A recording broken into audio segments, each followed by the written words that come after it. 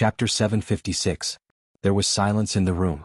Yunhua and Shui Rui were deep in thought, while Yushu was sorting out her messy thoughts. She had seen the Book of Mystic Fairy's 6 Rens as she wished. Not only did she know the truth behind the destruction of fate, but she also received Yunhua's acknowledgement. Both sides were united and they had such a strong alliance. It should have been worth celebrating, but she could not relax at all.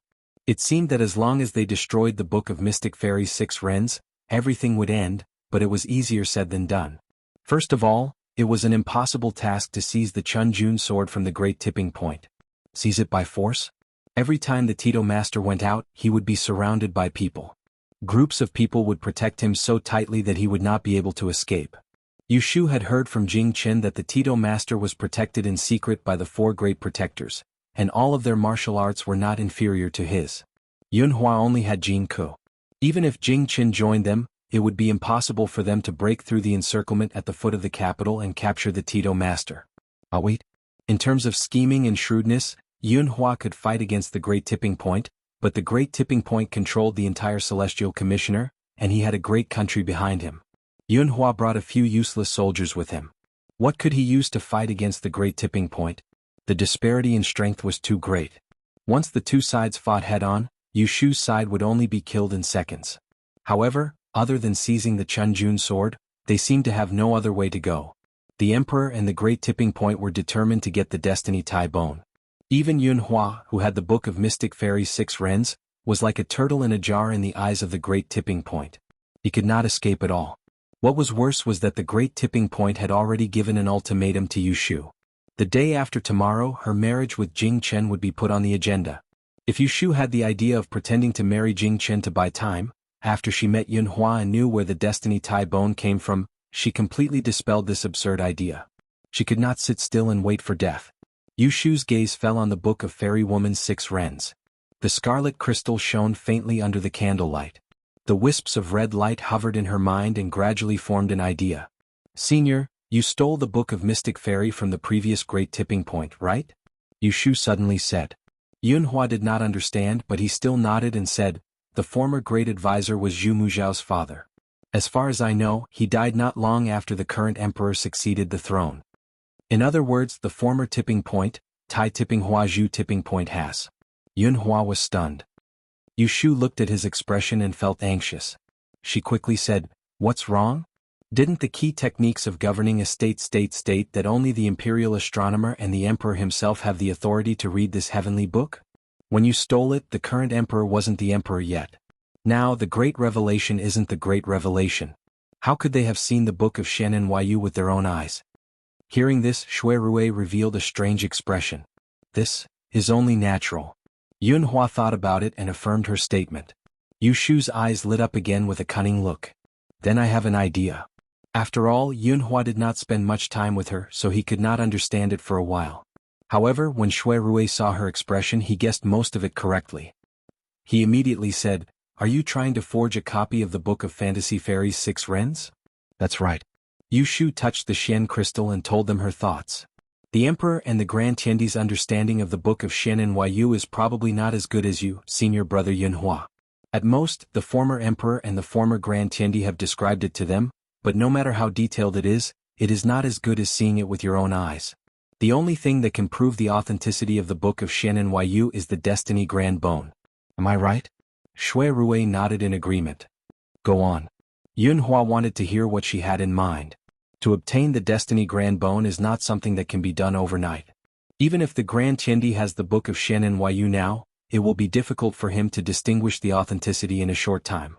But if he has the Book of Shen and Yu, he will definitely not take the risk of leaving the Chunjun sword in an unsafe place. If I were the Grand Tiandi, I would immediately send the Chunjun sword back to the Imperial Mausoleum in the eastern suburbs and bury it in the forbidden area so that it will never see the light of day. Didn't he want to use the Chunjun sword to lure you out? We will follow his wishes and give him a fake Book of Shen and Yu. The next step will be easy. We only need to arrange for people to intercept the Chunjun sword on the way to the Imperial Mausoleum. When Yushu said this, it was as if victory was in her hands. What do you think? Shui Rui thought about it seriously and nodded slowly. I think it is feasible. If the Grand Tiandi wants to send people to send the Chunjun sword back to the Imperial Mausoleum, they will not attract attention with great fanfare. they will not send many people. When the time comes, let Jin Ku and Gui Lu and Gui Qi go together and ambush them halfway. We will not be afraid that they will not be able to intercept them. It is feasible, but what are you going to use to forge the Book of Xian Yu? Yun Hua said with a serious expression. Zhu Muzhao is cautious and cunning.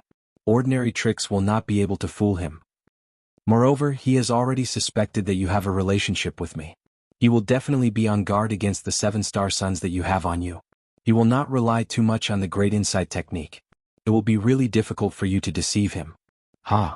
Yu Shu raised her eyebrows. She did not retreat, but instead her fighting spirit was aroused. I dare not say anything else, but when it comes to deceiving people, no one is better than me. As long as you are willing to take the risk, I guarantee that he will be fooled. Shui Rui shook his head and could not help but laugh. Other than her, he had never seen anyone who was so thick-skinned as to regard lying as a skill. Yun Hua looked at Shui Rui and smiled. You young people are not afraid, so what do I have to be afraid of? As long as I can get the Chunjun sword and destroy the Book of Xian Yu, my wish will be fulfilled. I will have no regrets even if I die. Shui Rui heard this and frowned slightly but did not say anything. Well, let's plan it well now. Yu Shu rubbed her palms together. She could not wait to go all out. Although she had an idea, her thinking was not thorough enough. With Yun Hua and Shui Rui to make up for her shortcomings, she was very confident that this plan would succeed. She would have the Book of Xian Yu and the Chunjun sword at the same time. At that time, the Grand Chendi would not be able to do anything to her. The three of them talked for the whole night. Before dawn, Shui Rui left with Yu Shu. Before they left, Yu Shu asked Yun Hua a question. If he did not break his destiny, what would happen to Jing Chen? Yun Hua answered, Jing Chen is also my son. As his father, how can I harm him? The group of old Taoists from Dragon Tiger Mountain will not have to worry about their lives. The so-called destiny is just a shackle that they put on Jing Chen to restrain his behavior and morality. It is just convenient for them to manipulate him. Hearing such an answer, she could finally put down one of her worries. She would no longer feel guilty for not being able to help Jing Chen break his destiny. To be honest, even if Jing Chen could not break his destiny, and the group of old Taoists from Dragon Tiger Mountain died, Yu Shu would not sacrifice herself and let her child be skinned and torn apart. As for the rise and fall of the world, whether the Dan dynasty would be destroyed or not, it would depend on the destiny. If there was really no Book of Xian Yu and the destiny Taigu, the Dan dynasty would be destroyed. It could only be said that the destiny of this dynasty was exhausted. What did it have to do with her? This world wasn't her world after all. Yu Shu was sent back by Jin Ku before dawn. This night of rushing back and forth had tormented her. She fell asleep as soon as she touched the pillow. She had no energy to think about anything else. In the morning, Biki called outside. Yu Shu could not open her eyes. She simply wrapped the quilt around her head and slept until noon. When she woke up, she heard that Jing Chen was waiting for her in the front yard. He had been sitting there for 2 hours. Yu Shu did not stay in bed. She also had something to say to Jing Chen. After washing up, she went to the front yard. Jing Chen did not see her when he went to the Celestial Commissioner in the morning. He was worried that something had happened to her, so he came to find her. When he saw her, she did not look well. He only thought that she was worried about giving an answer tomorrow. The guilt in his heart was written all over his face. When Yu Shu saw his expression, she felt tired. She could finally be free today. Come with me. She took him to Yongchun Garden. The two walked side by side on the long veranda. On both sides there were birds and flowers. The mottled shadows of the trees made people unconsciously relax. She told him as if she was chatting, I saw Yun Hua. Jing Chen suddenly stopped. When? Why didn't I know? It was last night. He sent someone to visit my mansion at night and took me to see him. Yu Shu only picked the key points and said, he showed me the Book of Xian Yu. Now I know the real way to break the destiny. I did lie to you. It is not that everything will be fine if I get married and have children with you. Jing Chen did not have time to think about why it was such a coincidence. She met Yun Hua on the same night that the Book of Xian Yu forced him to marry her. His attention was all on what she was going to say next. The Book of Xian Yu has 2 sides. The front side is engraved with the seal characters. The back side is engraved with 2 pictures. One is the essentials of governing a state, which is the instructions that Emperor Anwu and Empress Ningxuan left for future generations. The other is the divine lesson of Taigu, which is a unique skill. If you learn this skill, you can interpret the seal characters of the Book of Xian Yu and Empress Ningxuan. However, to use this skill, You must have the Taigu of destiny for divination. Yu Shu said coldly, the so-called method of breaking the destiny is to let the great calamity of Anwu and the woman of destiny give birth to a child together. They will skin the child and break the bones to make the Taigu of destiny. At first Jingchen could not believe it. Then he felt angry. On the one hand he was deceived by the Book of Xian. What was more difficult for him to accept was that the truth was so cruel. It's absurd to need such outrageous methods to ensure the prosperity of the country and the peace of the people. Jingchen had always had a mild temper. It was rare for Yu Shu to see him so angry, but she had to make some things clear.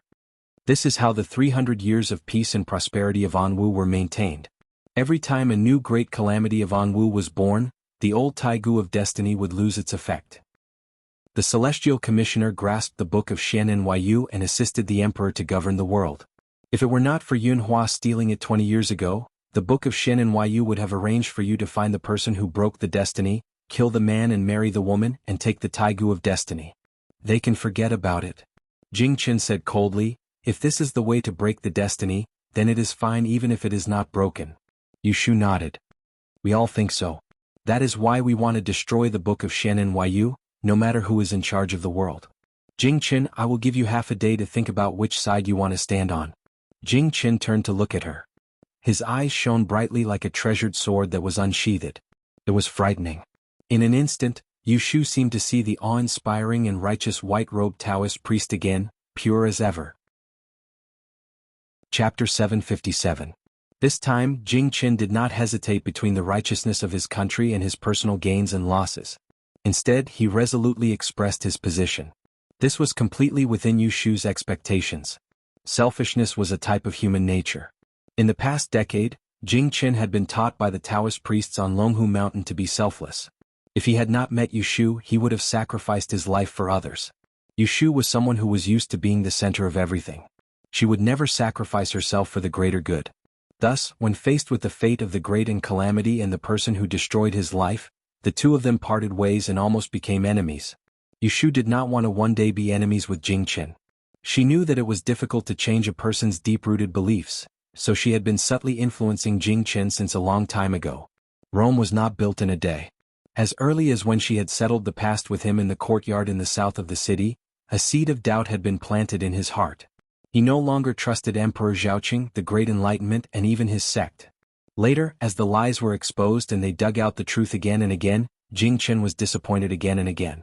His Taoist heart kept on wavering until today when it finally exploded. The origin of the great destiny bone was like the straw that broke the camel's back. How many people in this world could be so cruel as to hand over their own flesh and blood to be slaughtered by others? Furthermore, it was Jingchen, a man with a righteous spirit that seeped into his bones. If he was really willing to destroy his humanity for the so-called righteousness of his country, then he would truly be cold-blooded and heartless. Yu Shu's expression involuntarily softened. She looked at him with relief and said, "Don't worry, I've confirmed it with your father. The old Taoist priests on Longhu Mountain are just bluffing you. Even if you don't destroy your life, they won't die from the K-Star disaster. At most, the people close to you will be a bit unlucky. You will never be able to leave the longevity oration in this life." After Jingchen returned to the capital, Emperor Zhaoqing sent someone to the eastern suburbs of the imperial mausoleum to bring back the longevity oration. This was the oration that Empress Ningxuan had written on the day of Emperor Anwu's coronation on Mount Tai. It had been stored in the imperial mausoleum for 100 years. When it was unearthed, it would bring auspiciousness everywhere and was also a great treasure. Think about it carefully, there is clearly such a treasure that can suppress the K-Star's evil aura on your body, but the emperor has delayed taking it out. Instead, he had you endure more than a decade of loneliness on the mountain. What? Isn't it to temper your temperament so that you will listen to their arrangements? Once the lie was exposed, those minor details that he had not cared about in the past could also discover the truth. Jingchen had suffered a lot because of the K-Star. He had always been careful not to come into contact with others, lest he bring bad luck to others. However, those people were at ease manipulating his life and manipulating his fate. It was really hateful. Hearing this, Jingchen was not too surprised. These days he had seen through too many deceptions and this was not one more. He would only be more determined to resist Emperor Zhaoqing and Detidian. How can we destroy the Book of Xian Nu Lu Ren? Jingchen asked. It is not in my father's hands. Is he not willing? It's not that simple. Yu Shu made a long story short. I don't know what material the Book of Xiannu is made of. It is invulnerable and does not fear water or fire. To completely destroy it, we can only use the Chunjun sword, which is also one of the 6 founding weapons. Chunjun sword? Jingchen was surprised. But the Chunjun sword is now in Detidian's hands. Yu Shu nodded with an ugly expression. Yes, I didn't think that we need to use a sword to destroy the book. Why do you think Detidian let you see Shui Yun return the Chunjun sword? He wanted to use you to spread the news to Yun Hua and lure him to show up. Jingchen was as smart as her. He understood after thinking for a while, and a little anger appeared between his eyebrows. Fortunately, Detidian claimed that he wanted him to see the true face of the Jingyi sect. He did not expect that this was another deception and use. Yu Shu said seriously, to destroy the Book of Xiannu Lu Ren is to go against the entire imperial court. But if we don't destroy it, there will be endless troubles in the future. So we have to seize the Chunjun sword from Detidian. With the Book of Xiannu Lu Ren, we are not afraid of them even if we fall out with them. As long as the Book of Xiannu Lu Ren and the Chunjun sword were in their hands, they would have the initiative. Seize the sword? Jing Chen frowned. It's easier said than done. It's not easy, but it's not impossible. We can do this. Yu Shu told Jing Chen the plan they discussed last night. Jing Chen had some doubts after listening. Isn't this too risky? Yu Shu said, if we don't take risks, how can we make Detidian believe us? Only when he believes that he has the real Book of Xiannu Lu Ren will he send the Chunjun sword back to the Imperial Mausoleum. Then we can take advantage of it. Jing Chen was not good at strategy. He couldn't think of a better way, so he was persuaded by her. When you see Detidian tomorrow, you must remember to cooperate with me. Don't let the cat out of the bag. Yu Shu repeatedly told him. After confirming that there was no mistake, she looked up at the sun and exhaled. It's getting late. You should go back now. I have to go out later. The most important thing now is to forge a fake Book of Xiannu Lu Ren. Yu Shu went out to the Taihing Chamber of Commerce and found Pei Jing. Xiaoyu, you are such a busy person. Why do you have time to come to my place today? Pei Jing smiled when he saw her. Yu Shu was his fortune boy. Since he had the crystal business of Jubao House, he had gained a firm foothold in the Chamber of Commerce of Enling City and made a name for himself. In addition, he had Yu Shu as his niece. Ordinary officials and nobles had to respect him. He had gained both fame and fortune. Of course I have business to see uncle. Yu Shu hadn't seen Pei Jing for some time, but she didn't treat him as an outsider. She immediately explained the purpose of her visit. I remember last time you said that you have a lot of water essence raw materials coming from the south? The crystal jewelry pendants that were produced were always profitable. Pei Jing had long opened up the raw stone import channel. He no longer did small business but started to make large transactions. Pei Jing knew that she was useful. He said, other than the ones that have not been polished, the rest is enough. What? Do you want to make something big? How could Yu Shu tell him the truth? She pretended, I have been studying geomancy recently and figured out a trick to change feng shui. I want to try it with crystal stones. If you have a lot, give me 20 caddies of red and white. Pei Jing said generously, I have 40 caddies. I will ask someone to send it to you tomorrow. Yu Shu hurriedly said, if uncle is not busy now, take me to get it. I happen to be free today. I have to go to Master Su's place and ask him to figure out a pattern for me. The end of the year was approaching. Pei Jing was not idle. However, it was rare for Yu Shu to look for him. How could he not agree? The raw water essence was stored in his house. He told the accountant and went home with Yu Shu to get it. Yu Shu smoothly got 20 caddies of raw stones without any carving and went to find Old Man Su. Old Man Su had a unique skill in making jade. Because he took the crystal carving job in the treasure house, he had been earning money for the past few months. Several apprentices that he had brought up since childhood all benefited from it. The old man was old, so he didn't do it easily. Today, when Yu Shu asked him for help, he agreed without hesitation. Please grind these 2 colored crystals into strips for me. Each strip is 5 inches and 7 fen long and 2 and 8 fen wide. I want 90 of each with a hole in the middle. It's best if you do it yourself and polish it more carefully. Yu Shu described it and asked Old Man Su how many days it would take to finish it. Old Man Su was curious and said, it's easy to grind the strips. I can grind more than 10 of them a day. But why do you need so many stone strips? Yu Shu used the excuse of fooling Pei Jing to brush him off. Can you get a few more people to work on it? I need it in 3 days. You can put aside the carvings in the treasure house. I have told uncle to finish mine first. Old Man Su agreed. Yushu gave him an ingot of gold on the spot and didn't allow him to refuse. I will pick it up in 3 days. Please work hard and be sure to do it well. She had calculated that it would take 3 days for old man Su to finish polishing it. It would take 2 days for Shui Rui to find someone to engrave it. Then it would be put in the Fengqi pond for 7 days. At most, it would take half a month to create a fake book of fairy NYU Luren. After Wangji Tower was closed, she moved the Feng Shui pond on the balcony to the back garden of her house. Except for Pei Jing and old man Su, few people knew the huge difference between the water essence stone before and after it was cultivated.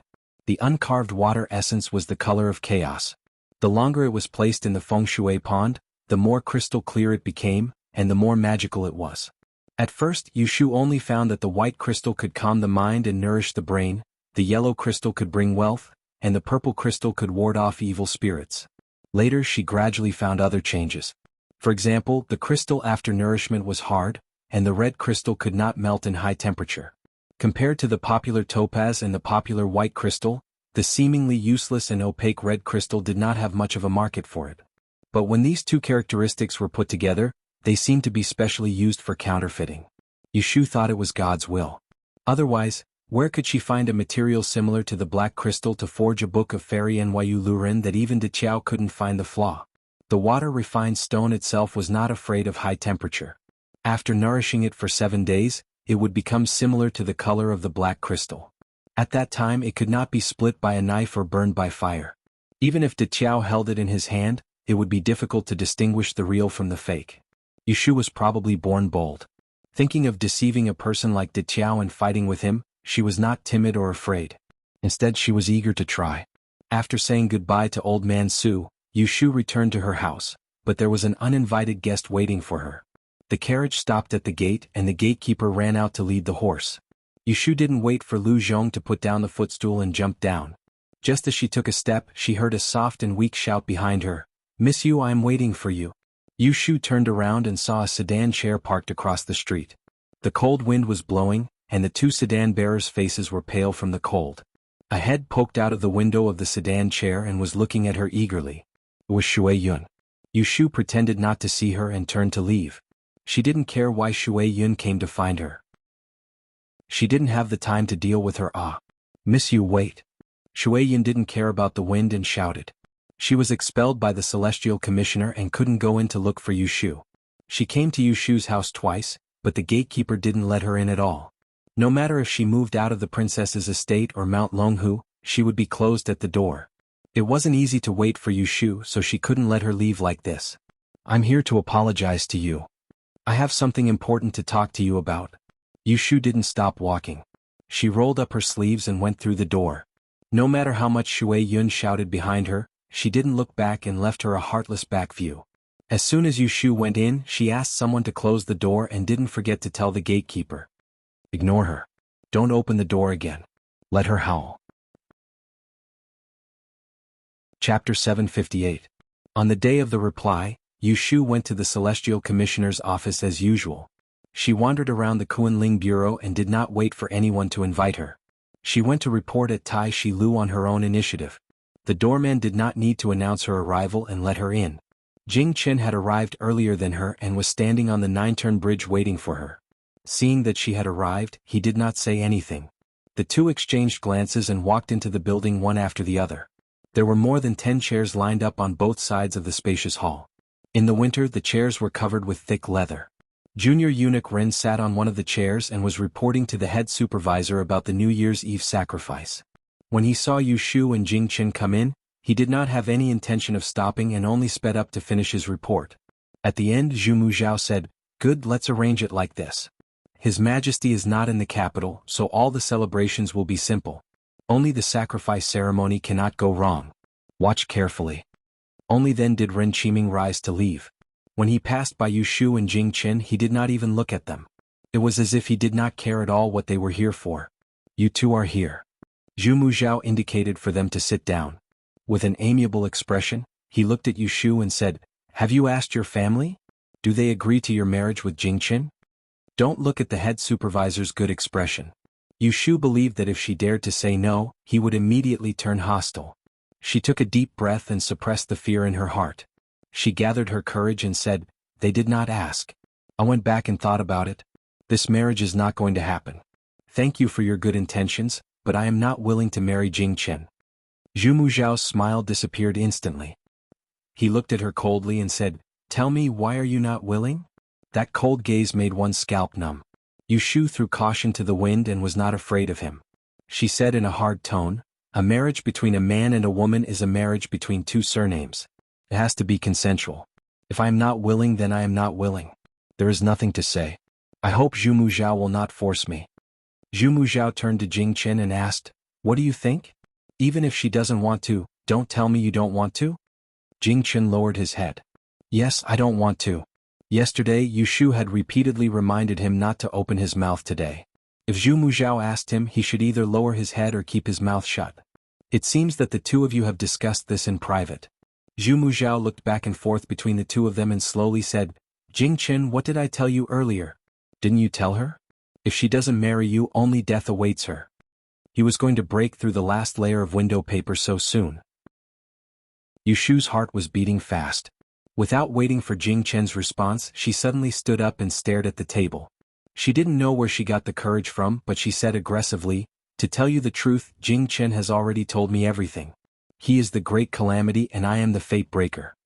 He said that I must marry him in order to break his fate, solve his heaven's curse, and save the world. What kind of **T logic is this? It is simply a joke." It had been many years since someone dared to speak to him in such a tone.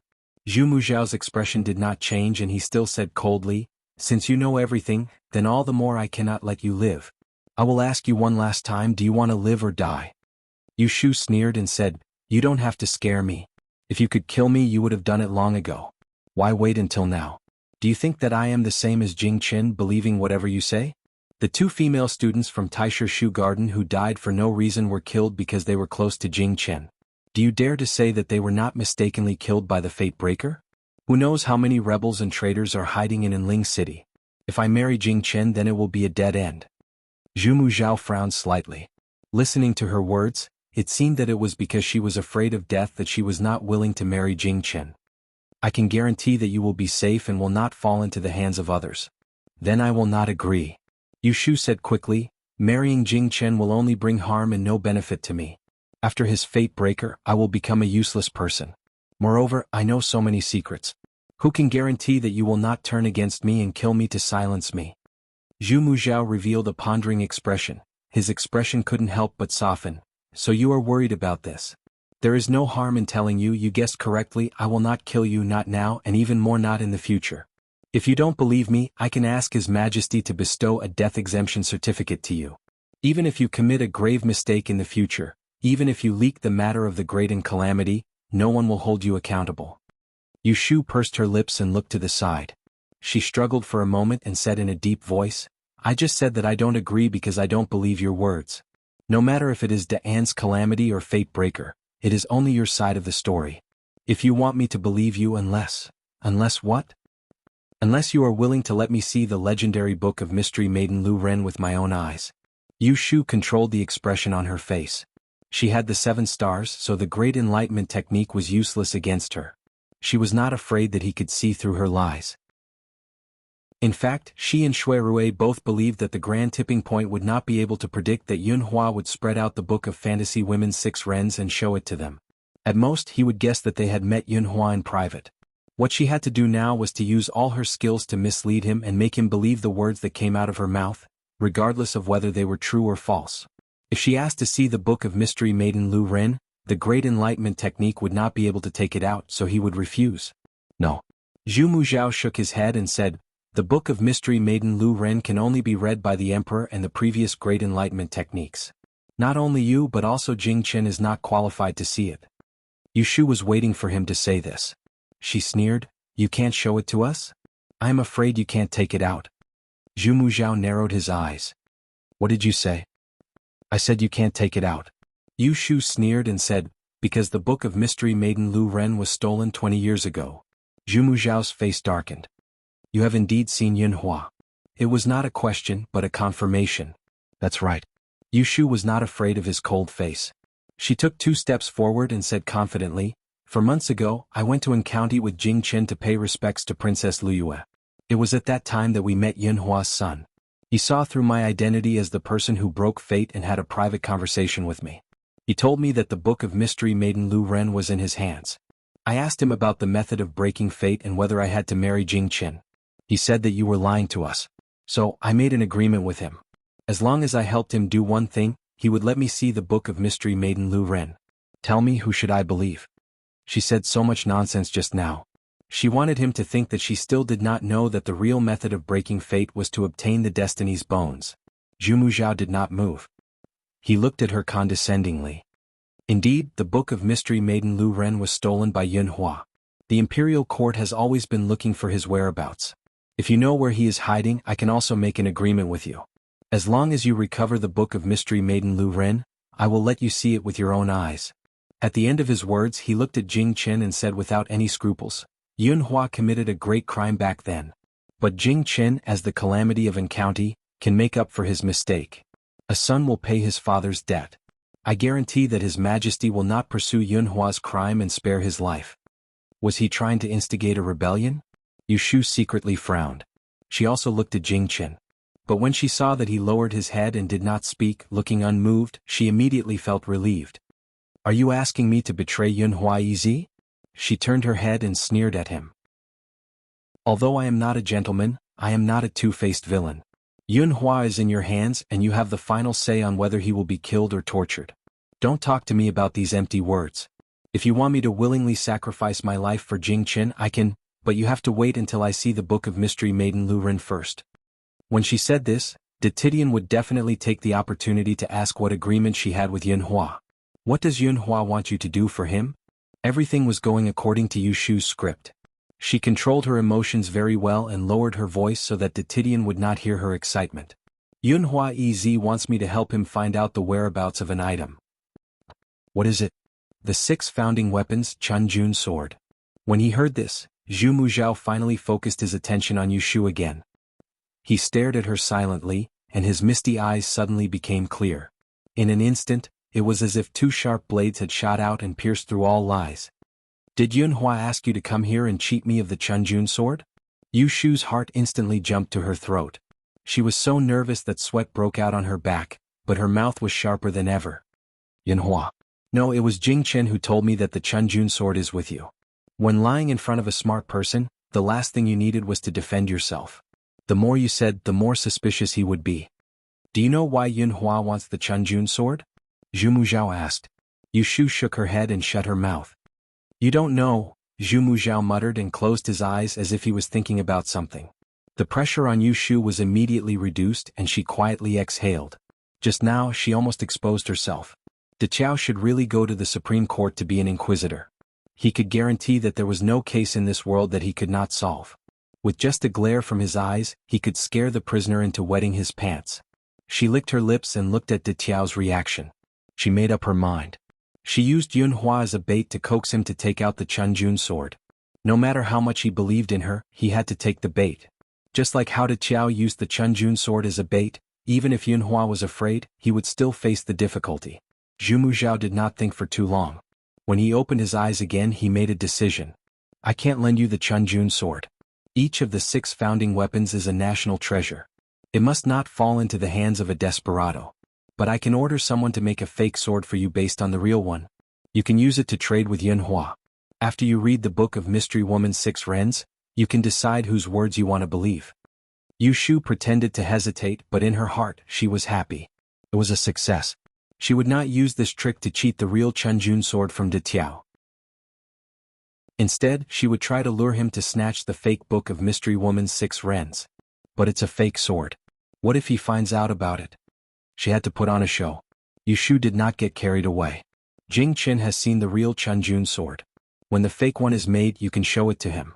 If even he can't tell the difference between the real one and the fake one, Yun Hua won't be able to. Chapter 759. When Yu Shu walked out of Taishi Tower, a cold wind blew against her face. She stopped and looked up. The sky was full of flying catkins that were falling with the wind. The 9-zigzag bridge was dyed silver. It was snowing. Snow. Jing Qin walked to her side. A paper umbrella appeared in his hand, and he opened it above her head. Yu Shu exhaled a cloud of white mist. Her nervous mood suddenly relaxed. She tightened the collar around her neck. Let's go. 2 lines of footprints appeared on the 9 zigzag bridge. They spread and disappeared in the snow. The sound of the wind covered the human voice. When we get the fake Chunjun sword, we're going to see my father, right? Yes. We're going to lure Titian to send people to capture Yunhua and deliver the fake book of Shen and Yu to him. What if my father is caught by them? What should we do? There's no what if. If you don't believe me, you should believe in Yunhua easy. 20 years ago he could escape unscathed. 20 years later no one can do anything to him. This was a big risk.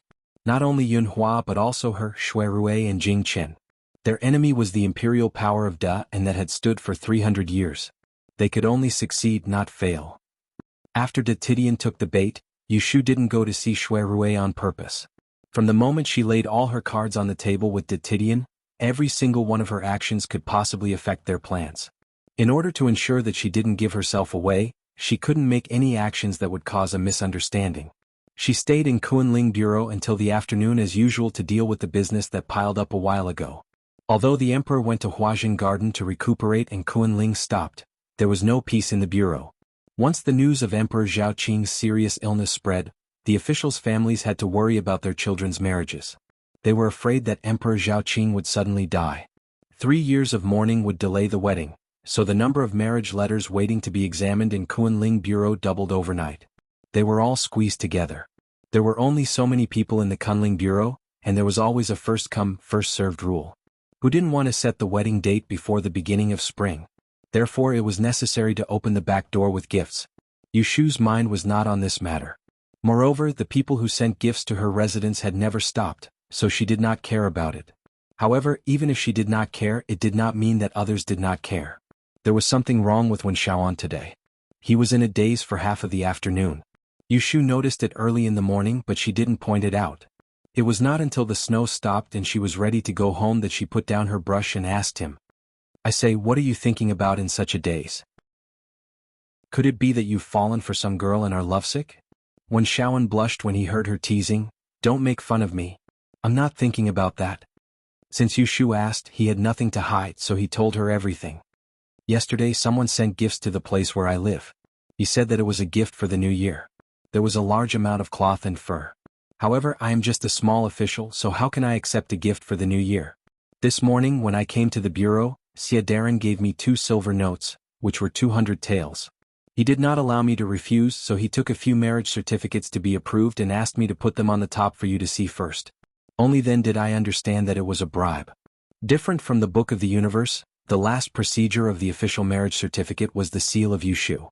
If she didn't approve it, no one could bypass her. Therefore, Wen Shaoan, who was the closest to her, became the most popular. Yushu nodded. Seeing Wen Shaoan's confused face, she asked, Did you accept the bribe and help him? Wen Shaoan shook his head quickly, I didn't dare to put the marriage certificates on your table. I will return the silver notes to him later. Yushu smiled and stood up to take the cloak on the hanger. She asked Lu Hong to come in to pack up and said to Wen Shaoan, It's too late today. Put the marriage certificates on the table tomorrow morning, and I will approve them for you. Wen Shaoan was stunned. What? If someone gives you money in the future, you should keep it first. Remember to tell me. If I ask you to take it, you can take it boldly. The new year is coming. You should save some money and buy some sweaters. Just take it as a benefit from me. Yushu fastened her belt and walked out, leaving Wen Shaoan standing there in a daze.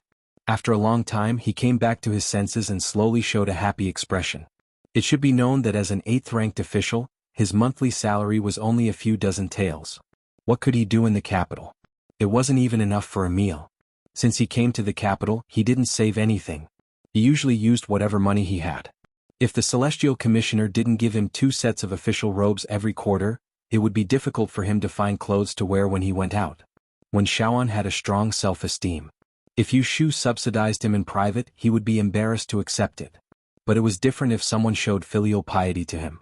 Although it was a bribe, it was not a bad thing that violated the law. He could get more income with a little effort. Since he got Yushu's approval, he was happy to do it. When Yushu returned to the mansion, she called Zhou Hu after dinner. After asking, she found out that there were more people coming to give gifts these days. But because there was a rule in the mansion that strangers were not allowed to enter and gifts were not accepted on New Year's Day, Those who gave gifts were closed at the door. Zhou Hu was smart. When he saw Yu Shu asked, he took the initiative and said, "My lord, it's the end of the year. There are several groups of people coming to give gifts every day. It's not a good idea to always stop them. Can we open the door to accept gifts?" It was the 20th of the 12th lunar month. In a few days it would be the new year. She didn't hear that there were many people who closed the door to send gifts. Only Yu Shu was a maverick and didn't like to interact with others. Yu Shu said, "No hurry. Let's wait for 2 more days. We will open the door on the day of the sacrifice. You should be strict and don't let the doorman let in all the fragrant and smelly gifts. Tomorrow I will ask Xaner to make a list. You should take a look at it. Don't let any famous family in. If something goes wrong, I will hold you responsible." Zhou Hu promised. After he left, Zhao Hui sent someone to invite her. It was also about the New Year's gifts. Yu Shu couldn't be idle during the day. After Zhao Hui arranged everything, she called her to look at the list of gifts. The He family originally didn't have many relatives or friends in Jing, but He Fangji's medical shop had been open for almost a year. He needed to make some friends and social interactions couldn't be avoided. On Yu Shu's side, there were several superiors that needed to be filial to. Not including Jing Qin, there were 4 or 5 daren above her. It was fine if she neglected it usually, but this New Year's gifts must be given. Luckily she was rich and imposing now. It was not difficult to prepare a few generous gifts. In addition, there were a few peers that she was on good terms with. Whether it was Xian Lu or Xia Jiangmin, Xian Fu had to give an extra gift. Jing Wangfu also had to give an extra gift. In addition, there were also the scholars that taught her at Taishishu Garden, Fang Zijing and Sima Kuei. Finally, there were those that had to be given even if they were unwilling, such as Ning Wangfu. Half a month ago, she had handed the money to Zhao Hui and appointed Lin to come over to help her. She had already made a list of gifts and was fully prepared. Just on Yu Shu's end, she had spent more than 5,000 taels. This didn't even include the ones that she had pulled out from her little storeroom. Zhao Hui's heart ached for her. It's fortunate that you have some income elsewhere. Otherwise, where would you find the money to send gifts? Your annual salary is only 1,800 taels. Usually you have to eat and drink. Yu Shu comforted her. It's all money to spend, so you can't be stingy. It's fortunate that I have a place to send gifts. You don't know how many people fight to send gifts but can't find a way. You smile. In a few days, when the doors of our family open, there will be even more people coming to send gifts. At that time you can take a look. You can choose the good ones first. Zhao Hui couldn't hold back her smile. She lightly patted her and said in annoyance, "How can I be greedy for your things?" She brushed it off and started to talk about the new clothes for the beginning of spring. "Last time, you didn't choose the furs that your Jojo sent over. So I took the liberty to leave 2 pieces of fox fur for you to make a blanket. One is fiery red and the other is silver gray. It's good to match the clothes. As for the remaining pieces of dyed fur, I personally sewed a jacket for you. It can be worn when the weather is warmer. After a few days you must try it on. If it doesn't fit, there is still time to change it." The blanket was similar to a shawl. It was short and did not have sleeves. The front and back of the shawl were made with pearls. It was fastened in front of the chest with gemstones or jade rings. It was made with fur to keep warm and show off the waist. All the madams and young ladies in the capital loved to wear it this way. If they didn't have 2 pieces of fur, they would be embarrassed to go out and meet guests. After talking about clothes, she moved on to jewelry. "You don't like to wear those bits and pieces, so I didn't buy more. Last month, eldest young master Shui sent over 2 boxes of pearls and gemstones. I saw that the color was very good, so I asked your Jojo to find a goldsmith to make 2 sets of jewelry for you. One set is pearl and the other is jade. The design is simple and elegant. Don't not wear them and leave them to collect dust." As she said this, she asked a maidservant to enter the room and bring out 2 similar lacquer boxes. She handed them to her with both hands. Yu Shu was puzzled. She pulled them out and looked at them. Her eyes were filled with flowing colors. The jade was translucent and the pearls were colorful. With one look, she knew that they were rare and good things. "When did my eldest brother send these? Why didn't I know?" Zhao Hui was also stunned. She then patted her forehead. "I was so busy that I forgot to tell you. Just a month ago, there was a rumor in the capital that eldest young master Shui went to avoid trouble. Later he didn't come back, but not long after he came back he sent someone to send them here. I still remember what the errand boy looked like. He had big eyes and looked cunning." Shui Rui asked someone to send the box directly to Zhao Hui. He said that it was a gift to show filial respect to Zhao Hui, an elder. But after he left, Zhao Hui opened the box and took a look. She immediately guessed that he was just being polite. Those pink beads that were as thick as a thumb, silver beads, and colorful gemstone pendants were not meant for an elderly woman like her.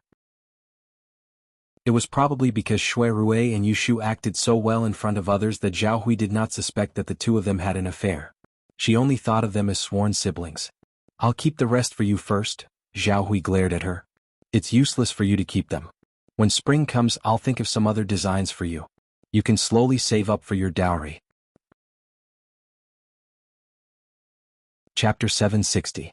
The 23rd day of the 12th lunar month was the little New Year's Eve. Every year the kitchen god would be worshipped at this time. The government would do it the first day and the common people would do it the next day. It was said that the kitchen god was a deity assigned by the Jade Emperor to manage the common people's cooking stoves. He knew every household's problems like the back of his hand. To prevent the kitchen god from reporting them to the heavens, the common people would make offerings to cover his mouth. There would be a sacrifice in the palace that morning. As a court official, Yushu had to be there. She got up early in the morning and put on her court clothes. Before she left, she was stopped by Zhao Hui, who was preparing to offer the kitchen god. Zhao Hui stuffed a mouthful of kitchen god sweets into her mouth, mumbled something and gave her a small bag of pastries. "Go home and eat after the court. Don't run around. We're sending the kitchen god today, so we don't want to visit other people's houses." "Oh, I got it." Yushu's throat turned red from the sweetness. Zhao Hui prepared everything and asked Shen Nanny to give her a bowl of tea to rinse her mouth. Only then did she let her go.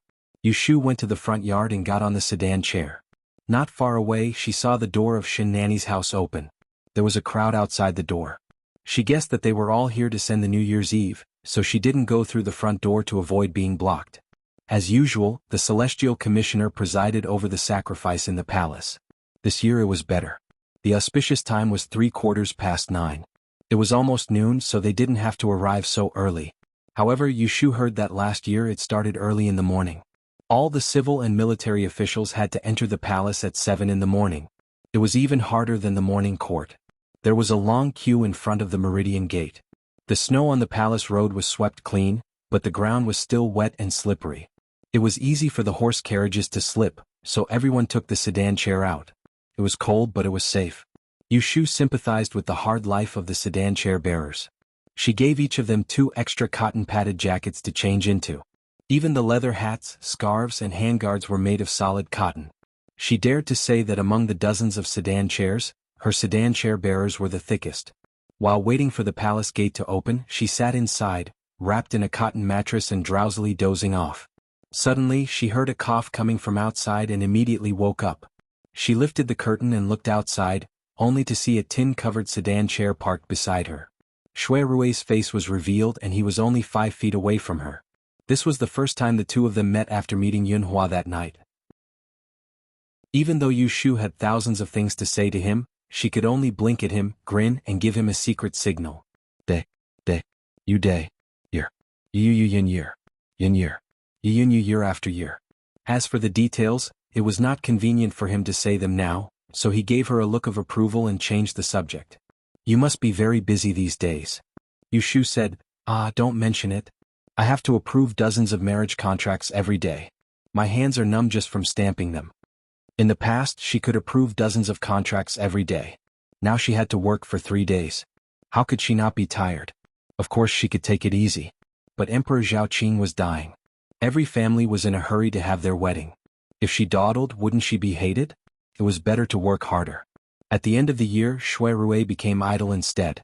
He would not send the unjust and false cases in the local areas to the capital during the new year. He would go to the Supreme Court to take attendance every day. He would read books, drink tea, and handle his personal affairs in passing. The two talked for a while. The procession in front slowly moved. The palace gate opened. This year, Ningguang replaced Emperor Zhaoqing to ascend the Temple of Heaven. This was a great honor. The princes standing below the stage were envious. They wanted to replace him. The prayer was recited by the Grand Preceptor. It was very long. Yushu didn't understand it, but she knew the main idea was to pray for good weather and peace for the people of Da'an. The civil and military officials participated together. First, they burned incense, beat drums, and rang bells. Then they sacrificed cattle and sheep. Finally, they bowed 3 times and 9 kowtows to the heavens, the earth, and the gods. For a whole 2 hours they stood there in the cold and couldn't move. It was suffocating. Yushu felt her face was stiff. She finally waited for the Grand Preceptor to announce the end of the ceremony. She was about to give a sigh of relief when she saw Ningguang walk out to speak. She silently cursed his family in her heart. Fortunately, light snow suddenly floated down from the sky. Ningguang didn't have time to give a long speech. The ceremony ended and everyone could leave the palace. A small portion of the officials stayed behind to curry favor with Ningguang. Yushu slipped away. Of course, Xuerui left with her. Yushu covered her face with her hand and said, "Let's find a place to sit for a while?" Before they left, Zhao Hui had reminded her that if they didn't visit today, it wouldn't be good to bring Xuerui home, much less his home. She couldn't resist complaining in a small voice, "AI, it's a pity that you rented Wang Jilu to someone else. It's hard to find a place to talk now." Xuerui patted the snowflakes on her shoulder and indicated for her to walk faster. "Just come with me." Yushu thought that he was going to take her somewhere good. The two left the palace and sat on the sedan. They circled around the northern part of the city and actually came to Bai Ma Street. They entered through a small alley and stopped at the back courtyard of Wang Jilu. Before the sedan stopped, she came out. She looked with shock at Xuerui knocking on the back door and beckoning her in. The one who opened the door was also a familiar face. It was Xiang, who had been sweeping the floor of the restaurant. Yushu finally recovered. She pointed at Xuerui, angry and laughing. She said, "Fine, you lied to me. Wang Jilu wasn't rented out at all." "When did I lie to you?" Xuerui turned his head to smile at her. Bathed in the fluffy snow, he asked, "Shu, can Big Brother give Wang Jilu to you?" Yushu had a bewildered expression on her face. She didn't understand at first, but Xuerui took a step forward and held her hand. He didn't explain and only said, "I'll take you there to have a look." He then pulled her along as they passed through the hall under the drooping flower gate and arrived at the front building. As soon as she entered the door, Yushu widened her eyes, thinking that she had gone to the wrong place. The tables, chairs and benches in the hall downstairs were all gone. The four walls were painted with huge murals. In the east there was an azure dragon roaring and thundering. In the west there was a white tiger riding the wind and breaking the waves. In the north there was a black tortoise swallowing the clouds and spitting out rain. In the south, there was a vermilion bird flashing with lightning and fire. On the ground in the center of the hall, there was another yin and yang picture. Yushu can see the mystery behind this, so there's nothing she doesn't understand. She calms down her palpitations and looks around. She sees the 100 treasures pavilions on both sides of the road. The black wood is shiny, and even the roof beams and pillars have been repainted. There's a pile of rosewood tables and armchairs in the corner. All that's left is to put some goods on the 100 treasures shelves, invite a few teachers to sit, and hire a few workers. The surprise is yet to come. Xuerui takes her up to the second floor. There are a few private rooms on the second floor that are used as living rooms. The rest of the rooms are combined into a library. There are more than 20 bookshelves and 70% of the library is filled with books. Some are old and some are new. Yushu flips through a few books. The content is all about the Yidao. Some are transcripts, some are original books. But the paper is not something that can be bought on the street. After a rough calculation, there were at least 6,000 to 7,000 books here, if not more than 10,000. At first glance, it didn't sound very impressive, but one must know that these books were related to the Yi Shui, without any impurities or exaggerations. This was a considerable number. A family of Yi Shui that had been passed down for 6 generations probably had this number of books. Are you giving me a great exchange pavilion?" She turns around and looks at him with a dry mouth. Xuerui raises his eyebrows and says proudly, "I said that I will build a great exchange pavilion for you. The Wangji Tower is big enough. With some slight changes, it can be used for other purposes. Some of these books are copied by me earlier, some are from other places, and some are from my family's collection. The reason why the aristocratic families have a foothold is because of their heritage. What you lack can only be made up for in this aspect." Yushu had always regarded Xuerui as a steady man who was neither arrogant nor hot-tempered, and was mature and experienced. However, she never thought that he would do such a foolish thing that only a young boy who had his first awakening of love would do. Damn it, she didn't find it funny at all. Instead, it was like the candy that Zhao Hui stuffed into her mouth in the morning. She really doesn't want to dampen his enthusiasm. She puts the books back on the shelf and walks up to him to hold his hand. She says softly, "I also want to open a great exchange pavilion, but I don't have enough experience. I have the place, but I am a loner. How can I be called an aristocratic family? If I can't be called an aristocratic family, How can I open a great exchange pavilion? Who said you are loner? Shui Rui pulled her into his arms and lightly tapped her forehead with his index finger. Have you forgotten? I sent people to your hometown to investigate and found out that there was a Master Yi who served in the Imperial Astronomer for several generations in your Yu family. Counting up to you, you're exactly the 6th generation which has been passed down for 6 generations. You're also an official in the Imperial Astronomer and a 5th-ranked Imperial female. You can enter and leave the Imperial Court and meet the Emperor, so why can't you be considered an aristocratic family? Yu Shu is dumbfounded. Is this even possible? Even if I can be called an aristocratic family, where can I find 2 De masters to oversee it? Shui Rui laughs. Do you still need to look for one? There is already one. Don't tell me you think that just because he is sloppy you think that his 2 rankings are fake? Exan Laowu. Yu Shu exclaims. How did she forget about him? Then what about one more? There is no need.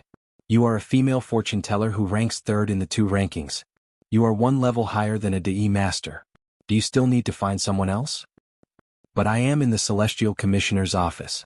How can I oversee a great exchange pavilion? Do you think that there are more than 10 De masters in the capital every day? Shui Rui retorts. Yu Shu finally understands. The conditions of a great exchange pavilion may sound impressive, but in reality, it is full of loopholes. With Shui Rui's words, he really did not want to give her a great exchange pavilion on a whim. Shui Rui sees that she is tempted and adds fuel to the fire. Look at the aristocratic families from the 12 prefectures in Enling City. There are still a few families that have people in the Celestial Commissioner's office, but they are still able to stand strong. What? It is because they all have a great exchange pavilion. They are good at business, changing their names and standing among the commoners. They are not in the court but their names are there. You have an undeserved reputation and a weak foundation. That is why there are always people who have ideas about you. The Ji family is like this, the Yin family is like this, and Ning Wang is also like this. In the future there will be more people who covet your talent and reputation. You have to plan early to protect yourself. Listening to the Jun's words, Yu Shu is suddenly enlightened. She did not understand the deeper meaning of his last sentence. The business of crystal stones cannot always be under the name of the Tai Heng Chamber of Commerce. You should have heard of the saying, a tall tree attracts the wind. Your Jiujio has such a profitable business in his hands. Sooner or later people will be jealous and plot against him. The waters of the Tai Heng Chamber of Commerce are deep. He is just a piece of floating ice.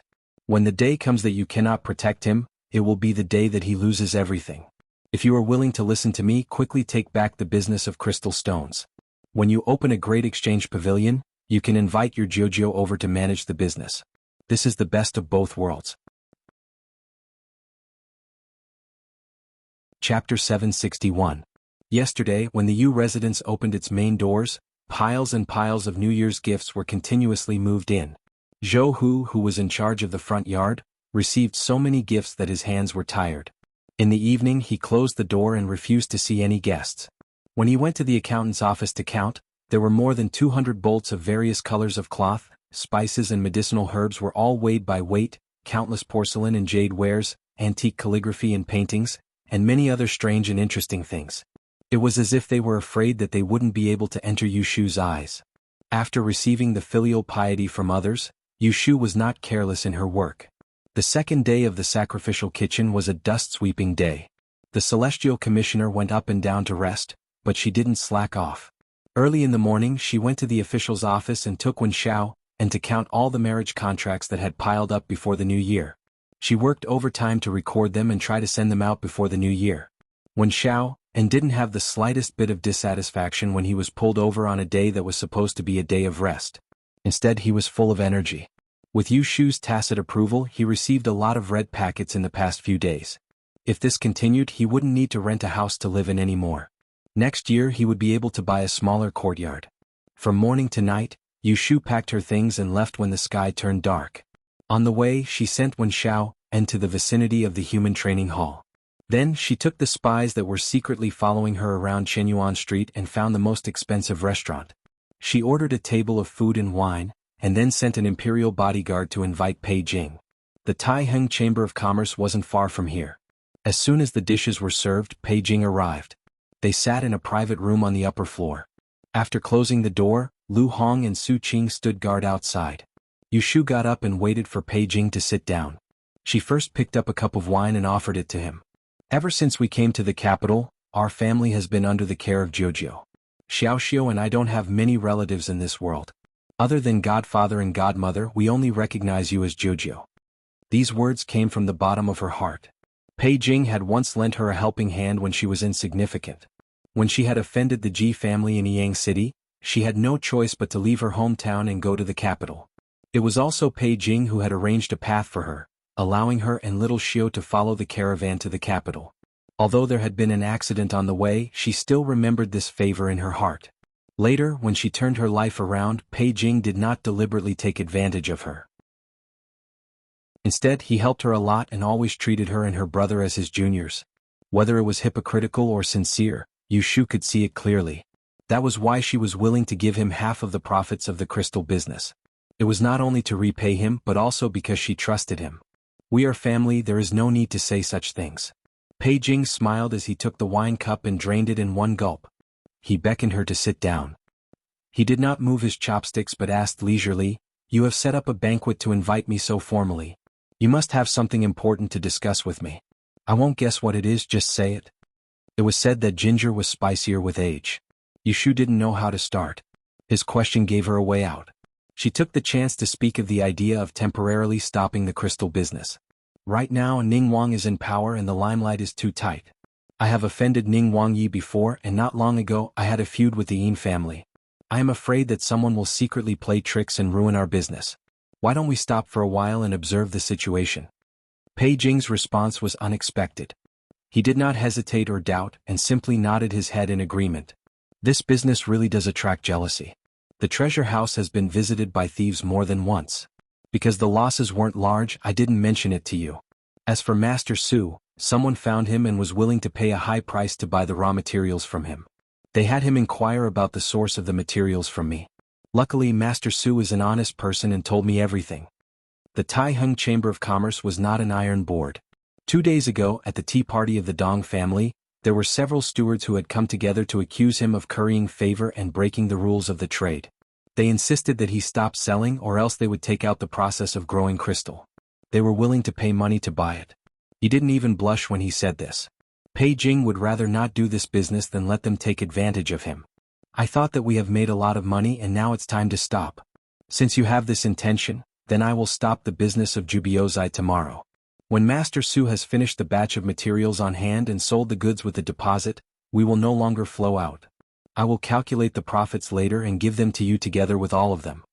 Pei Jing was able to take and let go so easily. What else could Yu Shu say? She toasted him again. Pei Jing picked up the chopsticks and said to her, "You don't know that there are people who specially line up in our treasure house to get the crystals and sell them at a high price. When we run out of stock, those who have the crystals in their hands can wait for a period of time before selling them. The price can be multiplied several times." Yu Shu didn't think it was a pestle. The crystals we sell will slowly lose their effectiveness after 3 months. If they don't send them to me for maintenance, they won't be able to keep them for more than a few days. They are really greedy and will lose money. Pei Jing nodded and said, "This has been explained on the day of the business. If someone is not careful, they can't blame us." After talking about business in the restaurant, after a meal, Yu Shu and Pei Jing separated and went straight to Old Man Su's workshop. She took away the polished 200 crystal strips and paid him an ingot of gold. She wore thick clothes in the winter. She wrapped the box of more than 10 kilograms in her cloak. It was dark outside, so it was impossible to see what she was holding in her arms from a distance. As soon as she went out, she got into the carriage, covered the curtain, and then turned on the light to check. Old Man Su's craftsmanship was top-notch. The 200 crystal strips were polished neatly and of uniform length. The unnourished red crystals looked gray and somewhat similar to agate stones, but they were very different from the finished products sold by the treasure house. No one could tell that they were the same thing. The white crystal was to deceive people. According to the arrangement of the Book of Shen Nyu, 81 red crystals were enough, and the extra was to prevent mistakes in carving. When she returned to the mansion, she moved the 100 red crystals into a sandalwood box without anyone else's help and locked it. Early the next morning she called Zhou Hu. "Send the New Year's gifts to Prime Minister Shui's residence personally. Take my invitation and say good things to everyone you meet. I will reward you when you come back." Zhou Hu was promoted to the chief steward of the Yu's residence, so he didn't care about giving gifts to others. However, it was different for Yushu. Sending gifts to the Prime Minister's residence was giving him face. Don't worry, Mississippi Joe, who followed Exeter and brought 2 servants to carry the New Year's gifts to the carriage. On the same day they were sent to the Shue's residence. No one knew that there were deadly things hidden in the gifts.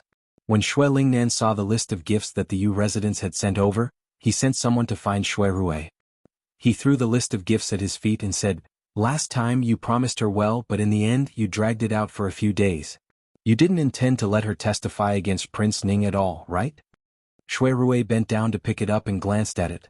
Seeing that there were ordinary things on it, he immediately understood. Facing the old man's accusation, he bowed his head and admitted his mistake.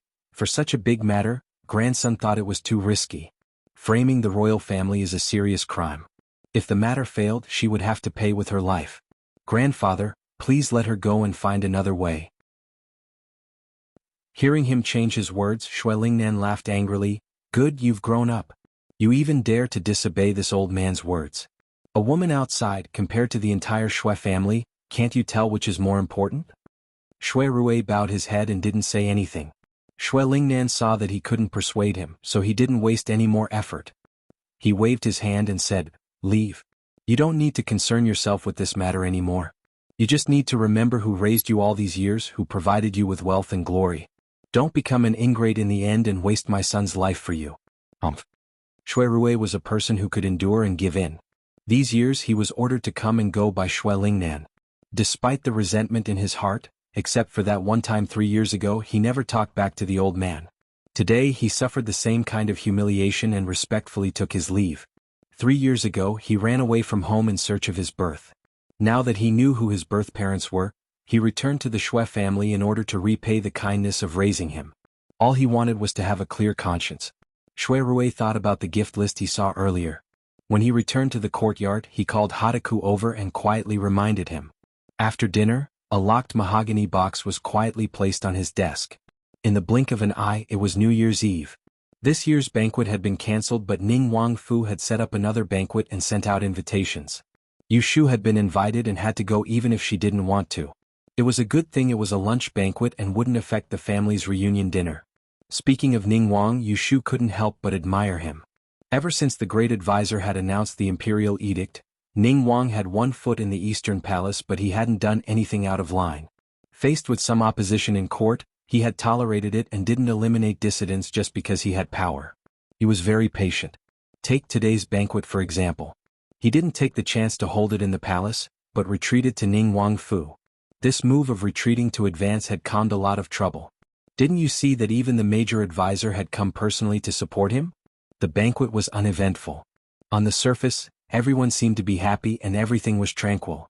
Yu Shu sat in a corner and tried to reduce her presence. She had divined the night before and knew that something would happen today. She had come to watch the show. Within expectations and beyond expectations. Just as everyone was eating and drinking to their heart's content, Ning Wang was proud of his success and was raising his cup to thank the guests. A wine cup was suddenly thrown from the banquet and smashed in front of Ning Wang's table. The shards flew and everyone was shocked. In the dark, a few death warriors quickly moved in front of Ning Wang to protect him. At the same time, a figure strode out from the crowd of guests. When Yu Shu saw who this person was, she paused. She hadn't thought that it would be him. She saw this person, dressed in a green robe and a jade belt, had a scholarly air. His steps were swaying and he looked drunk. He pointed at Ning Wang and scolded, "You heartless person, cruel and unscrupulous thing, killing your brothers and sisters, forming a clique for personal gain, and you have the face to dream of the throne." Lu Hao's expression changed dramatically. He slammed his hand on the table and said angrily, "Kong Qi, how dare you? Come, take him down and shut his mouth." But his hands and feet were not as fast as his mouth. Kong Qi did not dodge. Without waiting for people to come close, he scolded loudly again, "Back then you schemed to kill the 10th princess. If he becomes the emperor, will he kill all your brothers and sisters, you bastard?" Before he could finish, he was pressed to the ground and his mouth was covered. Kong Qi struggled with all his might and made whimpering sounds, looking as though he wanted to fight to the death with Ning Wang. Lu Hao wanted to have someone kill him on the spot, but he could not do so under the watchful eyes of the crowd.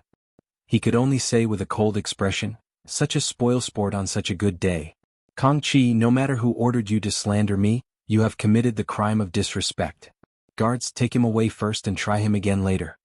He avoided the important and focused on the trivial, trying to cover up this incident. But the person behind the scenes would not let him do as he wished. Wait. The judicial office official Guo Huaiyan stood out and said with a solemn expression, "If I didn't hear wrong, did he just mention the death of the 10th princess? This is a matter of life and death. Wang Yi, please hand this person over to the judicial office." Facing this person who had come out of nowhere, Lu Hao's face was ashen. He said, "No, this person slandered Ben Wang first. It is clear that someone is behind this. This concerns Ben Wang's innocence. Ben Wang must interrogate him personally."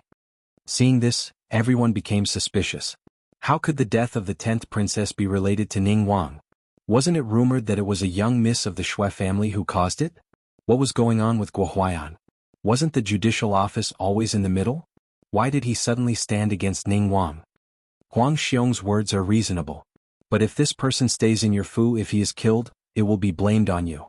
At that time, even if you jump into the Yellow River, you won't be able to clear your name. This time it was Lu Tan who spoke. On the surface he was thinking for Ning Wang, but anyone with ears could hear the meaning behind his words. At this point, Prime Minister Yin, who had been pretending to be deaf and mute, finally spoke. "The Wang Fu is heavily guarded. How can it not be guarded against a single person? Your Highness Jing Wang is exaggerating." Seeing that the two sides were in a deadlock and no one was willing to give in, Grand Tidian, who was sitting on the VIP seat, suddenly stood up and walked to Kong Qi. He lowered his head and glanced at him, then turned back to Lu Hao and Guo Huaiyan. "Why don't you hand the person over to me, the Celestial Commissioner? After tonight, tomorrow's trial, Ning Wang and Guo Daran can rest assured." What else could Lu Hao say? He couldn't keep the person. If he didn't hand him over to the Celestial Commissioner, he could only hand him over to the judicial office. So he agreed. Guo Huaiyan also nodded and sat back down. Zhu Muzhao waved his hand and people followed the guards of the Wang Fu to take Kong Qi away. He then bid farewell. With this, no one was in the mood to stay. Ning Wang forced a smile as he sent off the officials and didn't return to the banquet. Yu Shu saw that the excitement had died down and secretly exchanged glances with Shui Rui. They left Ning Wang Fu one after the other and met up outside the door. The two of them sat in a carriage and let the driver slowly drive back. With this kind of mess, if they talked about it, the spies in the dark would treat it as normal. Today's events were all arranged by Prime Minister Shui? Yu Shu sighed in admiration. "I didn't think that your grandfather didn't come today but ordered Guo Daran around. I think that other than him, no one else would dare to oppose Ning Wang." In terms of rank, the official of the judicial office, Guo Huaiyan, was not as high as the elders of the court, but in terms of reputation and power, he didn't lose to a first-rank official. Before today, Yu Shu and the others had assumed that Guo Huaiyan was a neutral party. Who would have known that he would stand on the side of the Shui family? Shui Rui sighed. Yu Shu looked strangely at him. "Why aren't you happy? Ning Wang is going to be unlucky this time. I think that he won't be able to hold the position of regent for long."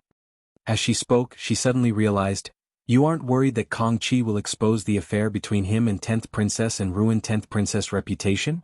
She glared at him and said icily, "You really are infatuated. If 10th Princess knew in the underworld, she would be so moved she would die again." It wasn't that she wanted to argue with a dead person, but the things that 10th Princess had done when she was alive disgusted her. And this woman was Shui Rui's first love. She couldn't tolerate it. Shui Rui heard that her words were becoming more and more ridiculous and didn't know whether to laugh or cry. He shook his head and said, "Don't speak nonsense, I wasn't thinking of such things." "Then why are you sighing?" "I'm sighing that grandfather is forcing Ning Wang like this. Even if the matter succeeds, the result may not be good." Chapter 762. As Kong Qi was taken away by the Grand Supervisor, Lu Hao was unable to stop him. He managed to maintain his composure as he saw off the officials that had come to support him. Turning around, his face darkened. He kicked the death warrior that was kneeling on the ground and begging for forgiveness. "Trash. You can't even stop a single person." In reality, the Wang Fu's death warriors couldn't be blamed for being a beat too slow. In today's occasion, their priority was to protect the safety of their mistress. Who would have thought that someone would jump out of nowhere and not to assassinate but to curse? Wang Yi did not give the order. The people present were all officials of the court. They couldn't just kill someone they saw appear. It wasn't just them that didn't react. Even Lu Hao himself didn't expect this sudden event. In these years Kang Chi had been obedient to him and obedient. He had thought that he had subdued the other long ago. He hadn't thought that Kang Chi would suddenly betray him, and even more so, that the Chief Justice of the Judicial Office, Guo Huai'an, would get involved. Old thief Shui, Ben Wang won't attack you, but let you stab Ben Wang first. Lu Hao used his brain and guessed who was behind Kang Chi. If it wasn't the Empress, then it could only be the Shui family. Seeing Lu Hao's displeased expression, the strategist standing to the side spoke up. Your Highness, Kang Chi is spouting nonsense today and everyone here has heard it. If we don't clarify it as soon as possible, I'm afraid it will attract criticism. If word gets out, Ben Wang is upright and upright, what is there to be afraid of? Kang Chi was bribed by someone to slander me, but there is no proof. It is just slander. How many people would easily believe it? Even though he said so, Lu Hao had other concerns. He wasn't afraid that Kang Chi would report him because he was sure that he had done everything cleanly in the past. Even if people were suspicious, they wouldn't be able to find proof. What he was afraid of was the Grand Supervisor personally questioning him. In front of the Great Hole Illumination technique, the truth would be revealed. The crux was that after the Grand Supervisor knew the truth, whose side would he stand on? Lu Hao returned to the Hoyuan with a heavy heart. He dismissed the maid that Ning Wangfei had sent to greet him and went to the small yard in the western corner of the garden. On the 30th day of the Lunar New Year, the prince's mansion was decorated with lanterns and colored banners, and the ground was full of firecrackers. Only this corner was deserted, and there was only a pair of couplets outside the door to welcome the spring festival. There was a fire burning in the room. 2 maidservants were sitting on a small stool doing needlework. A beautiful, fair-skinned woman was lying on the kong, holding a book in her hand. She was wearing a plain cotton dress and from head to toe, not a single hairpin or ring could be seen. Her simple appearance was out of place in this painted room. By now, everyone in Ning Wangfu knew that this Ru Weiforan was Wang Ye's new favorite. Because she had given birth to the eldest son and had worked hard, even Ning Wangfei didn't dare to be harsh on her. But no one knew that she had another identity. She was actually the once famous hideous grade E master Ji Xingxuan. Lu Hao came in from outside. The Yahuan hurriedly stood and bowed. Ji Xingxuan calmly put down the book and straightened her body. As she looked for shoes to wear, she asked in a gentle voice, "At this time, Yi, why aren't you receiving guests in front? Why have you come to Nujia's place?" Lu Hao waved his hand for the Yahuan to leave. With a cold face, he walked next to her and sat down. At this time, Ji Xingxuan was still slowly putting on shoes. He frowned and said, "Just sit." Without a servant in front of her, Ji Xingxuan was too lazy to put on an act. She put her legs back on the kong and pulled over a brocade blanket to cover herself. She looked coldly at Lu Hao and asked, "What happened that made Wang Yi come to find me in such a hurry?" Lu Hao narrated what had happened at the banquet. From the moment she had become Ru Weiforan, he had treated this woman as a helper. He knew that her scheming and shrewdness didn't lose to any man. She was also a genuine grade E master. So when he encountered something troublesome, he was always willing to come to her place to sit. Even if she couldn't come up with a plan, if she accidentally said 1 or 2 words, she would be able to enlighten him. This was the principle of a bystander seeing more clearly. This time was no exception. After listening to his narration, Ji Xingxuan's words hit his heart. Wang Yi is worried about the great E master's great insight technique. You're afraid that if he finds out that you caused the sudden death of the 10th princess, he will deal with the matter impartially. Once the great E master stood on the opposite side of Lu Hao, then not only would Lu Hao not be able to keep his position as regent, but he would also be unable to recover from this setback. Correct? Lu Hao didn't deny it. The Shui family is like a grasshopper after autumn, they won't be able to jump for more than a few days. With Guo Huai'an, Ben Wang isn't afraid of them. Only the great E master, Ben Wang, can't lose his support if he wants to legitimately enter the Eastern Palace. The great E master of the Celestial Commissioner held the most power in his hands. It wasn't in rewarding and punishing the members of the imperial family, but in the matter of choosing a successor. No matter who became emperor in the future, he could veto it with 1 vote. Hearing Lu Hao's confession, Ji Xingxuan smiled faintly and said in a very confident tone, "Wang Yi, do not worry. Even if the great E master knows that the 10th princess death is related to you, he won't oppose you. On the contrary, he will protect you." "Oh." Lu Hao looked at her in confusion and looked like he was all ears. "I can tell Wang Yi why, but you have to promise me one thing." Ji Xingxuan took the opportunity to make a request. "You want to talk about conditions again?" Lu Hao wasn't angry and said generously, as long as what you say makes sense, Ben Wang will promise you. Receiving the promise, Ji Xingxuan's body leaned forward slightly and she lowered her voice to say, I have told Wang Yi that the crown prince has always been chosen by the Book of Mystery woman Lu Ren. You must not understand why the emperor has been so slow in making a decision. That is because the Book of Mystery woman was lost 20 years ago. Lu Hao was shocked. He had guessed many things before, but he didn't expect the problem to be this. Ji Xingxuan continued, that is why the emperor has been so slow in making a decision, and appointing you as the regent of the country is only an expedient measure. It is because other than you, there is no one else among the princes who can take charge of the country. If you are kicked out of this position, no matter which prince is the regent, they will become someone else's puppet.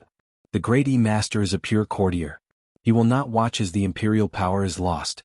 Compared to the grand plan of the country, whether Wang Yi killed the 10th princess or not is an insignificant matter. Ji Xingxuan's analysis was thorough. Lu Hao's eyes flickered and his expression changed. One moment he was smiling, the next moment he was frowning. After a long while, he calmed down and clapped his hands. So that is the case. According to what you said, the great master will protect Ben Wang. Ji Xingxuan continued, even so, Wang Yi must not be careless. The great master will not make things difficult for you, but the Shui family will not let this matter go. I believe that apart from Kong Qi they must have other tricks up their sleeves. Lu Hao sneered, as long as the great master does not make things difficult for me, I have ways to deal with the Shui family. What does Wang Yi have in mind? Ji Xingxuan asked curiously. Lu Hao was in high spirits, so he didn't hide anything and told her in detail. A while ago, Imperial Father assigned me an errand to investigate who was responsible for Jing Chen's mishap on the way back to the capital. Since there weren't any clues, the task was put on hold. Not long ago, the palace issued an order for a wanted criminal to be posted on the Imperial Bulletin, and a chief steward of the Shui family was captured. Afterwards, I found out that it was Jing Chen who entered the palace to present a portrait. It was said that when he was kidnapped, he had seen this person. Only then did I conclude that Jing Chen's danger was related to the Shui family. Didn't you say that Jing Chen is the so-called Dun Calamity? His fate is closely related to our dynasty. Once something happens to him, the world will be in chaos. At that time, the traitors will have an opportunity to take advantage of it. There is no doubt that the Shui family has the intention to rebel. Since Shui Lingnan wants to settle old scores with me, there is no need for me to be polite with him. He can let Kong Qi accuse me of killing my brother. Why can't I let others accuse him of treason? At that time he can't even protect himself. How can he accuse me? Lu Hao has long thought of using this matter to destroy the Shui family. However, he is worried that if he acts too aggressively, the High Commissioner will intervene. Without the support of the High Commissioner, he will not be able to hold his position as the regent. But now that he no longer had this layer of scruples, he could go all out and do it. Your Highness is brave and resourceful. There is no need to worry about failure. Ji Xingxuan sincerely praised. Lu Hao looked at her fair and flawless face. He was so close to her that he could smell the faint cold fragrance on her body. An idea came to his mind. He lifted her chin and said in a loud voice, just now, I promised you one thing. What do you want? Ji Xingxuan does not avoid his frivolous action. She lowers her eyebrows and says, I want to go out for a while. I ask for your permission. As soon as she finishes speaking, she feels a pain in her chin. In front of her, Lu Hao's eyes are cold. He pinches her chin and whispers, let me guess. You want to go out to find your omniscient master? Ji Xingxuan frowns and bears the pain. I have been cooped up in this residence for too long. I want to go out for a walk. If your Highness doesn't believe me, you can send someone to follow me. Lu Hao raised his eyebrows. The Ji Xingxuan that this prince knows is indeed not a woman who is content with the inner courtyard, yet you are willing to bind yourself for the sake of this child. This prince really wants to know who the biological father of this child is, to be able to make you so determined to continue the family line for him. Ji Xingxuan tightens her lips and remains silent. Lu Hao sneered and let go of her. He got up and walked out. Let's see when you want to go out. Send someone to inform this prince. This is agreeing to her request. Ji Xingxuan looks at his back disappearing behind the screen. She lightly rubbed her chin. There wasn't any distress left on her face. Her expression was frighteningly calm.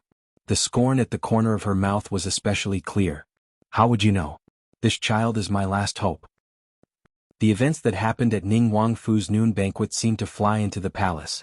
Rui Empress received the news before nightfall. She immediately smashed her beloved mutton fat jade cup. Then she sat silently in her bedroom for an hour until the sky darkened. Zheng Shanggong reminded her multiple times that it was time before she called someone in to help her change clothes.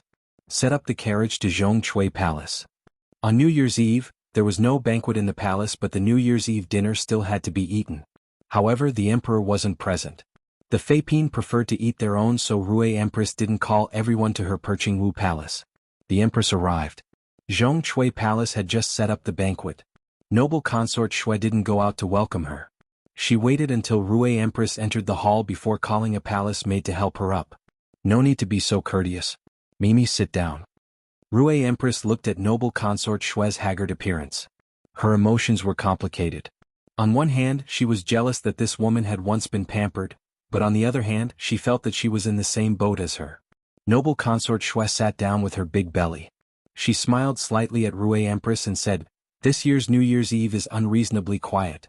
Does Jieji feel lonely and came to find me as a companion?" Without responding, Rui Empress walked to the side of the table. She waved her sleeve and said to the attendants in the hall, "All of you leave first." Half of the people didn't move. At first they didn't move. Seeing noble consort Shui wave her hand, they retreated. Very quickly, only Rui Empress and noble consort Shui were left in the empty hall. They looked at each other. Rui Empress was the first to speak. Her eyes were slightly red as though she was trying to suppress her temper. "Shui, Ben Gong wants you to tell me the truth. Who killed my Yao?" Noble consort Shui's maiden name was He. He was crimson red.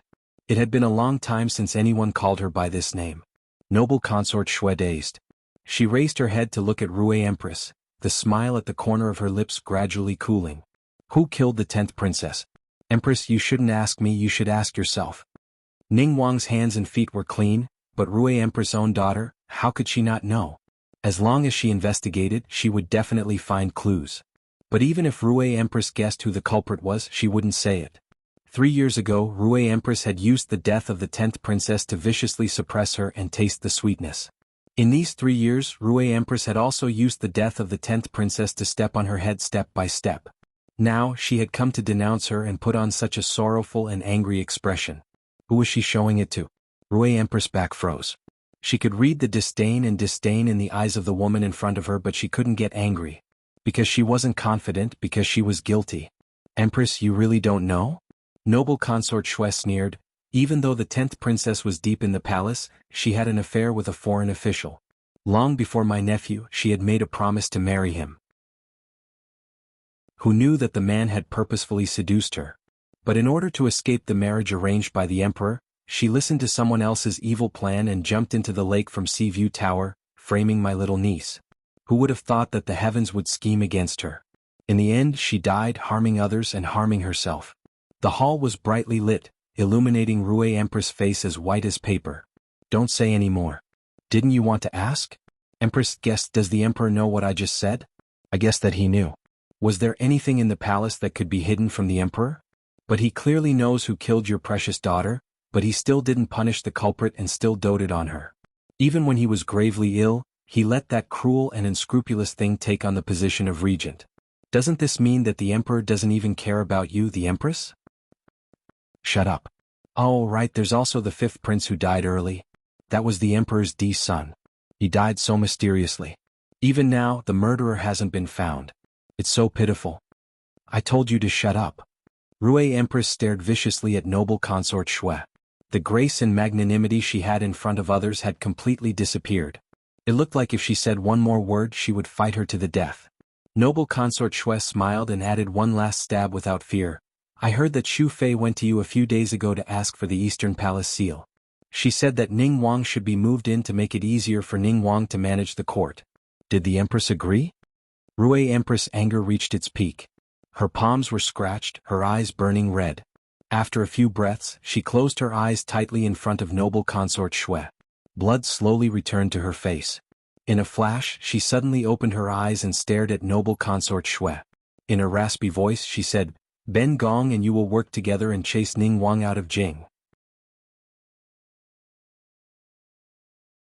Chapter 763. On the first day of the 88th New Year, the New Year had a new atmosphere. Last night, the whole family stayed up all night and didn't feel tired. Early in the morning, Yu Shu brought Yu Xiaoxiu to kowtow to the elders of the family. After eating breakfast, Pei Jing brought his foreign and daughter over. In an instant, the house was filled with children and grandchildren. As the only old person in the two families, Lao Tai gave out red packets one after another. Even though she lost money, she was smiling like a flower. The sound of firecrackers in celebration of the Spring Festival did not stop. From time to time, people would come to pay their New Year greetings. Most of them came for Yu Shu, but there were also He Fangji's friends and neighbors. What was worth mentioning was that Jing Wangfu also sent a steward over to say auspicious words. Along the way, there was also a painting personally written by Jing Wang that he gifted to Yu Shu. After they left, Pei Jing and He Fangji discussed, "I didn't think that His Highness Jing Wang would be so amiable and approachable. He really doesn't seem like the lofty and aloof person that the rumors say." Yu Shu didn't think so in her heart. Originally, she was also intimidated by Lu Tan's reticence. It was only until Shui Rui's mishap that she realized that Lu Tan was a fickle and heartless person.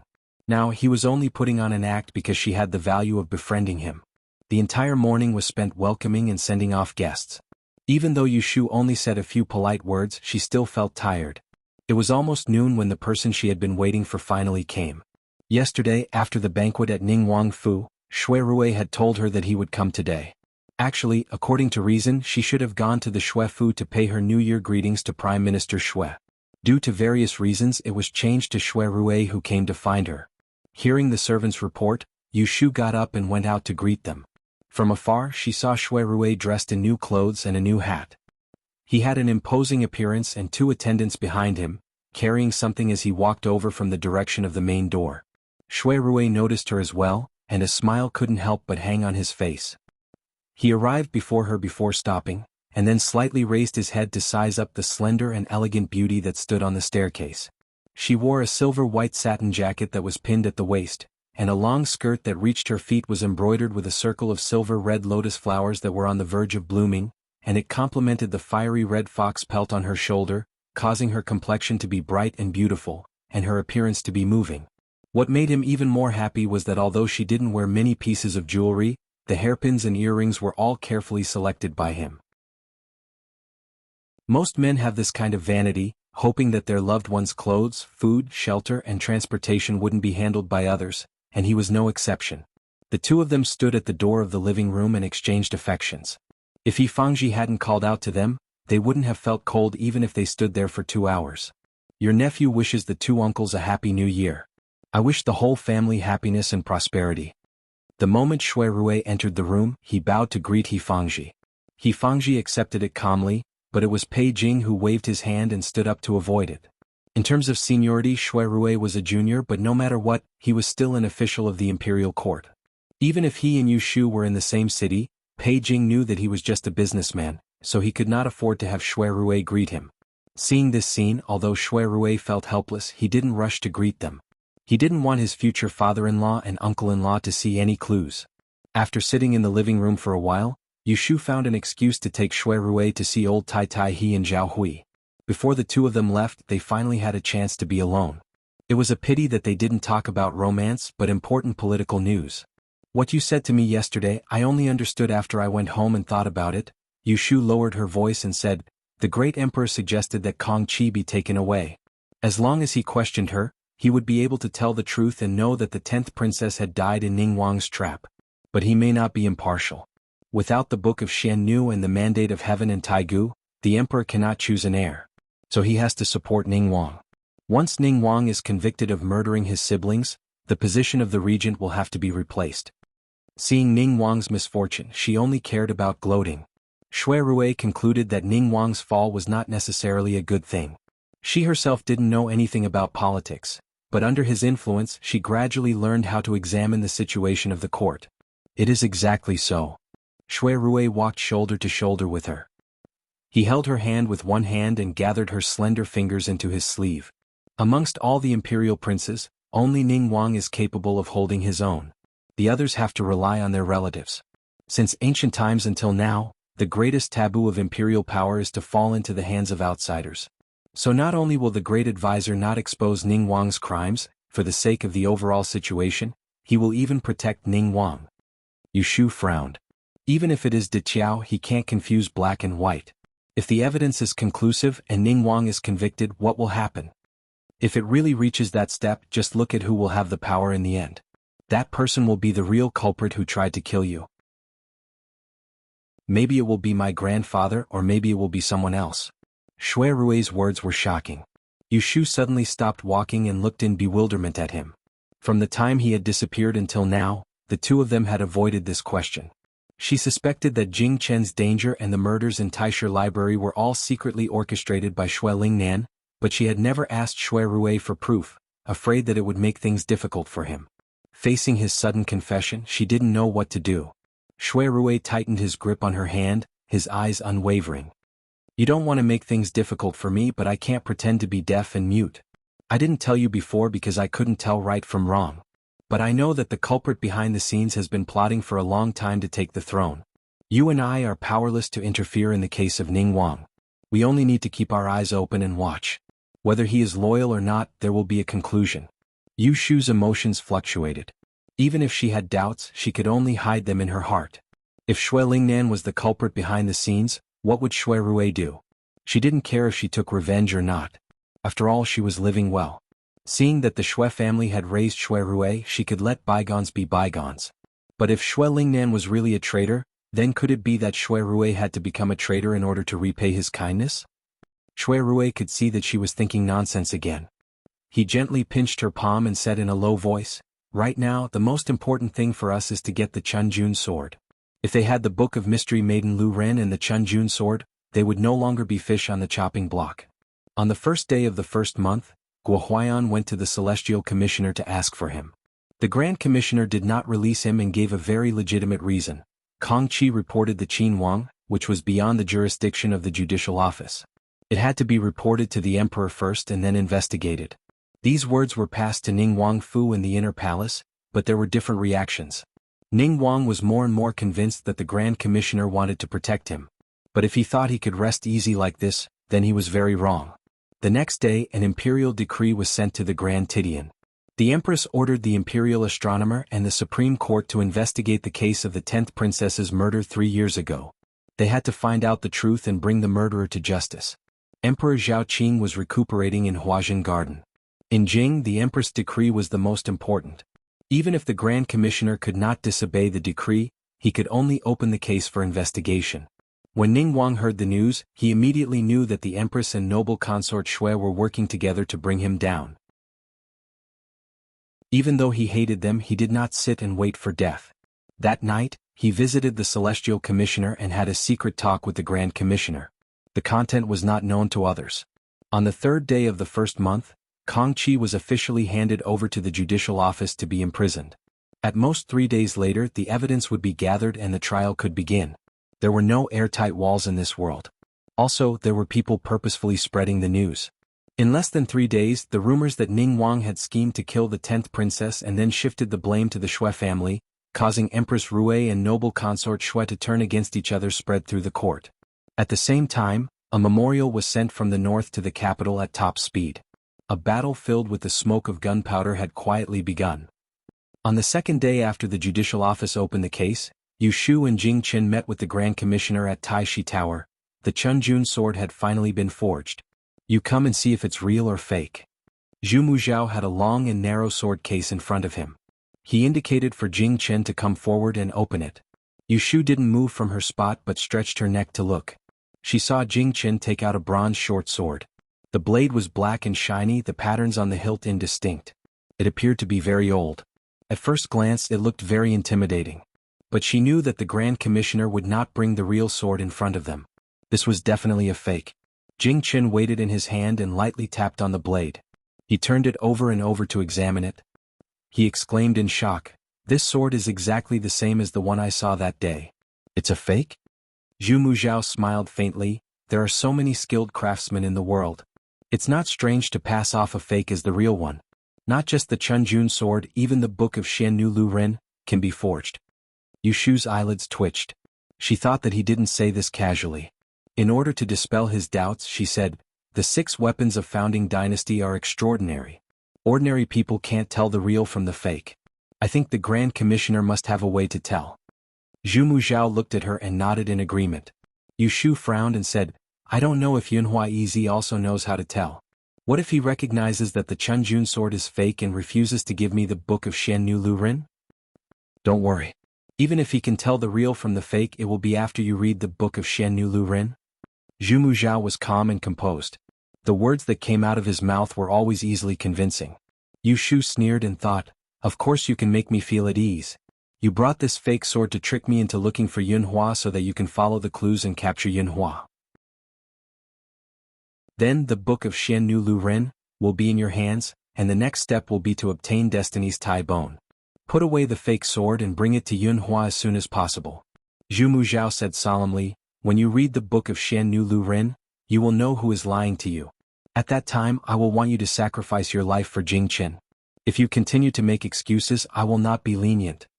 He did not ask how Yu Shu could get in touch with Yunhua, nor did he ask when she was going to see Yunhua. It looked like he was purely trying to gain Yu Shu's trust so that she would obediently marry Jing Chen. However, Yu Shu knew that once she walked out of the door with this fake sword, she would face an unprecedented test. She took the heavy sword case from Jing Chen's hands and hugged it in her arms. She nodded at the Grand Commissioner and left. Jing Chen followed closely behind her. Chapter 764. Jing Chen sent Yu Shu home, and the two of them talked about the next arrangements. The forged book of Mystery Fairy 6 Rens has been sent to Yunhua. We will meet at the Rising Cloud Temple outside the city. The 7th day of the Lunar New Year is Human Victory Day. During the day the temple will be overcrowded with pilgrims.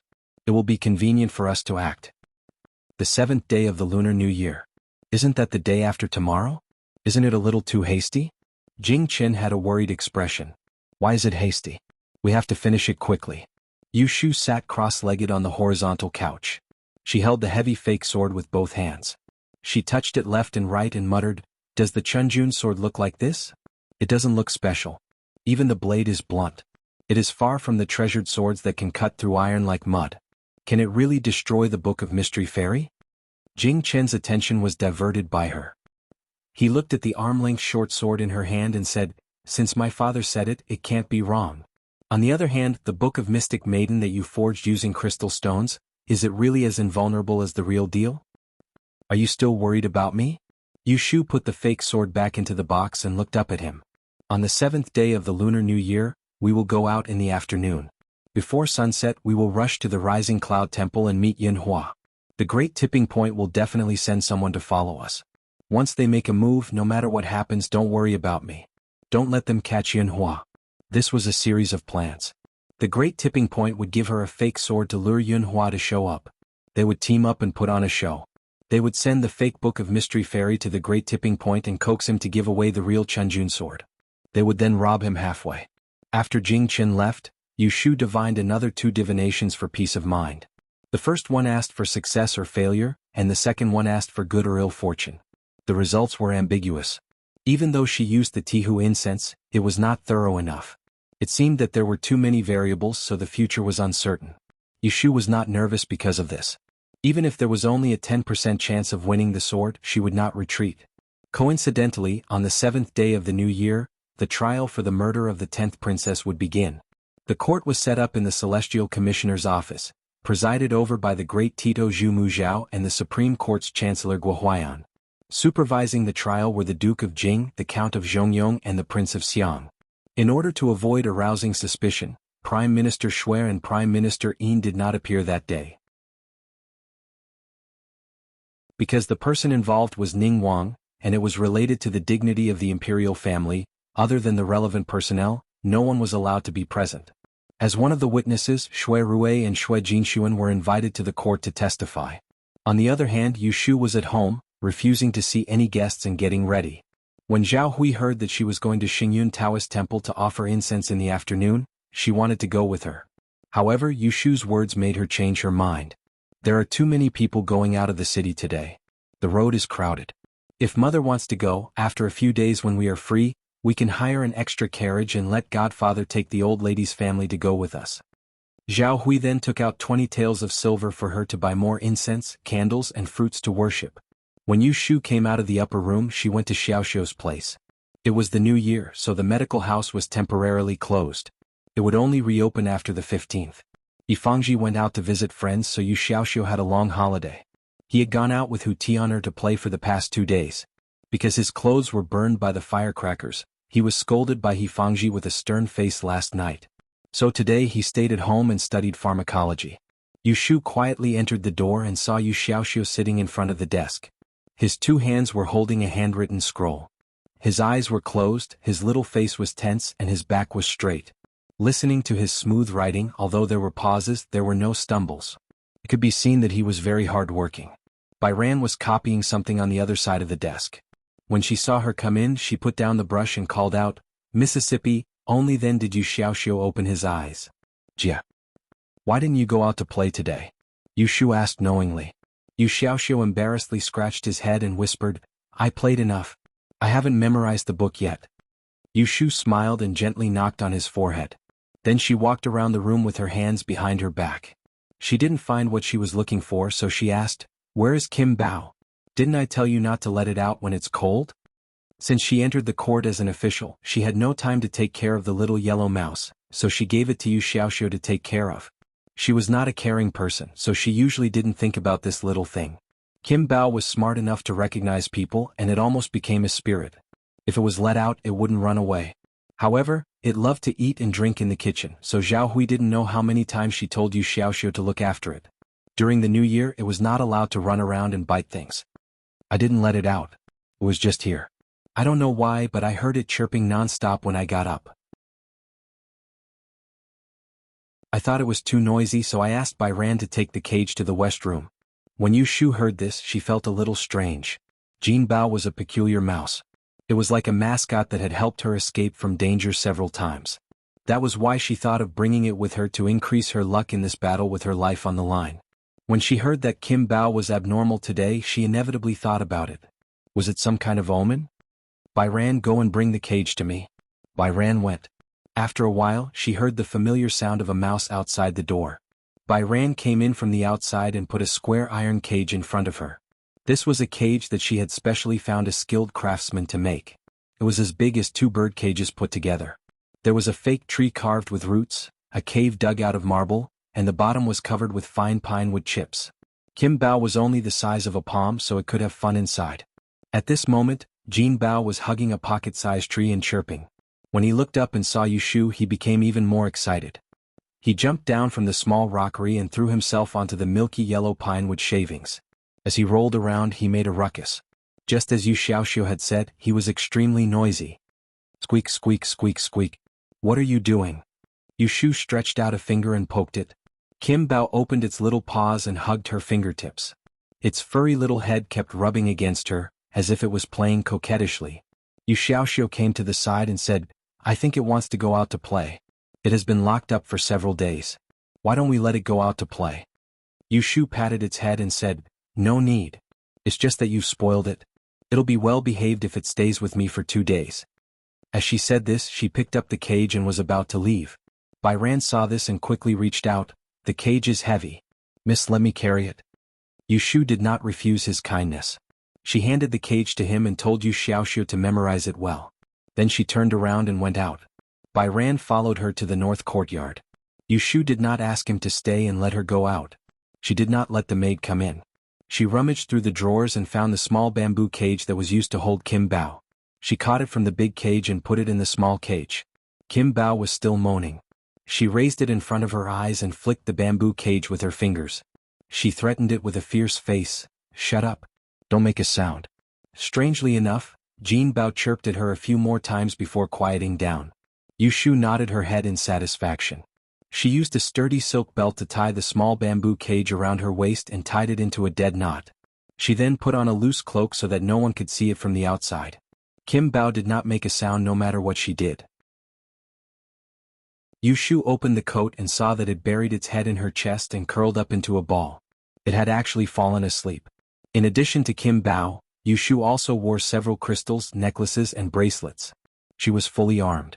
After confirming that she did not miss anything, she went to the front yard to wait for Jing Chen. At midnight, Jing Chen arrived on time. Yu Shu got on the carriage of the princess mansion. They left Baochang Street. They did not go straight out of the city. Instead, they first took a big circle in the city to get rid of the stalkers and confuse them. They first went to the fireworks alley in the south of the city. They disguised themselves and got off the carriage. Jing Chen held the sword box and followed Yushu into the narrow street. There was not much business during the day. Unlike when Yushu was here for the first time, there were no coquettish seductresses on both sides of the street. Occasionally, one or two girls would go out to see customers off. When they saw the two strangers with their faces covered, they could not be bothered with them. They yawned and turned back. It was still the Red Flower House. There was no one at the door. There was only an old woman sweeping the floor downstairs. Yushu took Jing Chen upstairs. They knocked on the door and entered Lady Chanshan's room. Zhao Xiaozhu was already there waiting for them. "You're finally here. Wait for me to change my clothes. We'll leave from the back door." Zhao Xiaozhu lifted the hem of his skirt and went into the room. When he came out, he had changed from a prostitute with heavy makeup to an unremarkable young man. "Let's go." Zhao Xiaozhu led them into the bedroom. He pushed open the window and jumped down first. Behind him was a dead end. There were piles of junk everywhere. He landed firmly on a wooden box and turned around to wave at the two people by the window. They were on the second floor, which was at least 20 feet high. Jing Chen carried the heavy sword case and jumped down easily. He then handed the sword case to Zhao Xiaozhu. He raised his hands and said to Yushu, who had just crossed the window with one leg, "Master, I'm going to kill you. Jump. I'll catch you." Recently, Yushu had been jumping over windows and walls, so she had become bolder. She jumped down and Jing Chen took the opportunity to catch her legs. With one lift and one release, her feet landed on the ground. There was a gray carriage parked in the alley. Zhao Xiaozhu stuffed the sword box back into Jing Chen's arms and sat in the coachman's seat. He wore a straw hat to cover half of his face. After Yushu and Jing Chen got into the carriage, he drove the carriage out of the alley and headed in the direction of the city gate without looking back. After running for a while, he turned around and asked Yushu, "How is it? Are there people following us? Do you want me to run slower? Don't really lose them." Yushu said calmly, "Don't worry. If you run faster, they'll definitely catch up to us." The great tipping point must have given a strict order. The people sent to capture Yunhua would not lose them no matter what. Besides, it was broad daylight now. The sun had not set yet. Their target was so obvious. Even if they lost them for a while, they would soon catch up to them. Jing Chen sat by the window at the back. He flipped up the wooden plank and looked outside. After searching for a while, he turned around and shook his head at Yushu. "There are people everywhere outside. I can't sense their tracks anymore."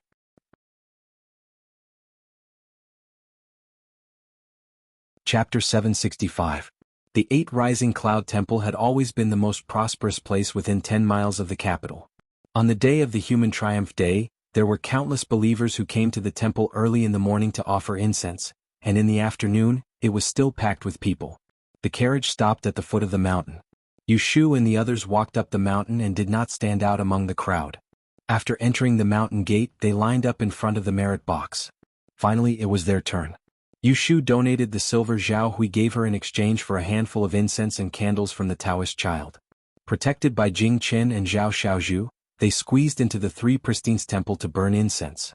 They had to line up to donate money, to burn incense and kowtow, and to line up to pray for blessings. Yushu and the others were like ordinary pilgrims. They did what they had to do. In the end, when the sun was about to set, they passed through the temple and went to the backyard. In such a large Taoist temple, there must be a place for the guests to rest. Many foreigners came to offer incense to the temple despite the long journey. They could not leave at night, so as long as they donated some incense money, they could stay for the night.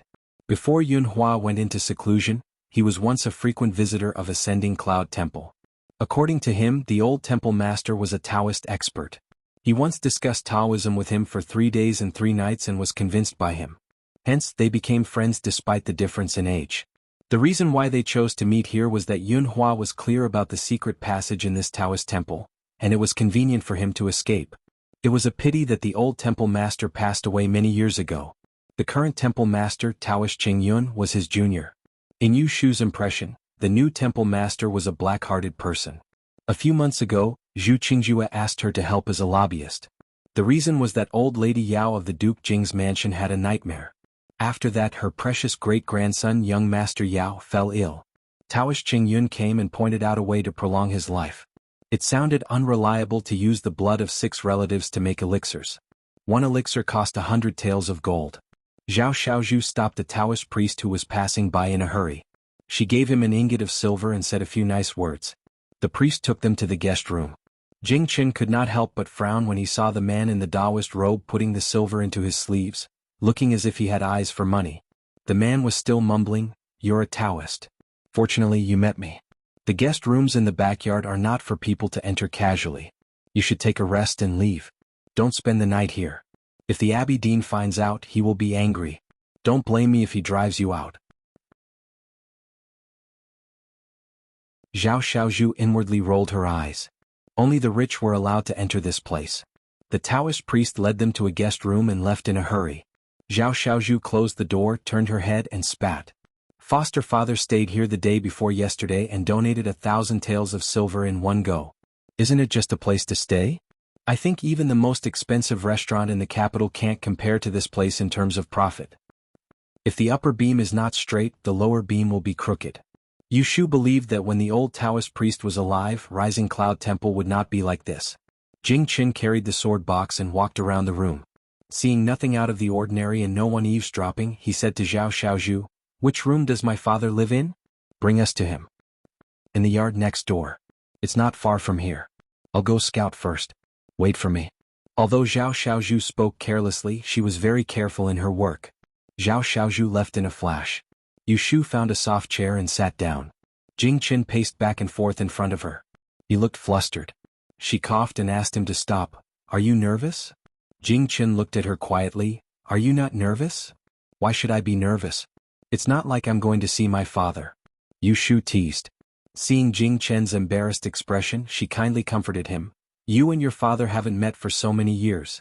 You're not the only one who's nervous, your father must be looking forward to it too."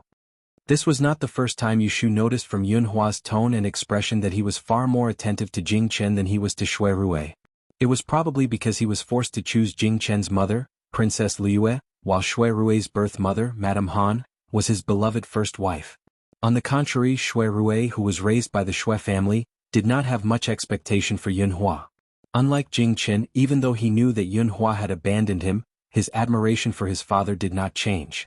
After hearing Yushu's words, Jing Chen stopped pacing around. He stood at the door and waited for Zhao Xiaozhu to return. After about the time it took to drink a cup of tea, he stealthily turned back and beckoned them to follow him. The Taoist priests of Ascending Cloud Temple were receiving the pilgrims at the front. Zhao Xiaozhu led the way in front. They slipped past the wall and quickly walked into the courtyard next door. They did not meet anyone along the way. This courtyard was much bigger. There were more than 10 rooms connected to the corridor. It was clean and tidy. They came to the innermost room and sneaked into the door like thieves. "Godfather, I brought them here." This guest room was not as simple as the previous one. The furnishings in the room were quite exquisite. They walked around the partition screen and parted the curtains. There were 2 people in the room. One was an old man with white hair, and the other was a man with a fierce expression. If Zhao Xiaozhu had not shouted, Yunhua and Jin Ku would have been the only ones there. Yushu would not have been able to recognize them. Yunhua sat on the low couch and Jin Ku stood behind him. When he saw Jing Chen, Yunhua was not very excited. At least, compared to when he recognized Shui Rui, Yushu felt that he was much calmer this time. It was not that Yunhua was cold and heartless. When he looked at Jing Chen, his gaze was filled with gratification and guilt. It was just that he lacked that little bit of excitement, which made him seem uninteresting. Before Jing Chen came, he was uneasy. When he saw Yunhua, he took the initiative. He did not wait for Yunhua to call out to him. He walked forward and knelt in front of Yunhua. He called out softly, "Father?" Yunhua reached out to help him up. "Get up. Don't kneel in front of me. I can't bear it." Jing Chen was about to get up, but when he heard what Yunhua said, he refused to move. He said, "You don't want me to kneel because you don't want to recognize me as your son?" Yunhua said, "Your mother died because of me. You also suffered because of me, but you are still willing to recognize me as your father. Don't you hate me?" Jing Chen said, "Without parents, where would I come from? I can hate everyone in the world, but I can't hate my father and mother." When Yushu heard him say this, she suddenly felt bad for him. Jing Chen had changed a lot since he came to the capital. However, his innocent heart had never wavered. Yunhua's gaze loosened. He sighed and raised his hand to put it on his shoulder. He said gently, "When I was young, I was as open-minded as you. Good child, get up." Yushu nodded secretly. "That's right. This is how a father and son should recognize each other. After that, Yunhua officially introduced Jing Chen to Jing Ku and Zhao Xiaozhu. Jing Chen was much more cooperative than Shui Rui. He obediently recognized Jing Ku as his older brother and Zhao Xiaozhu as his younger brother. Big brother, third brother? Jing Ku smiled and nodded. Zhao Xiaozhu blurted out, wrong. I am not the third brother. I am the fourth brother. Also, ahem. Yushu suddenly coughed and interrupted Zhao Xiaozhu's words. She shifted everyone's attention to her and said in a serious tone, let's make a long story short. We still have business to attend to. She thought to herself that Zhao Xiaozhu was too talkative and almost gave up on Shui Rui. Even if he wanted to confess, Shui Rui had to tell Jing Chen personally. That was the right way to go. Yes. Let's talk about business first. Jing Ku came out and interrupted. He pointed at the sword box on Jing Chen's back and said, is this the imitation Chunjun sword inside? Jing Chen untied it and handed it to him. Jing Ku took out the sword and held it in front of Yunhua. Look. Yunhua took the sword and placed it on his knees. He touched the patterns on the sword's body and slowly shook his head. I have never seen the real Chunjun sword, but I have heard my master describe it before. It is indeed very similar to the fake sword in my hand. Jing Chen, you have seen the real sword before, right? Jing Chen nodded. When my junior sister, Shui Yun, returned the Chunjun sword, I was watching from the side. After she left, the great Qiao Dian handed the real sword to me. Yunhua hummed and lost interest in the fake sword. He handed it over to Jing Ku and put it in the sword box. Then he looked back and forth at Yushu and Jing Chen's faces. He calculated with his fingers and had an idea. He said to the two of them, there are many people who followed you here. They have already arrived at Ascending Cloud Temple. In at most 30 minutes they will be able to surround this courtyard. As soon as you show your head they will break in. At that time I will leave the Book of Xiannu and escape through the secret passage. Ajin and Xiaozhu will escort me down the mountain. Jing Chen, you will try to delay them. Yu Shu and the others had been up the mountain for an hour. No matter how big Ascending Cloud Temple was, it still had a range. Moreover, they had deliberately left traces in front of the mountain gate. The group of men of sacrifice sent by the great Qiao Dian would sooner or later lock onto the backyard and outflank them. At this time the sun had just set. Yu Shu looked at the dusk outside through the window screen and said, then we will wait a little longer before going out. Out of nowhere, Zhao Xiaozhu found an incense burner, inserted a stick of incense and lit it. Yunhua asked Jing Ku to take out the imitation Book of Xiannu and put it on the table. Jing Chen curiously leaned over to take a look. The red crystal, which was similar to the color of glazed crystal, had been carved and purified. Its surface was flowing with light, and its texture was as hard as iron. It showed an unparalleled magnificence. Whether it was the seal characters of the heavenly script on the front or the mysterious diagrams on the back, they were exactly the same as the real thing. If Jing Chen had not known that it was fake in advance, he would definitely have mistaken it for the real Book of Xiannu. How is it? It looks real, right? Yushu asked proudly. Yes. Jing Chen nodded sincerely. He stared at the diagrams on the back and read 10 lines at a glance. When he found the description of destiny in Taigu, he suddenly pursed his lips. Just like Yushu's reaction when she first heard the truth about Piming, he felt a strong disgust in his heart. He wished he could destroy the Book of Xiannu right now to get rid of any future troubles. It turned out that Piming wanted to skin his own flesh and blood and make them into a set of tools to protect the imperial power. It was so inhumane that it was no wonder that Titian had been reluctant to tell him the truth. Jing Chen was so angry that his eyes were red. He stared at the diagram of human bones that exuded a bloody smell, but a hand covered it. Stop looking. Get ready. We should go out. Jing Chen raised his head. The incense in the incense burner had just burned to the end, and the sky outside had darkened. Yushu walked to the door and looked outside through the crack. Then she walked back quietly and whispered, it's already so late but there's not even a shadow outside. It looks like they're here. Let's go out now. Yunhua nodded slightly and lowered his eyes. Jing Chen looked at him reluctantly and said, take care. He then cupped his hands at Jing Ku and Zhao Xiaozhu. Thank you for protecting my father. Jing Ku and Zhao Xiaozhu looked at each other. There was a slight uneasiness on their faces, but Jing Chen did not notice and neither did Yushu. She tugged at Jing Chen's sleeves and urged him to leave. The two walked to the door and stopped at the same time. Yushu took a deep breath and was about to push the door open when she suddenly heard someone calling her from behind. Wait, there's something I forgot to tell you. Little you come here. Yushu took 2 steps back and saw Yunhua waving at her. She looked confused but walked over without thinking. Just as she was a few steps away from Yunhua, something strange happened. Jin-Ku took a step forward, stretched out his long arm and grabbed her shoulder. Like an eagle grabbing a chick, he brought her in front of him. Jing-Chen was caught off guard.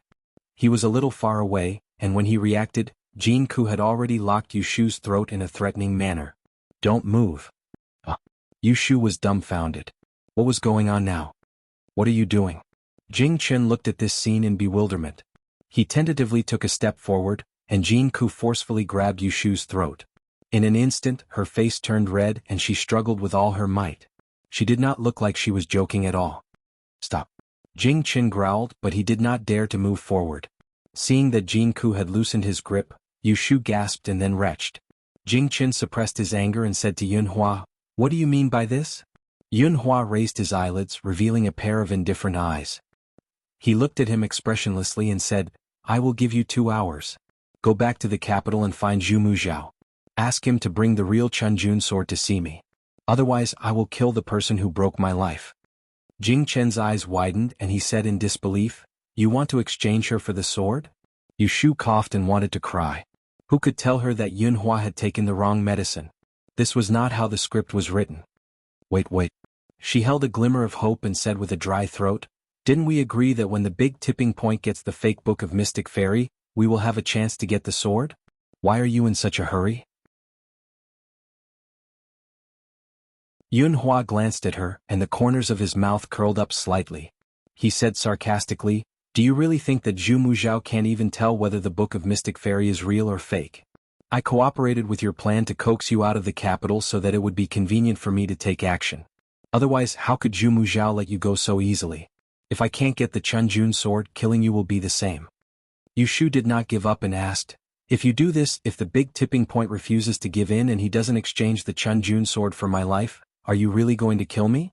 Senior brother." She gritted her teeth and said the last 2 words to remind Yunhua of the relationship between them. Yunhua was unmoved. He said, "Destroying the book of Mystic Fairy is the master's lifelong wish. You are also his disciple. Even if you die because of this, it will be a worthy death." "A worthy death, my ass." Yushu almost cursed out loud. She was fighting so hard just to save her life, okay? Although Jing-Chen did not understand what they were talking about, he knew that Yunhua had made up his mind. His face immediately darkened.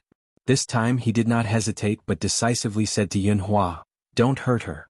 I will rush back and bring the big tipping point and the Chunjun sword here. Go and come back quickly." Yunhua reminded him, "I will only wait for 2 hours." Jing-Chen did not say any more nonsense. He took a deep look at Yushu and strode away. He was so fast that Yushu did not even have the chance to stop him. Yushu turned her head and said to Yunhua, "You don't care about Jing-Chen, don't you care about my big brother? If he knows that you want to kill me, he will definitely not forgive you." Yunhua closed his eyes again and did not answer. Outside the door, as soon as Jing-Chen appeared, more than a dozen black shadows jumped down from the top of the wall and the roof. They rushed towards him agilely. In the blink of an eye, half of the people surrounded him and the other half broke into the room.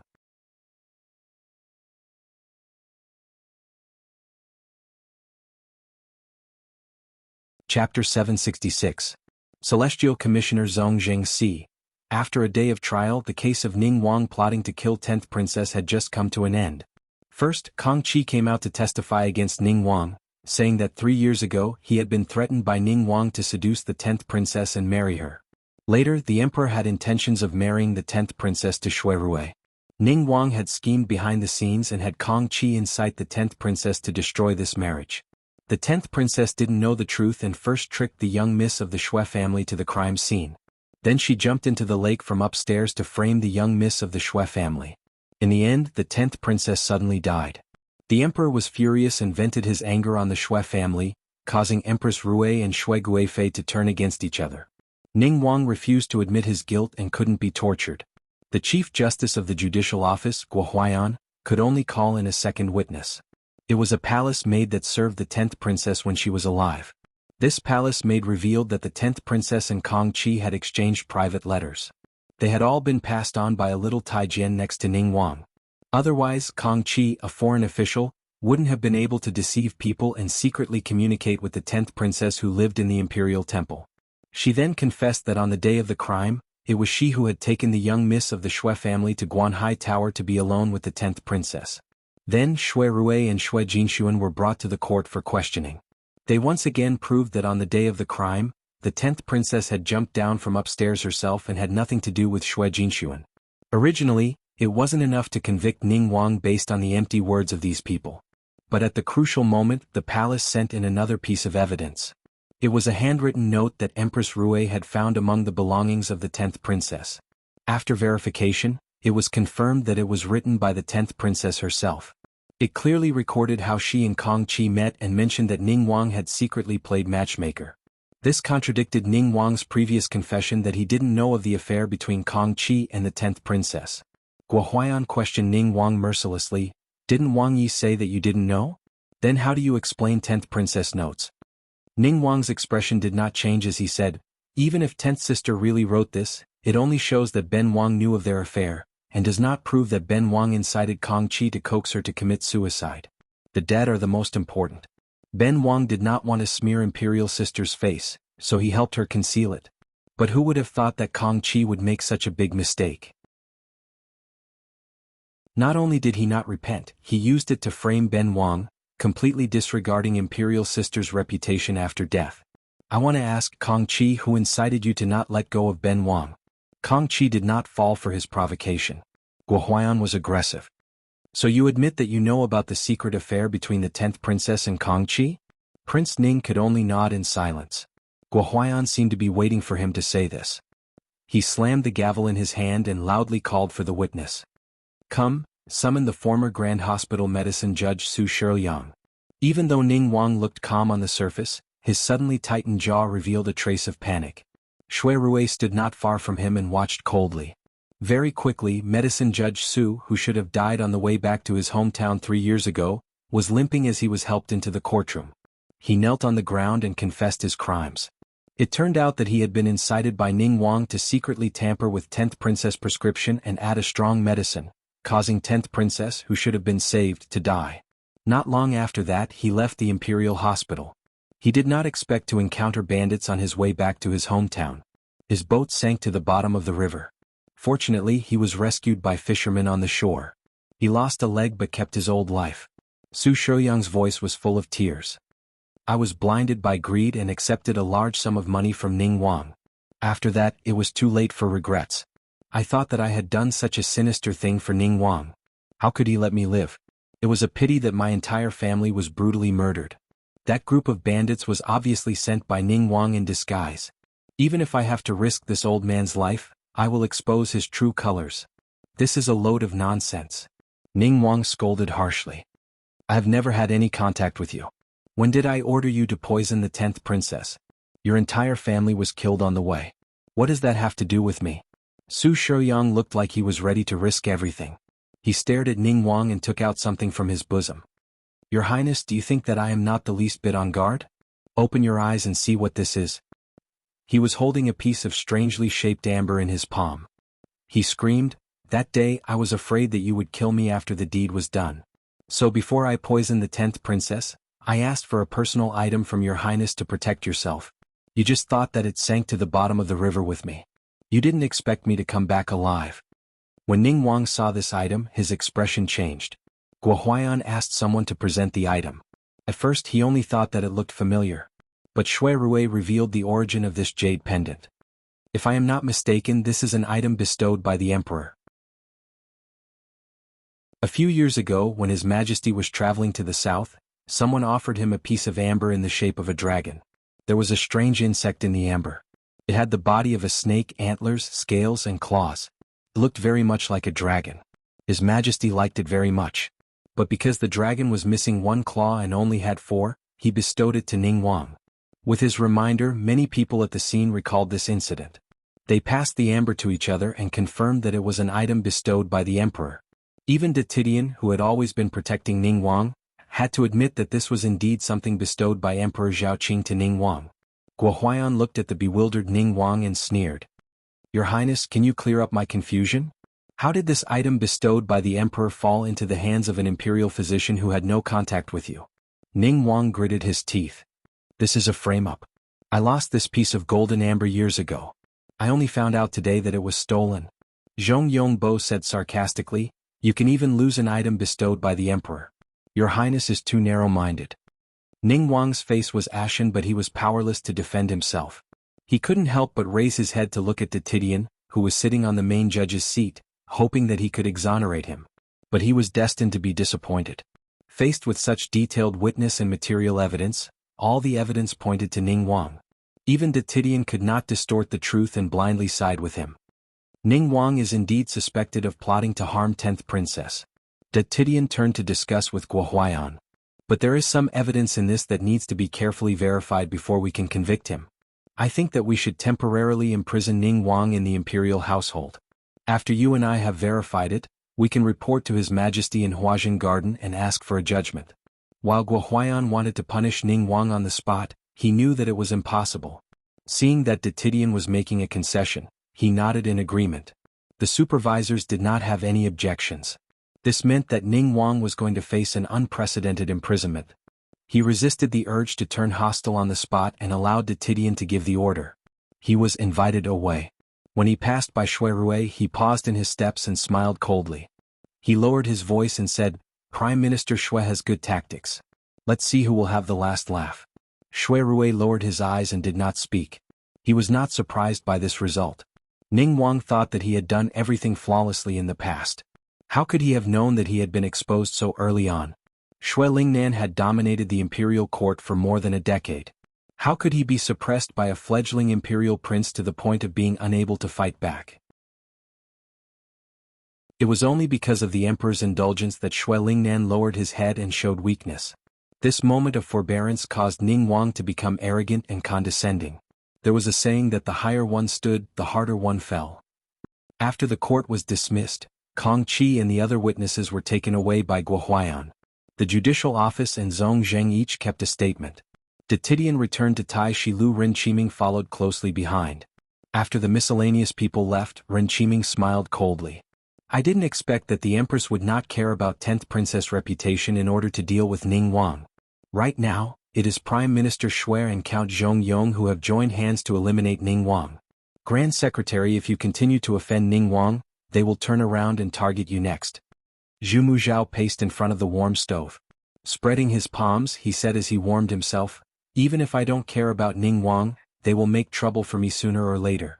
No matter which one of them wants that position, they must first get through me. Ren Qiming walked closer to him and said in a low voice, Ning Wang cannot defeat Prime Minister Shui, and Prime Minister Yin is still not willing to show up. It is impossible to keep the peace.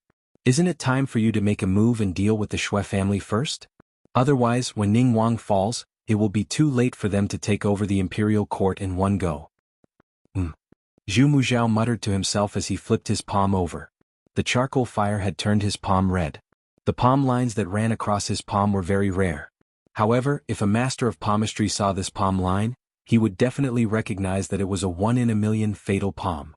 According to legend, the person who had this palm reading was either a talented general who could bring peace and stability to a country, or an ambitious and ruthless person who could bring chaos to the world. Zhu Muzhao stared at the dancing flames in the stove and did not answer for a long time. Just as Ren Qiming was about to persuade him again, there was a sudden commotion outside the building. Then the curtain was lifted up. Someone had beaten off the guards and barged in. It was Jing Qin, who had just rushed back from Rising Cloud Monastery outside the city to the Celestial Commissioner. Stop! Ren Qiming shouted in a low voice and dismissed the guards. He turned around and said to Jing Qin with a straight face, Do you have any rules? This is Taishi Tower. How dare you barge in? Jing Qin ignored him and rushed to the front of Zhu Muzhao. He said to him coldly, My father has taken Yu Shu hostage. He wants you to bring the Chun Jun sword to exchange with him within 2 hours. Otherwise he will kill her. Zhu Muzhao turned around without changing his expression. He stared at Jing Qin. His eyes were like torches, making it impossible for people to hide. It seemed that he was judging whether Jing Qin was telling the truth or not. Seeing this, Jing Qin took off the Zhuge Tong from the secret pocket on his waist without saying anything and stuffed it into Zhu Muzhao's hand. He faced him and repeated what he just said. Zhu Muzhao naturally recognized Yunhua's personal belongings. He knew that Jing Qin did not lie this time. He turned over the zhuge in his hand and frowned. After a while he said, "Wait here for a moment. I will go get the sword." "No." Ren Qiming stopped him. "How can the Chun Jun sword fall into the hands of such a traitor? Please think twice." Jing Qin looked at Zhu Muzhao, who had turned around to look at him. His expression hardened and he said fiercely, "If you are not willing to exchange the Chun Jun sword for her life, once my father kills her, I will kill myself to apologize to her." Zhu Muzhao's face suddenly darkened. He turned around and went upstairs without hesitation. "Qiming, come with me." Ren Qiming angrily glanced at Jing Qin and followed Zhu Muzhao upstairs. After a while he came down alone. He ignored Jing Qin and hurried out of the door. If the commissioner wanted to take the Chun Jun sword out of the capital, he must send more people to guard it, just in case.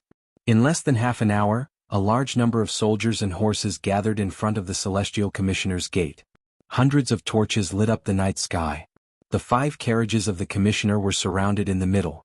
As soon as the driver gave the order, they drove to the city gate in a mighty manner. Such a big movement naturally could not be hidden. Before tomorrow morning, the news would reach some people's ears. Jing Qin sat in the carriage with Zhu Muzhao, listening to the heavy hoofbeats outside the carriage. The rumbling sounds were like muffled thunder pounding on his chest. He looked at the unfamiliar man opposite him who was holding the sword box, and in his heart, he was weighing the possibility of snatching the sword from the man's hand and escaping. But the man raised his head and glanced at him lazily, saying softly, "I advise you to get rid of the idea in your mind. Don't do stupid things." Jing Qin involuntarily clenched his fists.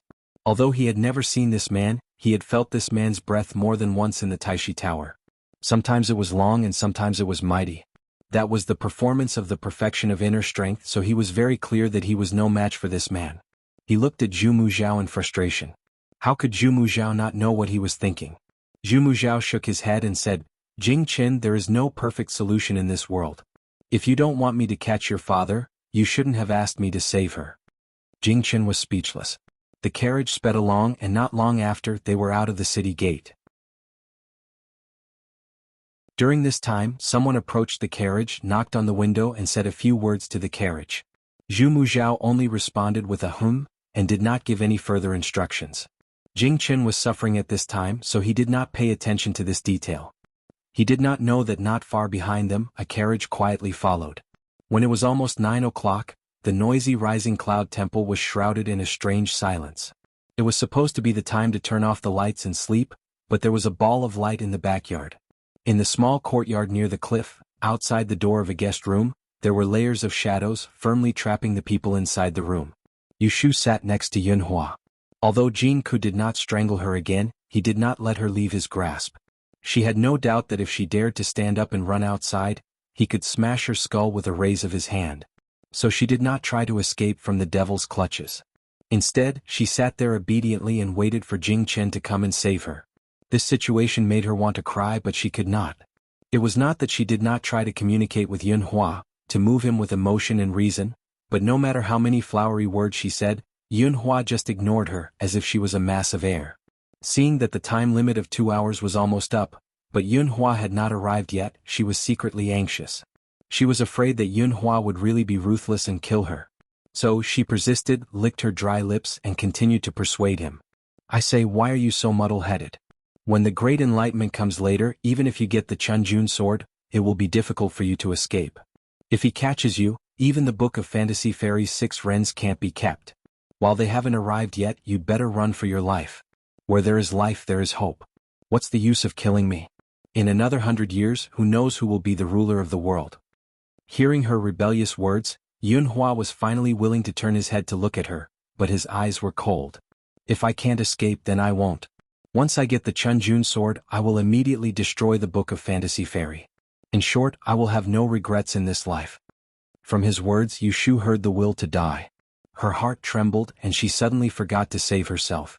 She lowered her voice and shouted at him, "Are you crazy?"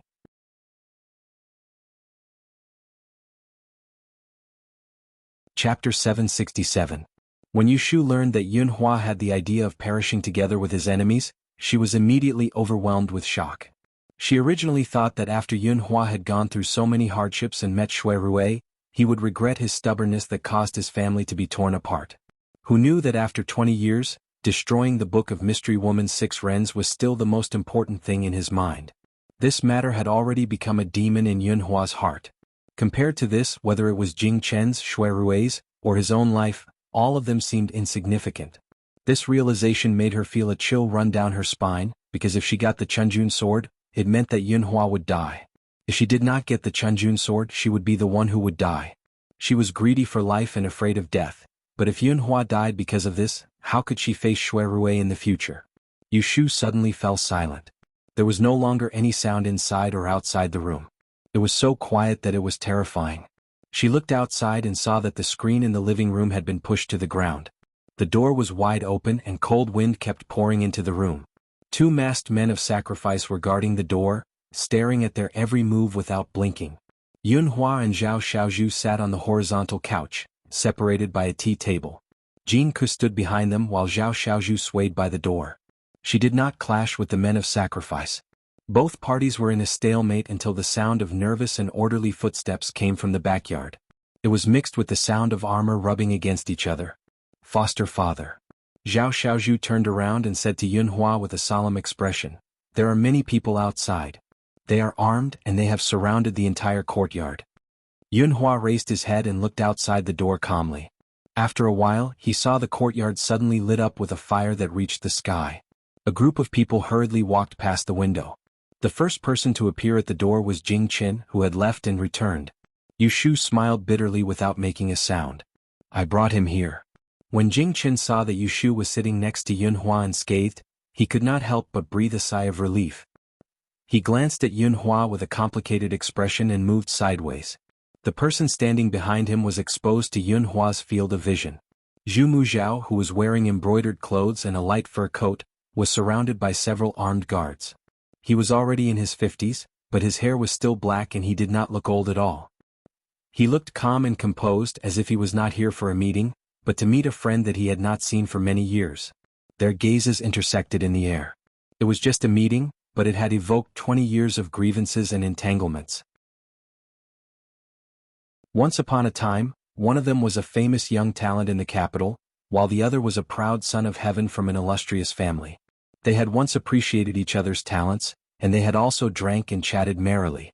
Who would have thought that when they met again many years later things would be the same, but the people would be different? Zhu Muzhao. Yin Mufeng. Zhu Muzhao raised his hand and gestured for the guards to stay outside the door. He only brought the sword-carrying man into the room. Jing Qin was the last to enter. He silently stood in the middle of the two parties, intentionally or unintentionally preventing a conflict that might occur at any time. Jin Ku stared at the sword-carrying man and took half a step forward without batting an eyelid. He pressed one hand on Yushu's shoulder. Zhao Xiaozhu also retreated to Yunhua's side and formed a protective posture. "Yun Mufeng, you have been hiding for so many years. You are finally willing to show yourself," Zhu Muzhao said with a sigh as he sat down on a chair at random. Yunhua looked at him coldly and said, "It's useless to say more. Did you bring the thing I wanted?" Zhu Muzhao nodded and glanced at Yushu, who was under the control of the sword-carrying man. He said, "I didn't expect you to use such despicable means. You can even use your own son so easily. You have really changed a lot." When Jing Qin heard this, he looked embarrassed. Yushu, on the other hand, had a sullen face and did not say a word.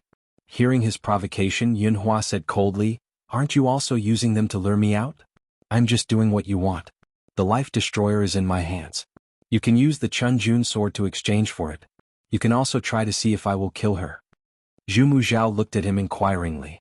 "As far as I know, the Chunjun sword only has one use. It can destroy the Book of Mystery Fairy Lu Ren. This is a secret left behind by the Saint Ancestor and Empress Ningzhen to prevent the Book of Mystery Fairy from falling into the hands of treacherous officials. Only the rulers of the past and the Celestial Commissioner in power know about it. You want the Chunjun sword for no other reason than to destroy the book. I have always been curious about your origin. Where did you learn so many secrets of our dynasty?"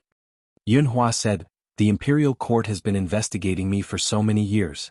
If they can't even find out my origin, they are all a bunch of useless people." In the face of his mockery, Zhu Muzhao was not ashamed or annoyed. He retorted, "In your eyes, how many people in this world are not useless?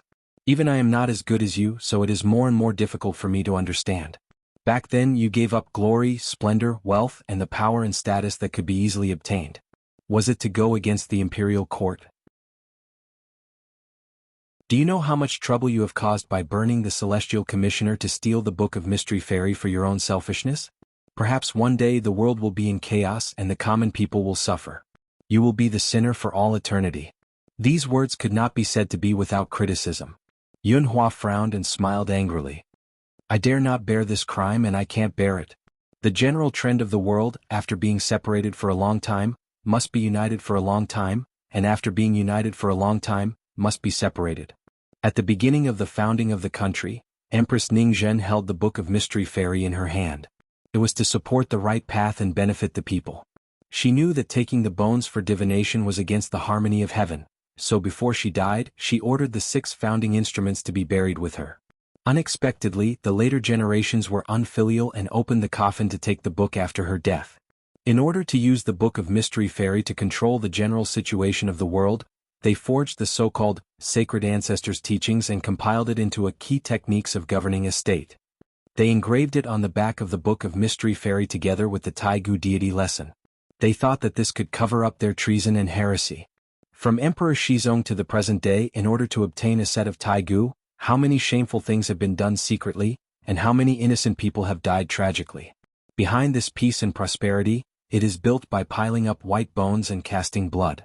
How many innocent people have died tragically instead of being ashamed? Her words shocked everyone. The truth revealed between Yunhua's words was simply shocking. Yu Shu and Jing Chen looked at each other. No matter what, they did not expect that there was such a hidden story behind the Book of Mystery Woman's 6 Rens. According to Yunhua's words, Empress Ningzhen clearly forbade the future generations from using the Book of Mystery Fairy, but the later emperor actually dug up her grave in order to consolidate the imperial power. Yu Shu could not help but look at Zhu Muzhao's face. She saw that he was frowning and was no longer indifferent. Obviously, it was also the first time he heard such a story. A bunch of nonsense. The Imperial Ancestral Temple has the whole holy teaching. It is clearly written by Emperor Anwu. How can it be forged? I saw it with my own eyes. How can I believe that you are inverting right and wrong? It doesn't matter if you believe it or not. I'm not saying these words for you to hear. Yunhua glanced at Yu Shu, who was sitting next to him, and sneered, In the eyes of the world, I am already a dead person. Even if I become the eternal sinner in your words, so what? It is better than letting my future grandson be skinned and broken into pieces to be used by the incompetent emperor and treacherous officials. Instead of that, it is better for me to kill her first. Hearing him insult the emperor and himself, Zhu Muzhao's temper was about to explode.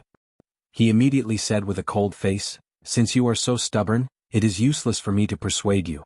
Well, you let her go and I will give you the Chunjun sword.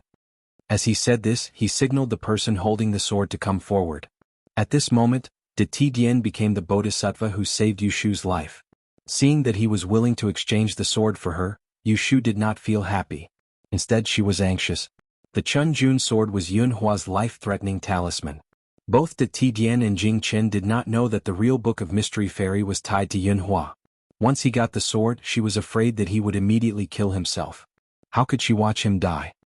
No. Yu Shu suddenly spoke. Everyone in the room looked at her. She could only pretend to be afraid of death and said to Zhu Muzhao, What if he still wants my life after he gets the sword? Let him let me go first. Shut up. Jin Ku pinched her shoulder heavily. Yu Shu shrank her neck in pain. She did not know where he pinched. She opened her mouth again, but she could not make a sound. She was so anxious that her forehead was sweating profusely.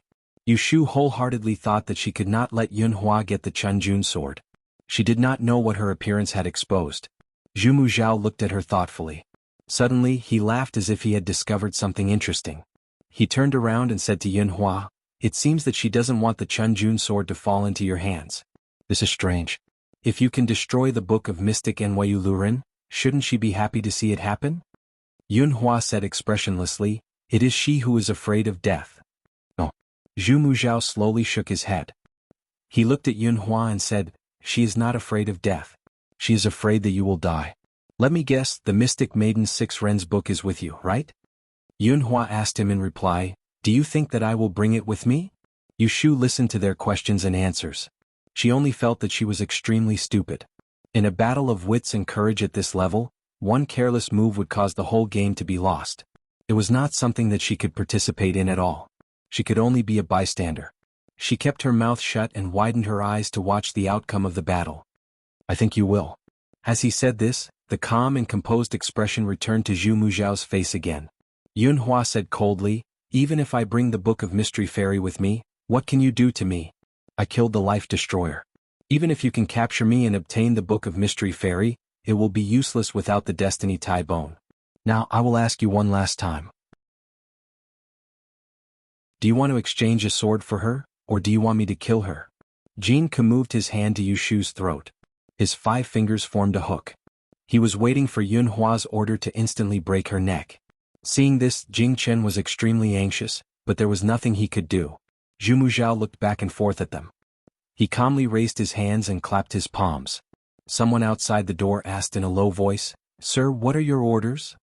"Go and bring the person over." After a while, the sound of footsteps approached the door. The door was half closed and was pushed open by someone. Yunhua looked up and saw 2 men of sacrifice walking in with a person tied up. The person's eyes were covered with a black cloth. When the men of sacrifice took off the black cloth and Yunhua saw the person's face clearly, his expression changed instantly. At the same time, when Yushu saw the person, she was so shocked that her hair stood on end.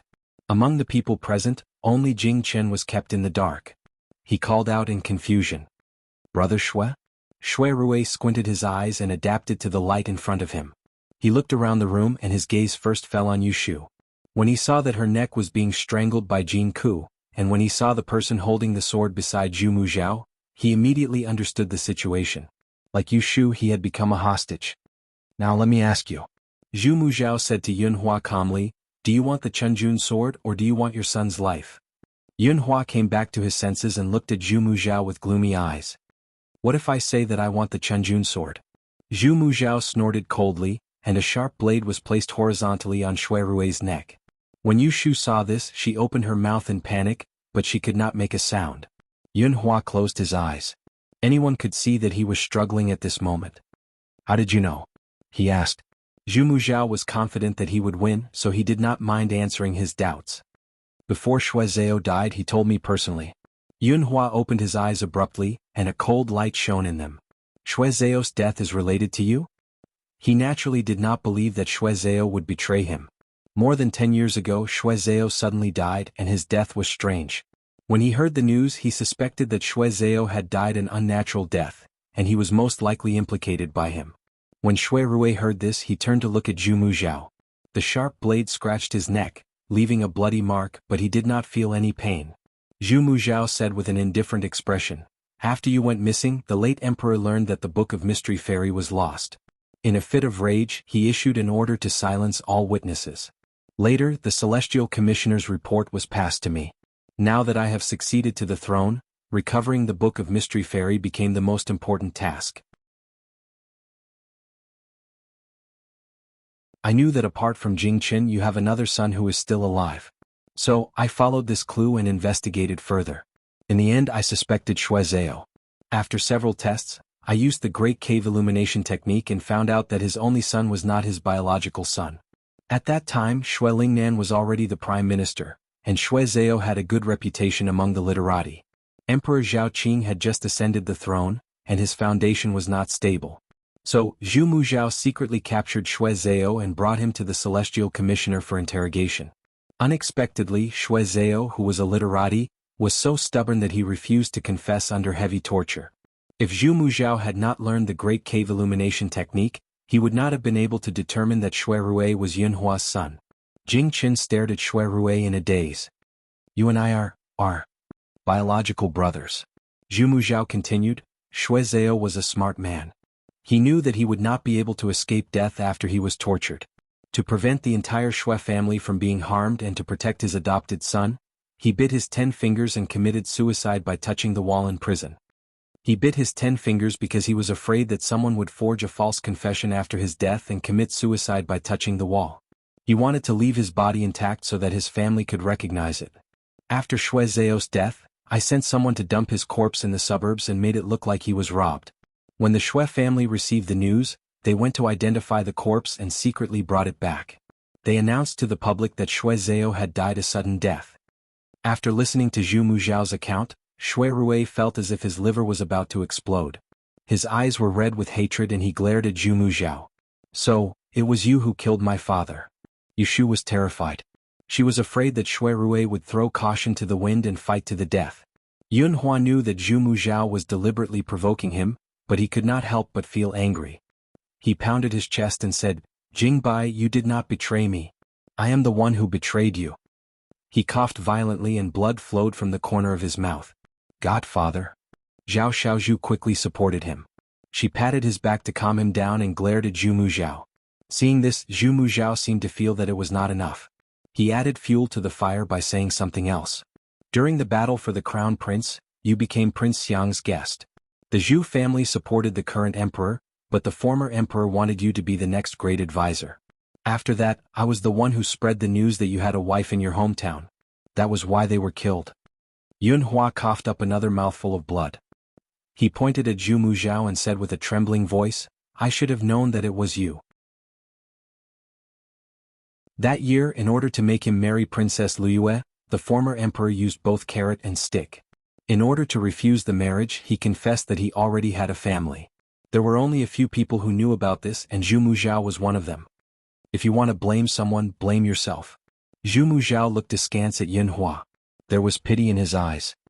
From the beginning, you should not have appeared in the capital. If Yun Mufeng did not exist in this world, the things that happened later would not have happened. Your first wife would not have died, Princess Liyue would not have died, and Shuezhu would not have died. These are all sins that you have committed. You reap what you sow today. The blood drained from Yunhua's face. He was on the verge of collapsing. He lowered his head and did not dare to look at Shui Rui's expression. He was afraid that he would see Shui Rui's look of deep hatred. Zhu Muzhao curled up the corner of his mouth in satisfaction. He made one last attack. "Now that things have come to this, are you going to let your own son die for the righteous path that you have been defending?" Yunhua took a deep breath and swallowed the stench that surged up his throat. He said in a hoarse voice, "Don't say any more. Take the sword back. We will exchange a life for a life." In the end, he could not bring himself to sacrifice Shui Rui's life in exchange for the Chunjun sword. "No, it's not exchanging a life for a life." Zhu Muzhao shook his head and pointed at Yushu. He then pointed at Yunhua and said, "It's using your son's life in exchange for the person who broke your life and the Book of Mystery Woman's 6 rens in your possession. Zhu Muzhao, don't push your luck.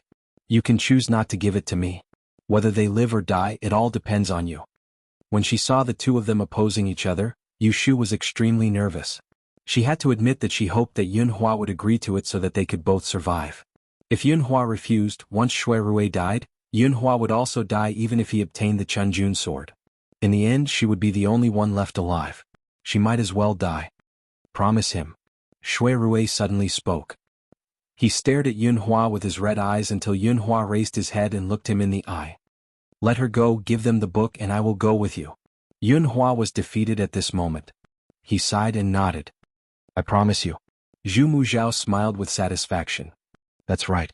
As long as I get the Book of Mystery Woman's 6 rens and the person who broke my life is safe and sound, I can let you live." Even so, Yunhua found it hard to believe him. He proposed to exchange the person first. When they safely descended the mountain, he would give him the Book of Mystery Woman's 6 rens. Zhu Muzhao naturally would not agree. He said, "If I give the person to you, what if you just run away? Why don't you give me the Book of Mystery Woman's 6 rens first, and I will let you take the person who broke my life down the mountain.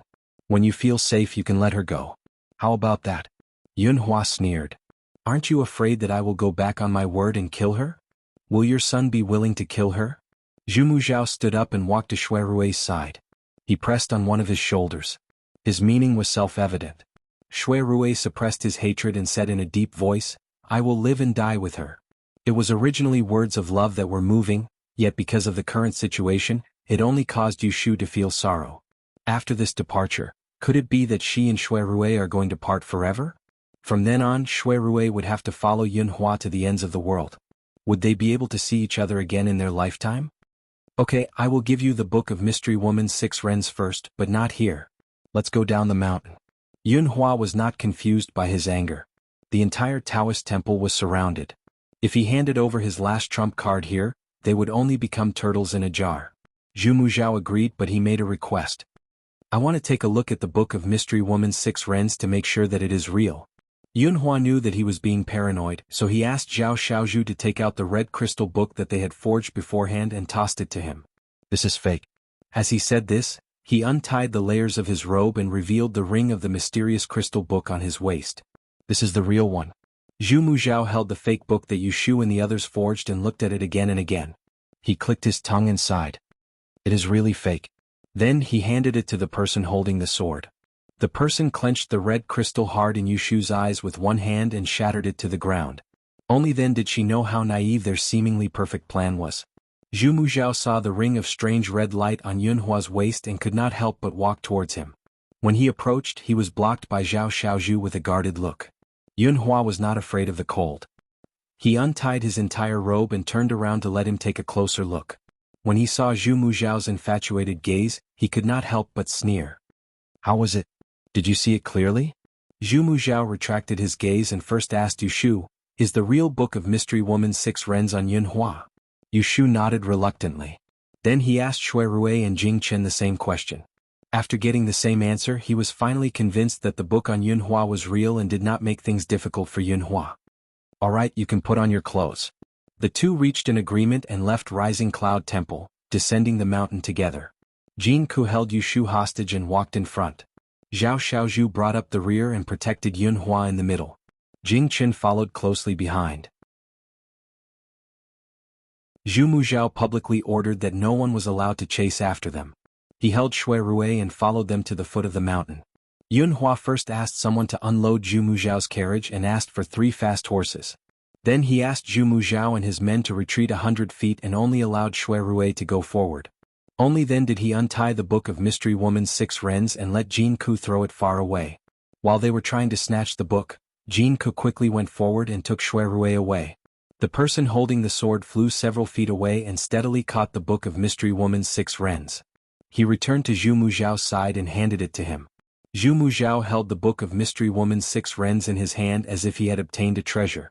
He could no longer hold back the excitement in his heart. He looked up at the sky and laughed. He said to Yunhua and his men in the distance, I said that I would let you live. Run for your lives. The other party did not answer. Yunhua and Zhao Xiaozhu rode on one horse, Jin Ku rode on the other and Shui Rui and Yushu rode on the other. They ran away without looking back and disappeared into the night. Jing Chen moved and was about to chase after them, but he was stopped by Zhu Muzhao. Don't chase after them. Let them go. Jing Chen turned around and looked at him with a struggling expression. I am afraid that once she leaves, she will not come back. Zhu Muzhao wrapped the Book of Mystery Woman's 6 Rens in his cloak and looked into the darkness in the distance. He said with certainty, don't worry. She will come back. After all, her home is in the capital.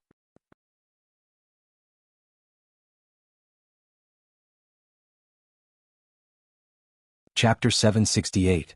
The cold wind howled and the road was bumpy at night. Yushu did not know how far they had run. She sat behind Shui Rui, her arms tightly wrapped around his waist. Her fingers were numb from the cold. Not only was she cold, but she was also full of hesitation. We're almost there. Jin Ku led the way in front. They had already prepared an escape route. Close to the riverbank, there was a small boat hidden in the weeds. It was just big enough for the 5 of them. Shui Rui got off the horse and carried the frozen Yushu down. He held her hands together and took a few deep breaths of warm air. Then he pulled her to a sheltered place and ran to help Jin Ku and Zhao Xiaozhu lift the boat out.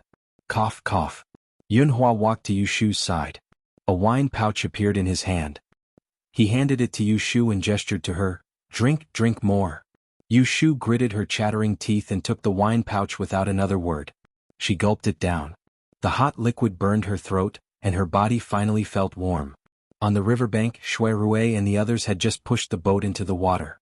The wide river surface was covered in a layer of cold blue. The rich hue made people feel danger for no reason. Traveling by water in this weather, they would be frozen to death if they were not careful. However, they had no other choice. Only by traveling by water could they escape from the imperial court soldiers. Yushu and Yunhua were the same. They did not believe that the great Tidian would let them live.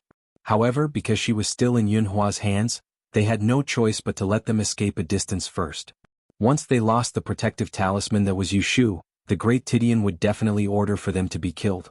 You can leave with us. Yunhua seemed to have seen through her thoughts. There was a hidden temptation in his broken voice. I already know about the matter between you and Shining. After we escape to the border town and settle down, I will make the decision to let the two of you get married. This was a very tempting proposal. After obtaining the Book of Mystic Fairy's 6 Rens, she would no longer have any misgivings. The next step would be to obtain the Heavens Will Tie Bone. It was easy to imagine what Yushu would face when she returned to the capital. Going far away with Shui Rui had become her only way out. However, did the great teacher not consider this point? He dared to let her go because he was confident that she would eventually return to the capital and back into the palm of his hand. Going back would mean parting with him, and parting would be their last farewell. Yushu clutched the wineskin tightly. She knew that she was in a desperate situation, and her heart was filled with sorrow. She looked at Shui Rui's busy figure, and her eyes suddenly felt a little sore. She was a person who never cried, but at this moment she could not help but want to cry. Senior Marshal Brother, she suppressed her nasal voice and forced a smile. She said to Yunhua, you lied to me once and you want to lie to me a second time? Do you think I don't know what you are thinking?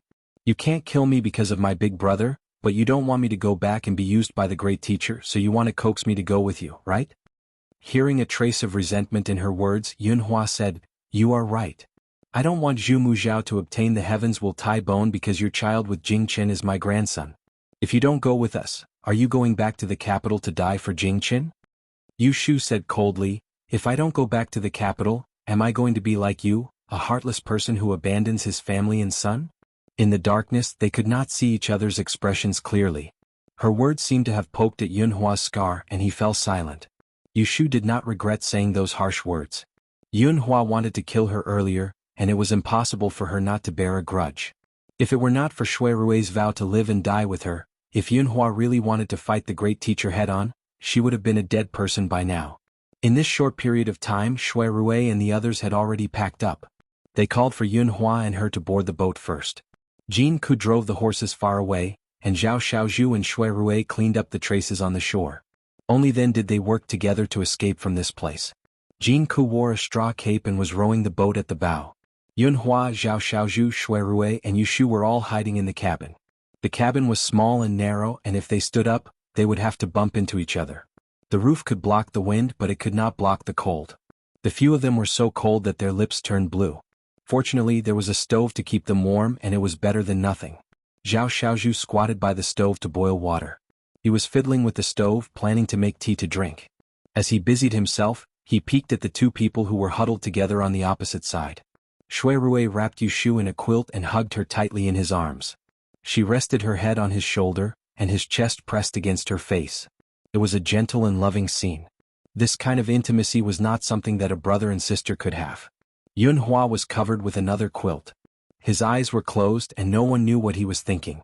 Zhao Xiaozhu looked at his adoptive father's pale face and coughed. He pretended to be relaxed and said to Shui Rui and Yushu, neither of you have been to the border town, right? Let me tell you, that place is much more interesting than the capital city. Even the food and clothes are different. Have you seen camels? Have you seen the Gobi Desert? Later on, I will bring you to the Gobi Desert to ride on camels to watch the sunset. At night, we will set up our tents and drink around the fire for the whole night. The emperor is far away and no one will be able to stop us. I will roast a tender lamb for you that tastes tsk. Once Zhao Xiaozhu started talking, he could not shut up. Yushu and Shui Rui listened quietly. No one interrupted him. Under the quilt, the two pairs of hands were tightly held together. Gradually there was warmth. After an unknown amount of time, Zhao Xiaozhu suddenly stopped talking. Yunhua opened his eyes and saw that the two of them had fallen asleep in each other's arms. He sighed silently. There was a moment of hesitation in his eyes, but he quickly calmed down. Just like this, the ship sailed for an entire night, and it docked once before daybreak. Jin Ke ran to a nearby village to buy a few inconspicuous clothes, and he asked Yushu and Shui Rui to change into them. After that, they disguised themselves and sank the ship, and then they hitched a carriage to continue their journey. They traveled for 2 days and 2 nights, bypassing the area around Taiyuan. On the evening of the third day, they arrived at a small town. Yunhua was helped down from the carriage by Jin Ke. He looked up at the sky and said after a while, "Let's stay for the night. It's snowing at night." So they found an inn in the town to stay. It was only the 10th day of the first lunar month. The commoners had not come out from the new year. There was only a shopkeeper and a waiter in the inn. The cook had gone home for the new year, so the backyard was empty. They simply asked for 4 rooms in one go. Other than Zhao Xiaozhu, who shared a room with Yun Hua so that it would be convenient to take care of him, the others had their own rooms. The carriage was pulled into the backyard. Jin Ku unloaded the carriage and asked the waiter to feed the horses. He called Zhao Xiaozhu to make the bed and he went to chop firewood to boil water. Yu Shu saw that they were busy, so she wanted to go up and help, but who knew that Shui Rui would pull her back and bring her into the room. He pressed her down on the bed, took off her boots and wrapped her tightly in a blanket. "Lie down and don't move. I'll go look for something to eat." Along the way, Yu Shu's lips were full of dry skin. The men were fine, but she was a girl with delicate skin and tender flesh. Her hands and feet had long been frozen and cracked. Her feet were swollen, painful and itchy. She endured it and did not make a sound. It did not mean that Shui Rui did not know. He asked the shopkeeper in front of him. Before the sky turned dark, he found a medicine shop and made some frostbite medicine. He also bought a few ounces of red dates and cloud ginger. When he returned to the inn, he went into the kitchen. Jin Ku came in with a pile of firewood. When he saw Shui Rui squatting by the stove, he quickly put down the things and went forward to help him. "Let me do it. You can go and rest." After all, he was simple and honest. He knew that it was their fault for deceiving Shui Rui this time. Shui Rui did not even look at him during the whole journey. Jin Ku secretly complained. He was afraid that Shui Rui would bear a grudge against him. How could he not please him when he had the chance? Shui Rui didn't argue with him. He stood up and let him add firewood to the fire.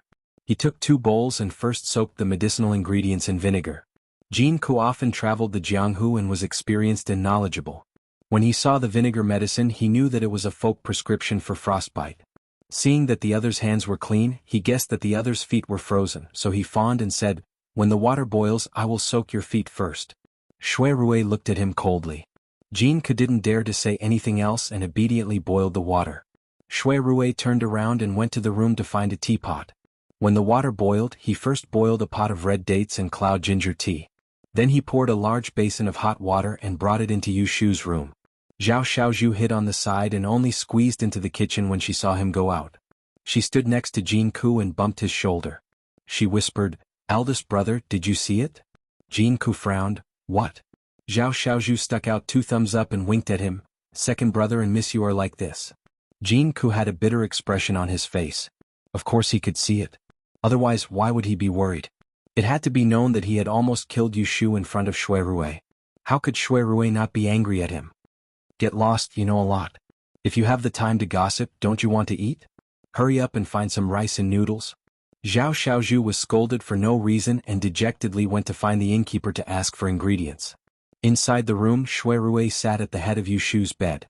He used hot water to wash a handkerchief and was about to wipe her face. Yu Shu's face was scraped and she didn't want him to look at her ugly appearance, so she stretched out her hand and said, "I'll wash it myself." Shui Rui took the opportunity to pull her hand. When he looked down, he saw that her knuckles were red and swollen. Some of them had small cracks and blood scabs. He didn't say a word as he gently wiped her palm and the back of her hand clean and stuffed them back into the quilt. Yu Shu couldn't dissuade him and could only let him serve her once. However, after washing her hands and face, she saw that he brought a wooden basin over and rolled up her sleeves to test the water temperature. He wanted her to stretch out her feet, but she refused to do so no matter what. "How can I ask you to wash my feet?" No. Yu Shu didn't know whether to laugh or cry as she pushed him. "Go out, I'll soak myself." Shui Rui squatted by her bed and raised his head to look at her. A daughter's feet can only be seen and touched by her husband. "In my heart, you're my wife. I won't marry anyone but you." Yu Shu was a little absent-minded. His tone was too serious and his gaze was too sincere. So much so that his words didn't sound like a confession to her, but more like a vow. She should have replied with, "I won't marry anyone but you," but her mouth felt like it was glued to paste. No matter how hard she tried, she couldn't open her mouth. However, when she saw his gaze gradually darkening, she couldn't bear it. Although she didn't speak, she stretched out her feet and placed them on his knees. His pair of dark and bright eyes instantly lit up. After washing her feet, Shui Rui applied chilblain medicine on her hands and feet. He watched her drink a big bowl of red date cloud ginger tea before he closed the door and left. Jin Ku and Zhao Xiaozhu were still cooking in the kitchen. Shui Rui went to the guest room opposite. Yun Hua had changed into a clean set of cotton-padded clothes and was sitting on the bed. He held a cup of steaming hot tea in his hands and covered himself with half a blanket. It was obvious that his two foster sons had taken good care of him. Shui Rui did not beat around the bush. He went straight to the point and asked him, "What are your plans?" He did not believe that Yun Hua would leave everything behind and live in seclusion in border town. Yun Hua patted the side of the bed. Shui Rui walked to his side and sat down. There was an oil lamp at the head of the bed. Yun Hua relied on the few inches of light to scrutinize Shui Rui. He slowly opened his mouth and said, "Let's go to border town first and hide for 2 or 3 years." Shui Rui sneered and said, "First there's the hatred of killing my father. Now there's the hatred of stealing my wife. You want me to hide and be a coward?" "The hatred of killing my father. The hatred of stealing my wife?" Yun Hua muttered. In this world, if there was anything that one could not tolerate, it would be nothing more than these two things. The accusation of killing his father was because of Shui Zhao. Zhu Muzhao had personally admitted that he was the one who killed him. The accusation of stealing his wife was because of Yu Shu. She and Shui Rui had promised to marry each other, but they could not live together. It was also because of Zhu Muzhao's coercion. With such a deep hatred, as a man of indomitable spirit, how could Shui Rui be willing to hide and drag out an ignoble existence? Yun Hua did not know what to do. He was afraid that Shui Rui had the idea of risking his life to return to the capital. So he became serious. "If you want to take revenge, I will naturally not stop you. But if you want to throw an egg against a rock and die, I will never agree to it. With your current situation, if you want to seek revenge from Zhu Muzhao, it is no different from an ant trying to shake a tree. I know that you are reluctant to part with Yu Shu and do not want to be separated from her. But if you follow her back to the capital, she can keep her life, but you will only have a dead end. It is better for both of you to go your separate ways and live your own lives. You can rest assured that I will not return to the capital at this time." Shui Rui furrowed his eyebrows and said in a deep voice, "When I return to the capital, it will be the time for me to take my revenge." When Yun Hua saw him like this, he felt both gratified and guilty. He reached out and patted his shoulder. He said, "No matter what, I will help you." Shui Rui did not dodge. After he was comforted, he got up and refilled a cup of hot tea for him. Yun Hua was a little overwhelmed by the favor. Then, he saw his son tuck the corner of the blanket for him with an expressionless face. He bent over and got closer to him. He asked in a low voice, "Did you really get the Book of Fantasy Fairies 6 Rens?" Yun Hua was stunned. Before he could answer, Shui Rui retreated. A pair of intelligent eyes fell on his face. After a while, he turned around and left with his master. There was meat and vegetables for dinner. After being hungry for a few days, Yu Shu finally had a hot meal. Shui Rui kept putting food into her bowl and adding soup. Jin Ku's cooking skills were really good. They caught a pheasant on the road. He stewed it into a pot of chicken soup and most of it went into her stomach. After the meal, a waiter cleaned up the dishes and they went back to their rooms to rest. Yu Shu extinguished the oil lamp and lay on the bed. She listened to the movements next door and distinguished the sound of Shui Rui pouring tea. When it was completely quiet on the other side of the wall, she slowly closed her eyes. The wind outside the window sounded like crying. In the darkness, Yu Shu suddenly opened her eyes and sat up from the bed. She fumbled to put on her shoes and put a blanket on her body. She walked step by step to the door, opened and closed it, and then walked step by step to the door next door. She bent 2 fingers and gently knocked on the door. "Big brother, are you asleep?" In the room, Shui Rui heard her calling at the door, so he hurriedly turned on the light. He didn't even bother to put on his clothes as he took large strides to open the door for her. The cold wind gushed in, and she hugged the blanket with disheveled hair as she stood pitifully outside the door. Without saying a word, he pulled her in and shut the door tightly. "It's so cold outside. Why did you come out?" Shui Rui took her to his bed and sat down. It was not because he was impulsive, but because the guest room was simple and small. There was only such a place in the small room for people to sit. Yu Shu blinked her eyes and whispered, "I can't sleep alone." Alone can't sleep. Shui Rui was stunned when he heard this. At any rate, he'd lived a romantic life, so how could he be unable to understand the meaning behind these words? But the person who spoke these words was Yu Shu, and it caused him to be at a loss for what to do. Seeing him in a daze, Yu Shu secretly clenched her teeth. She pretended that he did not understand, so she thickened her face and said, "It's cold at night, let's squeeze together." When she finished speaking, she felt her face burning. In her 2 lives, this was the first time she was so shameless. She even brought the blanket over, determined to sleep with him tonight. When Shui Rui saw her like this, how could he bear to refuse her? He laughed and sighed, then rubbed her hair before bending over to remove her shoes. Then you lie on the inside, I'll lie on the outside. Yu Shu curled up her blanket and shyly climbed inside to lie down. Shui Rui checked the door and window before he also went to bed. He shook off his blanket and covered her with 1 layer before he lay down. This way, although they were lying on the same bed, there was a blanket between them. There was only 1 pillow, so he gave it to Yu Shu. He used his arm as a pillow and looked at her softly. Sleep, I'll watch over you. The lamp on the bedside was lit, but the light was not as bright as his eyes. Yu Shu stretched out a finger and moved it from his forehead to the bridge of his nose. She copied the outline of his face and wanted to remember this face in her heart. Shui Rui indulged her every move. He resisted the urge to pull her into his arms and knead her into his bones. He allowed her fingers to caress his lips and lift his chin. Yu Shu leaned over and quickly kissed him. Shui Rui chuckled and caught her finger to his lips. He also pecked it. The slightly sour medicine on her hand did not smell good, but he was reluctant to let go. Does your hand still hurt? It doesn't hurt anymore. What about your feet? It doesn't hurt anymore. Are you cold? Such a simple answer, even though it didn't mean anything, made Yu Shu's heart beat faster and faster. It invisibly gave her courage and made her let go of her reservations. She just wanted to be closer to him, even closer. Cold. She lifted the inner layer of the blanket and crawled into his bed. Before he could react, she reached out and hugged his waist, burying her face in his chest. She only had a layer of clothing on her body. Under the thin material, it was clear that her body was burning hot. Sticking to him like this, it was simply burning him. Big brother, we are husband and wife when we share the same bed. I only have you in my heart. Her voice was bitter. Shui Rui's heart fiercely pounded.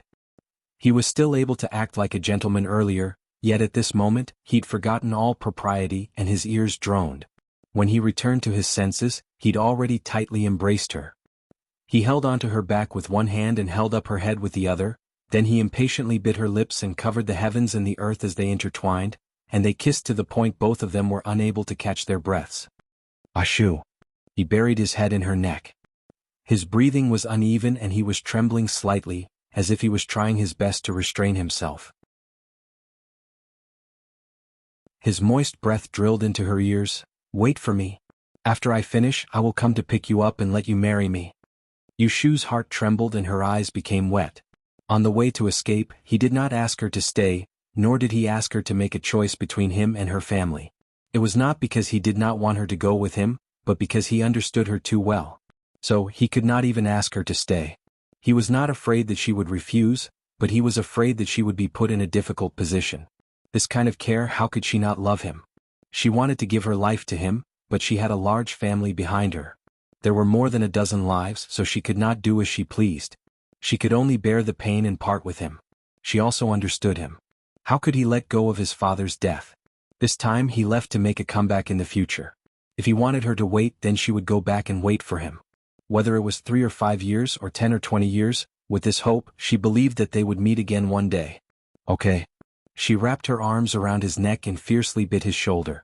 Her tears silently fell. Don't lie to me. I will wait for you to marry me. With this promise, it was better than 1,000 words. Both of their hearts were at ease.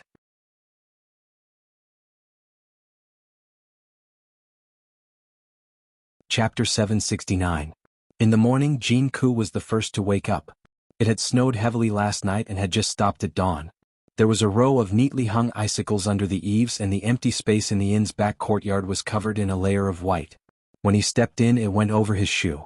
He couldn't help but be glad that his foster father had foresight. They couldn't travel in this kind of weather. They would have to stay in this small town for a few days and wait for the snow to melt before leaving. He glanced at the closed door across from him and stepped into the kitchen. He boiled water and washed the rice, preparing to cook a pot of porridge for breakfast. Zhao Xiaozhu walked in with a yawn and put down the teapot and basin. He wrapped his clothes tightly around himself and complained to Jin Ku, "It was so cold last night that I almost peed on the bed." Did Godfather also wake up? He woke up earlier than me. Jin Ku pretended to casually ask, "Did you hear anything last night?" Zhao Xiaozhu rubbed the corners of his eyes and said in a daze, I didn't hear anything. What's wrong? Jing Ku waved his hand, it was the wind. I was afraid that I would disturb Godfather's rest. It's fine if you didn't hear anything. Zhao Xiaozhu took 2 steps towards the door and stuck her head out to look around for a while. Then she retreated to Jing Ku's side and muttered, Eldest brother, foster father told me last night that Miss Yu might not be coming with us. Second brother must be very sad. I'm sure he hates us to death. If it wasn't for Godfather using Miss Yu to force the Zhu fellow to change his sword, he wouldn't have ended up in a situation where he had to run for his life with us. Hearing this, Jing Ku slapped the back of his head, You're talking nonsense again. Hurry and bring some hot water to help Godfather wash up. Zhao Xiaozhu cried out but didn't dare to talk back. He quickly poured half a basin of hot water. Jing Ku warned him worriedly, Don't talk nonsense in front of Godfather. I know. Also, don't disturb your second brother and Miss Yu's rest. Let them sleep a bit longer. Okay. Zhao Xiaozhu didn't hear anything wrong with his words and left with the basin of water. In the guest room on the east side, the white snow reflected off the window. A faded mosquito net hung on the head of the simple wooden bed, and 2 pairs of boots were stacked under the bed. Yu Shu curled up in Shui Rui's arms. The quilt behind her was tightly tucked by him. It was so warm that she didn't want to open her eyes. Shui Rui used one of his arms as a cushion behind her head, and his fingers formed into a comb as he combed through her messy hair from time to time. He hadn't slept the entire night, but it wasn't that he didn't feel tired, it was just that he wanted to cherish this short period of time too much. With her by his side, how could he bear to fall asleep? Is it dawn yet? Yu Shu asked softly. It's still early, let's sleep a little longer. Yu Shu opened her eyes and slightly raised her head. She could see the stubble on his chin and rubbed her forehead against it. It was prickly and itchy and she couldn't help but think back to last night's affair. Her cheeks were slightly hot and she leaned back against his chest. She lazily narrowed her eyes and said, I'm not going to sleep. Why don't you talk to me? All right. At this moment, not to mention that she wanted to talk, even if she wanted the moon and stars, he would do his best to get them for her. You said that the case of Ning Wang has been investigated to the end. Does Lu Hao have a chance to turn things around? It was Yu Shu's first time. She wanted to be pretentious for a while and act spoiled to him, but with the impending separation she didn't have time to talk about love. While Shui Rui was still here, she needed him to sort out the situation in Jing for her. It would be best if he could give her a few moves in preparation for the future. Whether or not Ning Wang can turn things around depends on whether or not my grandfather is willing to go all out. Shui Rui didn't beat around the bush with her, and he went straight to the point. Since the grand mention exposed my origins, it shows that he was prepared to deal with my grandfather, Shui Lingnan, since long ago. Once he makes a move, he'll surely uproot the Shui clan. And my grandfather probably already knows that my foster father was harmed by him and holds a grudge. If he is willing to go all out, he will definitely take the initiative and use the emperor's illness to help the new emperor ascend the throne. If the new emperor ascended the throne, there naturally wouldn't be anything to do with Ning Wang. Shui Rui was silent for a moment before carefully instructing. After you go back, you have to be careful. It depends on who can monopolize power in the court. That person is the one with ulterior motives who is trying to usurp the throne. That person is also the mastermind behind Jing Chen's danger and the murder in Taisher Library. Maybe it is my grandfather or maybe it is someone else. No matter who it is, you have to stay far away from them. Protect your little life and wait for me to return. After a pause he continued, Now only the great Tiendi can protect you and only he won't harm you. You can feign civility with him but don't get into conflict with him. Do you understand? Hearing this, Yu Shu's chest was extremely stuffy. She said unhappily, The Grand Tutor caused the death of your foster father. I hate that I can't take revenge for you. He actually wants me to go back and curry favor with him. I'm afraid that I won't be able to resist stabbing him in the back. After last night, she and Shui Rui had consummated their marriage.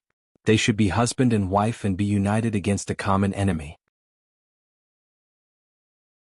She originally didn't have any resentment towards the Grand Tutor, but after he personally revealed the truth of Shui Fu's self-mutilation, the more she respected Shui Fu's chivalry, the more she hated the Grand Tutor's ruthlessness. Shui Rui rubbed her furry head. No matter how great the hatred, it isn't as important as your life. Listen to me and don't make me worry. Not wanting him to worry, Yu Shu held her breath and agreed. After Yu Shu asked what she needed to ask, it was Shui Rui's turn. After you go back, the Grand Tutor will force you and Jing Chen to get married and have children. Do you know what to do?" As soon as he said this, the delicate body in his arms suddenly stiffened. He sighed softly and hugged her tightly. He put his chin on top of her head and whispered, "If he forces you again, just say yes to him." Yushu was anxious and wanted to raise her head to speak, but he held her firmly in his arms and didn't let her raise her head. "Don't panic. Listen to me first," Shui Rui said calmly. "I asked you to say yes to him only as an expedient measure. The Grand Tutor is unscrupulous. I'm afraid that he will use your family to threaten you and force you to give in. Why don't you pretend to please him and let them prepare for the wedding first? You can think of a way to delay the wedding for 3 months. At most 3 months, I promise that the Grand Tutor will give up on letting you and Jing Chen conceive the Destiny Grand Bone." Yushu was pleasantly surprised. "What do you think of?" "Yes." Shui Rui stroked her hair. "Shu, do you trust me?" "I don't trust you. Who else can I trust?" Yushu said in a muffled voice. "Then don't ask. Wait for my good news." Yushu only thought that he was afraid that she knew too much and couldn't hide it from the Grand Tutor when they went back, so she smartly didn't ask any more. But because of this glimmer of hope, her heart lit up again. She and Shui Rui had skin contact, so naturally she couldn't marry Jing Chen again. But if the Grand Tutor threatened her with the lives of her family, she could only surrender. If she really married Jing Chen, not only would she feel sorry for Shui Rui, but she would also feel sorry for Jing Chen. With Shui Rui's promise, Yushu felt as if she had been pardoned, because he had never let her down. There was a period of silence between the two of them. When Shui Rui heard the commotion coming and going in the courtyard, he knew that he couldn't continue lying down like this. Otherwise, when someone came to knock on the door, it would make Yushu feel awkward. What's more, she came to find him wrapped in a quilt last night, and her coat was in the next room. "I'll go to your room to get your clothes first. Lie down and don't get up." After Shui Rui said this, he carefully lifted a corner of the quilt and got up, not letting the cold air blow on her. Yushu saw that he wasn't afraid of the cold as he sat on the edge of the bed and put on his clothes. There were suspicious red marks on his thin waist, which were clearly the marks she made last night. She couldn't help but blush. She wanted to bury her head in the quilt, but she couldn't bear to look at him. Shui Rui quickly dressed himself neatly, and when he turned around and saw Yushu's eyes were tightly closed, the corners of his mouth curled up as he bent over to kiss her rosy cheeks, and he didn't say anything as he covered the bed curtain properly before leaving. Shui Rui quietly went to Yushu's room and took out her clothes. He wrapped her up tightly and sent her back through the back window. Then he returned to his room through the back window and uncovered the quilt on his bed. He found a blob of blood that was in the shape of a plum blossom on the mattress and used the dagger he always carried with him to cut it off. He carefully folded it and kept it in his pocket. Breakfast was a pot of salty porridge made by Jin Ku. The white rice soup and boiled dried meat were salty and smooth. Zhao Xiaozhu ran all over town and found a steamed bun shop. He bought 2 baskets of vegetarian steamed buns which actually tasted pretty good. In the kitchen, Shui Rui ladled a bowl of hot lean meat porridge for Yushu and put 2 large steamed buns on a plate. He brought them into her room without a change in expression. Zhao Xiaozhu curled her lips and rolled her eyes behind him. She was hit by Jin Ku's iron palm again. "What's with that look? Didn't you hear your second brother say that Miss Yu caught a cold?" Zhao Xiaozhu muttered unhappily. "Godfather also caught a cold. Why don't I see him being filial and only caring about women?" "You don't know shit." Jin Ku scolded him verbally, but he sighed inwardly. He didn't think highly of Shui Rui and Yushu as a couple. At this time they were inseparable. Once they went their separate ways, it would fade away after a long time. In the end, it was just a one-night marriage. After Yushu finished her breakfast, she leaned against the headboard and chatted with Shui Rui for a while. Then she began to feel sleepy. Shui Rui watched over her until she fell asleep. He quietly left the room, closed the door, and went to find Yunhua. Yunhua was sitting on the bed with her clothes on. She was holding a map drawn on sheepskin in her hand and frowning. When she saw Shui Rui walk in, the worry on her face disappeared. She raised her head and smiled at him. She asked amiably, "Have you eaten breakfast?" Shui Rui nodded and walked over. "You came at the right time. Look at this map. We are going to Rong City next, but the river is frozen. It's risky to take a shortcut. If we take a detour, we won't be able to rest for half a month. How do you think we should go?" Shui Rui pushed away the map he handed over and said, "We won't go to Rong City. We will continue to the north. We will go to the northeast to seek refuge with the king of Dongjing." Yunhua's eyes flashed with a hint of understanding. She raised her eyebrows and waited for his explanation.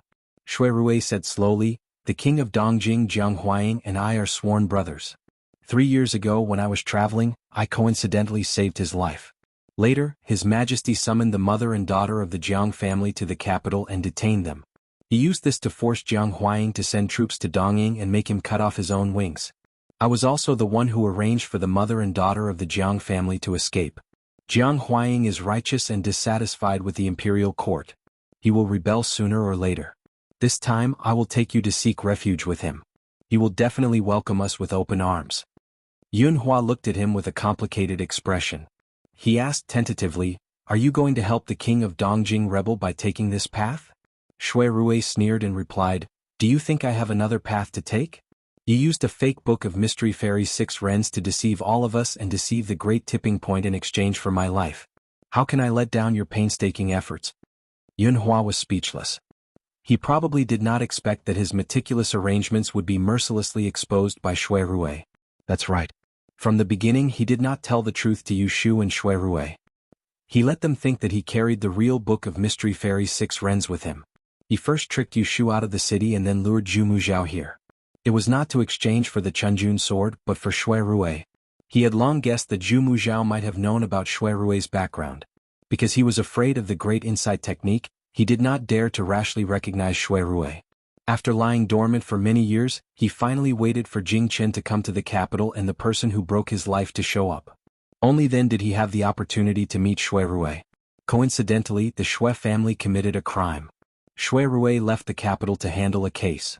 He asked Jin Ku to kidnap Shui Rui, but he could not persuade Shui Rui to leave with him. In the end he let them return to the capital. Because Shui Rui could not let go of the Shui family who had raised him, and he could not let go of his sweetheart, Yu Shu. Therefore Yunhua set up a series of plans. He used a mysterious crystal book that he spent 10 years to forge to deceive them. With Zhu Muzhao's help, he forced Shui Rui to let go of everything and leave with him. "How did you find out?" Yunhua asked. He could not figure out where he had exposed himself. After all, even Zhu Muzhao was fooled and thought that he had obtained the real book of Mystery Fairy. Shui Rui laughed at himself. "From the moment you were willing to exchange the book of Mystery Fairy for my life, I guessed that the book was most likely fake. Titian was fooled because he mistakenly thought that in your heart, the life of my son would be more important than the book of Mystery Fairy, but I did not think so." Later on, when we were fleeing for our lives, I looked on coldly. I didn't see you gloomy. It didn't seem like you were worried about the consequences of the book of Shen and Yu falling into the hands of Titian. Jin Ku and Zhao Xiaozhu also looked indifferent. This made me even more suspicious. After thinking about it, the real book of Shen and Yu should still be in your hands, so you were fearless. Yunhua smiled bitterly. He was more ashamed than proud to have such a smart son. Shui Rui did not care about his expression and continued to speak. "What I can't figure out is why you took such a risk and did not do it for the Chunjun sword, but to force me to leave the capital city. What exactly is your scheme? Could it be that you knew about my relationship with Jiang Huaying, so you planned to bring you to him and help him rebel?" Yunhua opened his mouth and wanted to speak, but because his throat was dry, it was difficult for him to speak. Seeing this, Shui Rui turned the map around and placed it beside his hand, indicating for him to use his finger to write on the blank space. Yunhua wrote, stroke by stroke, "You guessed half of it correctly." Shui Rui asked, "What about the other half?" "I did not know that you and Prince of Dongjing were old friends, but I predicted the general situation of the world. Looking at the stars at night, there will be war in the north and the winner will be the king and the loser will be the villain. With the appearance of the star of the left, it can help the trapped flood dragon to ascend to the dragon." Shui Rui stared at the tip of his finger and his eyebrows twitched. He thought, the trapped flood dragon is undoubtedly referring to Prince of Dongjing, then who is this star of the left? "You mean I am the star of the left who can help Jiang Huaying seize the world?" Yunhua nodded.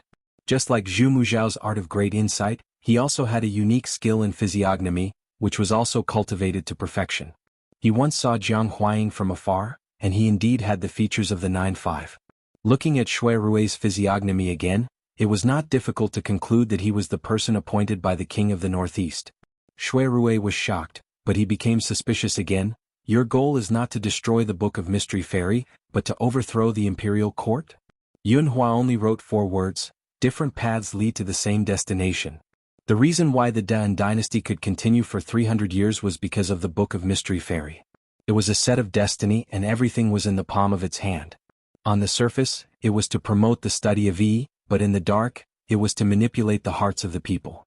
The people of the world blindly believed in the theory of destiny, and they were foolish and did not think about making progress. The emperor of the Dan dynasty was mediocre and incompetent, and he was stuck in his ways. The officials in the imperial court were apathetic, and there were few who worked for the country and the people, but there were many who sought personal benefits. The Taoists ran amok, and under the cover of peace and prosperity, there was a country that was riddled with holes. As the saying goes, one lives in suffering and dies in peace and happiness. If the Book of Mystery Fairy was lost, how could the country not perish? Shui Rui stared at the blank space of Yunhua's finger. From his every stroke, it was as if he could see the ambitious Yunhua rushing to the capital city 20 years ago. He suddenly understood that the reason he stole the Book of Mystery Fairy was not only to carry out his master's orders, but also to look down on the world from a height that was beyond the reach of mortals, and to feel pity for the common people in the world. Shui Rui's heart trembled and his blood surged. He knew that it was resonance. There can be no construction without destruction. Hearing this, Yunhua's eyes suddenly showed joy. He grabbed Shui Rui's palm and shook it excitedly. It was rare to have a confidant, not to mention that this was his biological son.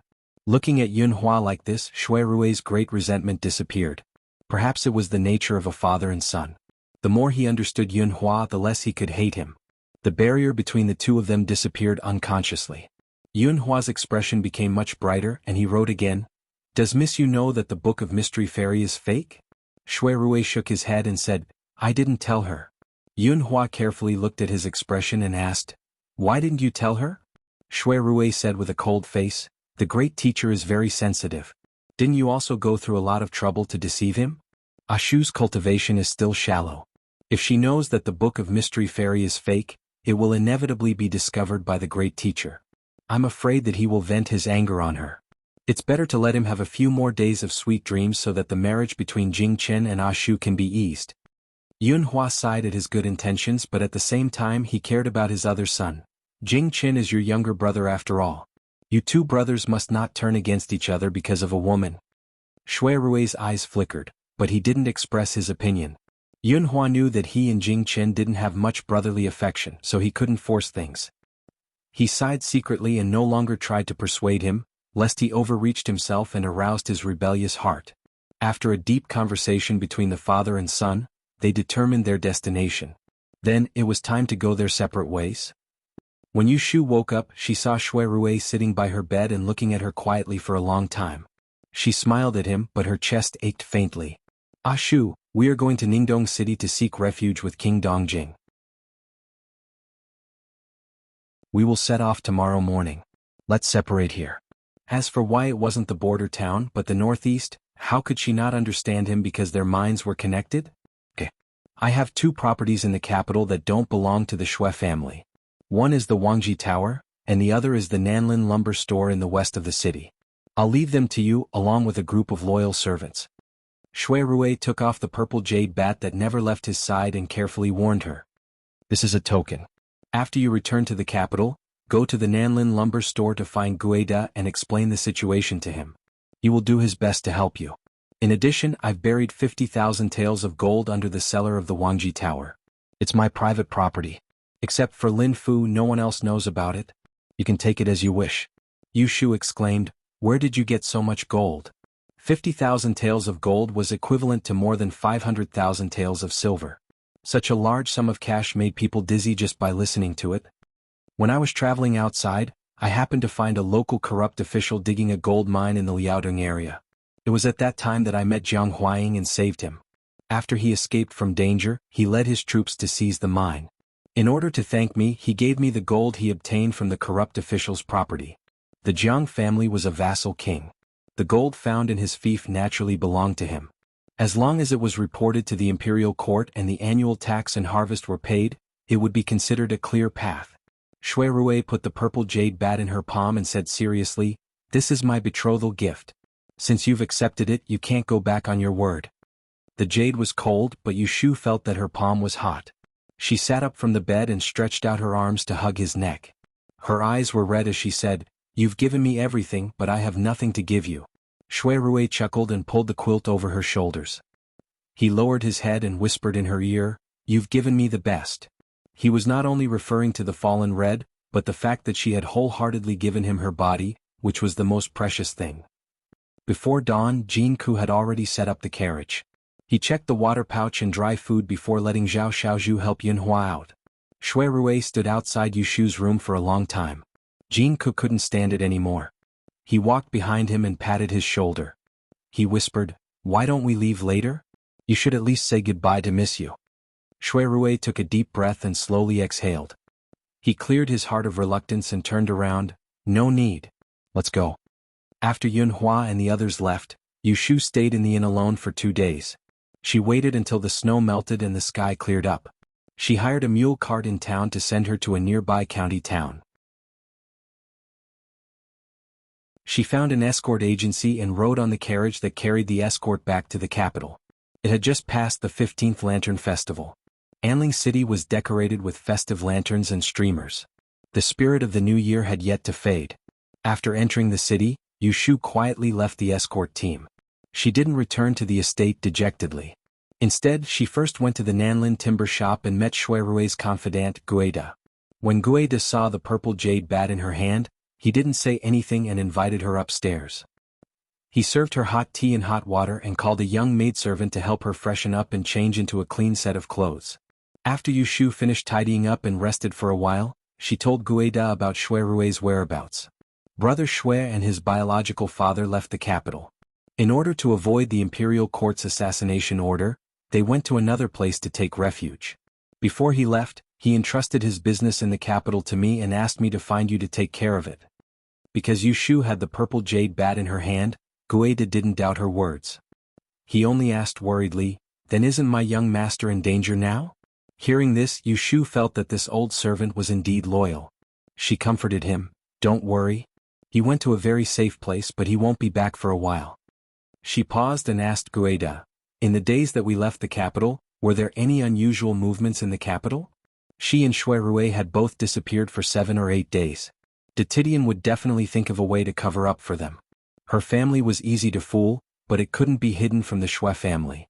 She was afraid that Titian and Prime Minister Shui had already shed all pretense of cordiality. Guida's expression wasn't good. He told the truth, young master disappeared on the 10th night of the new year. The next day the Prime Minister of the Fu sent someone to Ningguang Fu to ask for young master.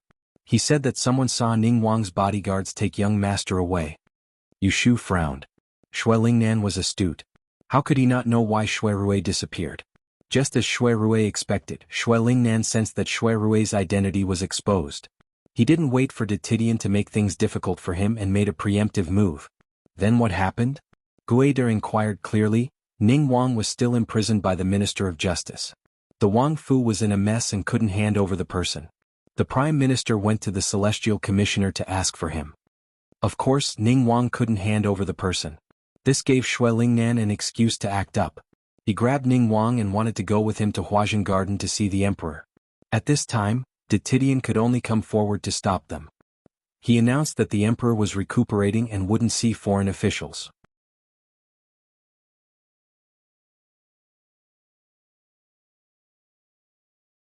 Chapter 770. The Qing Emperor had been ill from before the year to after. It was said that he had gone to Huajin Garden to recuperate, but anyone with a clear mind could see that the Emperor was not going to last much longer. Many people had been uneasy when Ningguang was in charge of the country.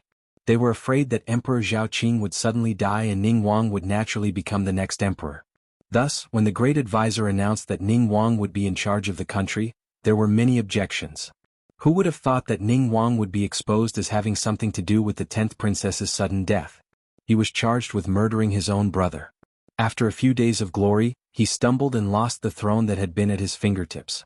Thus, there was a situation of a group of dragons without a head in court. The remaining princes were restless, and a fight between factions was on the verge of breaking out.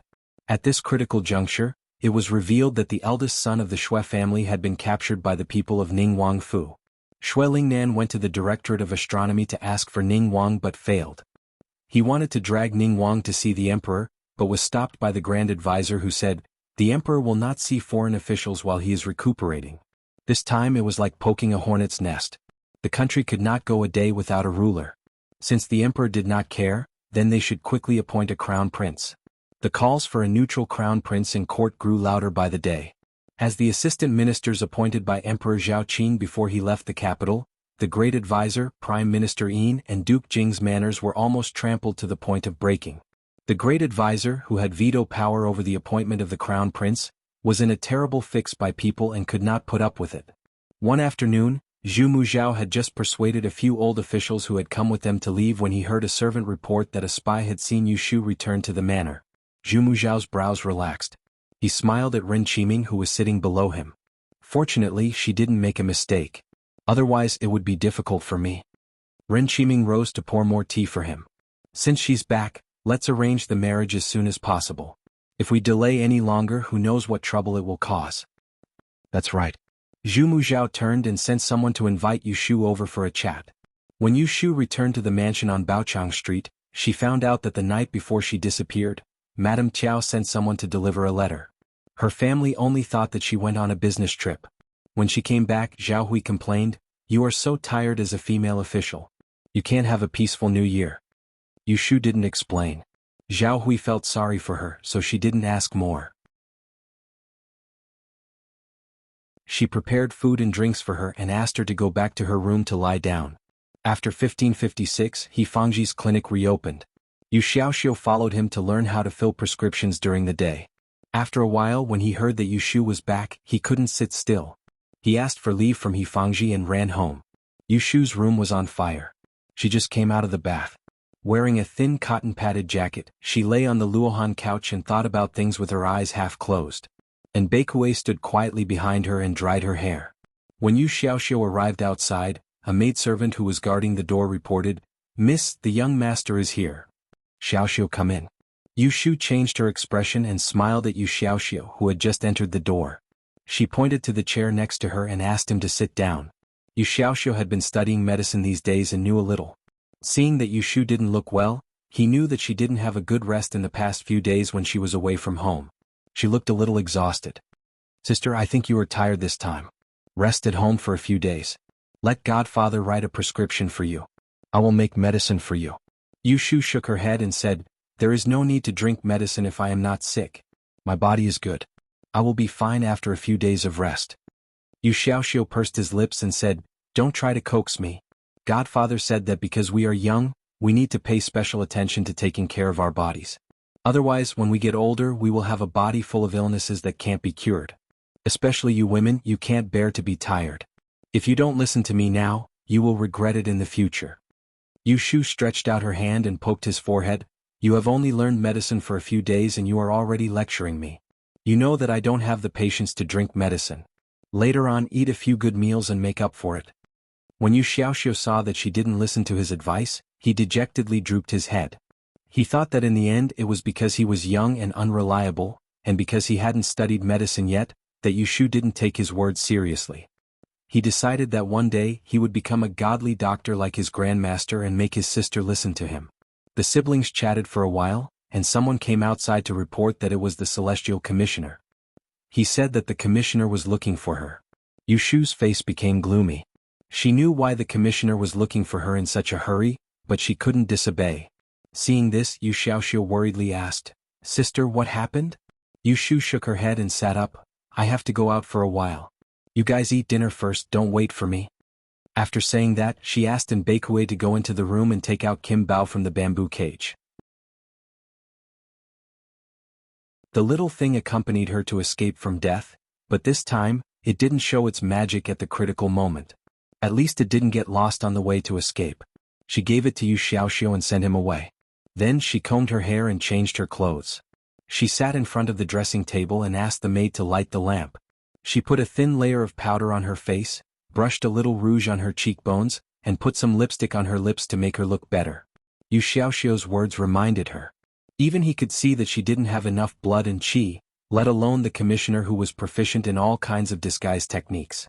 If he found out that she was no longer a virgin, she might not be able to live for 3 months. After dressing up, Yu Shu carefully looked at herself in the mirror.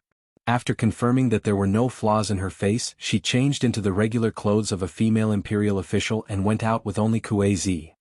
Seeing the commissioner again, Yu Shu's mood was like a pot of hot oil. It looked calm on the surface, but as long as a drop of water fell into it, it would explode with a crackling sound. Zhu Muzhao first looked at her for a while. Because she was wearing the 7 stars ring, he didn't see anything wrong. He smiled and said, "Since you know that you are back, you must have agreed to the marriage with Jing Chen, right?" Yu Shu sarcastically raised the corner of her mouth. "What can I do if I don't agree? My family has more than a dozen lives. I'm afraid that if you don't agree they will all be gone."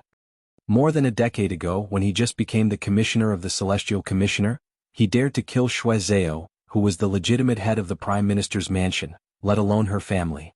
Zhu Muzhao didn't care about her bad attitude.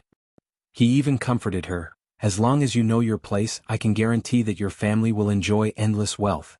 Hearing his promise, Yu Shu did not feel happy at all.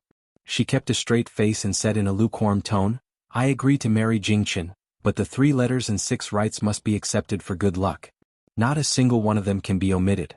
If I want to marry in a grand manner. Don't worry, Jing Chen is the Daozi of Da'en, a relative of the emperor. He won't let you suffer any grievances in the marriage." As long as Zhu Muzhao was willing to agree, everything was negotiable. Moreover, the great bone of destiny was an object of creation. Yu Shu and Jing Chen had to formally become husband and wife and add a stroke on the book of marriage. Only then could it be conceived. Hearing this, Yu Shu knew that he already had a plan in mind. She asked, "Has the wedding date been set?" Zhu Muzhao said, "Your 8 characters were personally chosen by me. It is a match made in heaven, a good marriage with many children and grandchildren. The wedding date will be on the 6th of the 3rd month. What do you think?" Yu Shu sneered in her heart. Her 8 characters did not match her fate. How could he lie with his eyes open? Many children and grandchildren? In her opinion, it was more like having no descendants. "Let's do it." She cleverly didn't immediately propose to postpone the wedding date. She was too impatient, and the great Tiao saw that her goal was to postpone the wedding and had no intention of getting married. There was still more than a month until the 6th of the 3rd month. It was much better than what she had expected. After discussing the wedding, Yu Shu boldly asked him a question. "You have the Book of Mystery Woman's 6 Rens, but it will take at least a year for the great bone of destiny to appear. If something happens to the emperor during this time, what will you do?" The emperor and the great Tiao both insisted on using the Book of Mystery Woman's 6 Rens to choose a successor, so they were slow to appoint a crown prince. However, Emperor Zhao Qing's body was getting worse. It was a problem whether he could live to see the great bone of destiny appear. Zhu Muzhao was calm and composed. Looking at Yu Shu's youthful face, he surprisingly confessed, "There is no harm in telling you. His Majesty said that if he can't wait until then, I will support a prince to ascend the throne. When the great bone of destiny is in my hands, I will ask about this matter. If I choose the right person, it will naturally save a lot of trouble. If not," he only said this before stopping. Yu Shu could imagine what he was going to say next. She was shocked and felt that Emperor Zhao Qing and the Great Tiao were both crazy to make such a decision. How could the ruler of a country be changed so easily? Crazy, simply crazy. Yu Shu panicked and said, "You are telling me such a big thing. Aren't you afraid that I will leak it?" "You already know too much. It is not a big deal." Zhu Muzhao looked as if he was very confident about her. Yu Shu pursed her lips, bowed to him and retreated. Zhu Muzhao did not stop her. He watched her leave coldly. Then he sent someone to the princess's residence to inform Jing Chen. Yu Shu left the Celestial Commissioner with a heavy heart. On the way home she suddenly understood one thing. Yunhua's insistence on destroying the Book of Mystery Woman's 6 Rens was not only because she obeyed her master's orders, but also because she wanted to take revenge and vent her anger. The existence of the Book of Mystery Woman's 6 Rens allowed the Celestial Commissioner to be ranked above the 6 ministries. The power in the Great Tiao's hands was superior to the civil and military officials. Even the imperial power was restricted by it. Even the power to appoint a crown prince was lost. This was a kind of abnormality. Imagine, after the previous emperors ascended the throne and found out the truth of their succession, would they be willing to be manipulated by the Celestial Commissioner? Yu Shu felt that they must be unwilling, but no matter how unwilling they were, what could they do? This kind of abnormality had been going on for hundreds of years. Why didn't any of the emperors protest? Presumably they had no choice. because removing the Great Tiao was equivalent to denying the legitimacy of their succession to the throne. Therefore, these emperors who were elected by the Book of Mystery Woman's 6 wrens had no choice but to submit. And with such amazing power, the Celestial Commissioner promoted the E-School, supported the aristocratic families and colluded with their interests. Gradually she gained an unshakable position. Therefore the emperors became more and more unable to act independently. One day they would become puppets. You're tuning in to the Han Li's Wuxia Chronicles YouTube channel. We're so grateful for your support, and don't forget to subscribe to join us on this incredible journey through captivating stories. Your generosity through donations truly makes a world of difference, as it's the primary source of revenue that allows me to expand and enhance this channel for you. Thank you from the bottom of my heart for being a part of this adventure.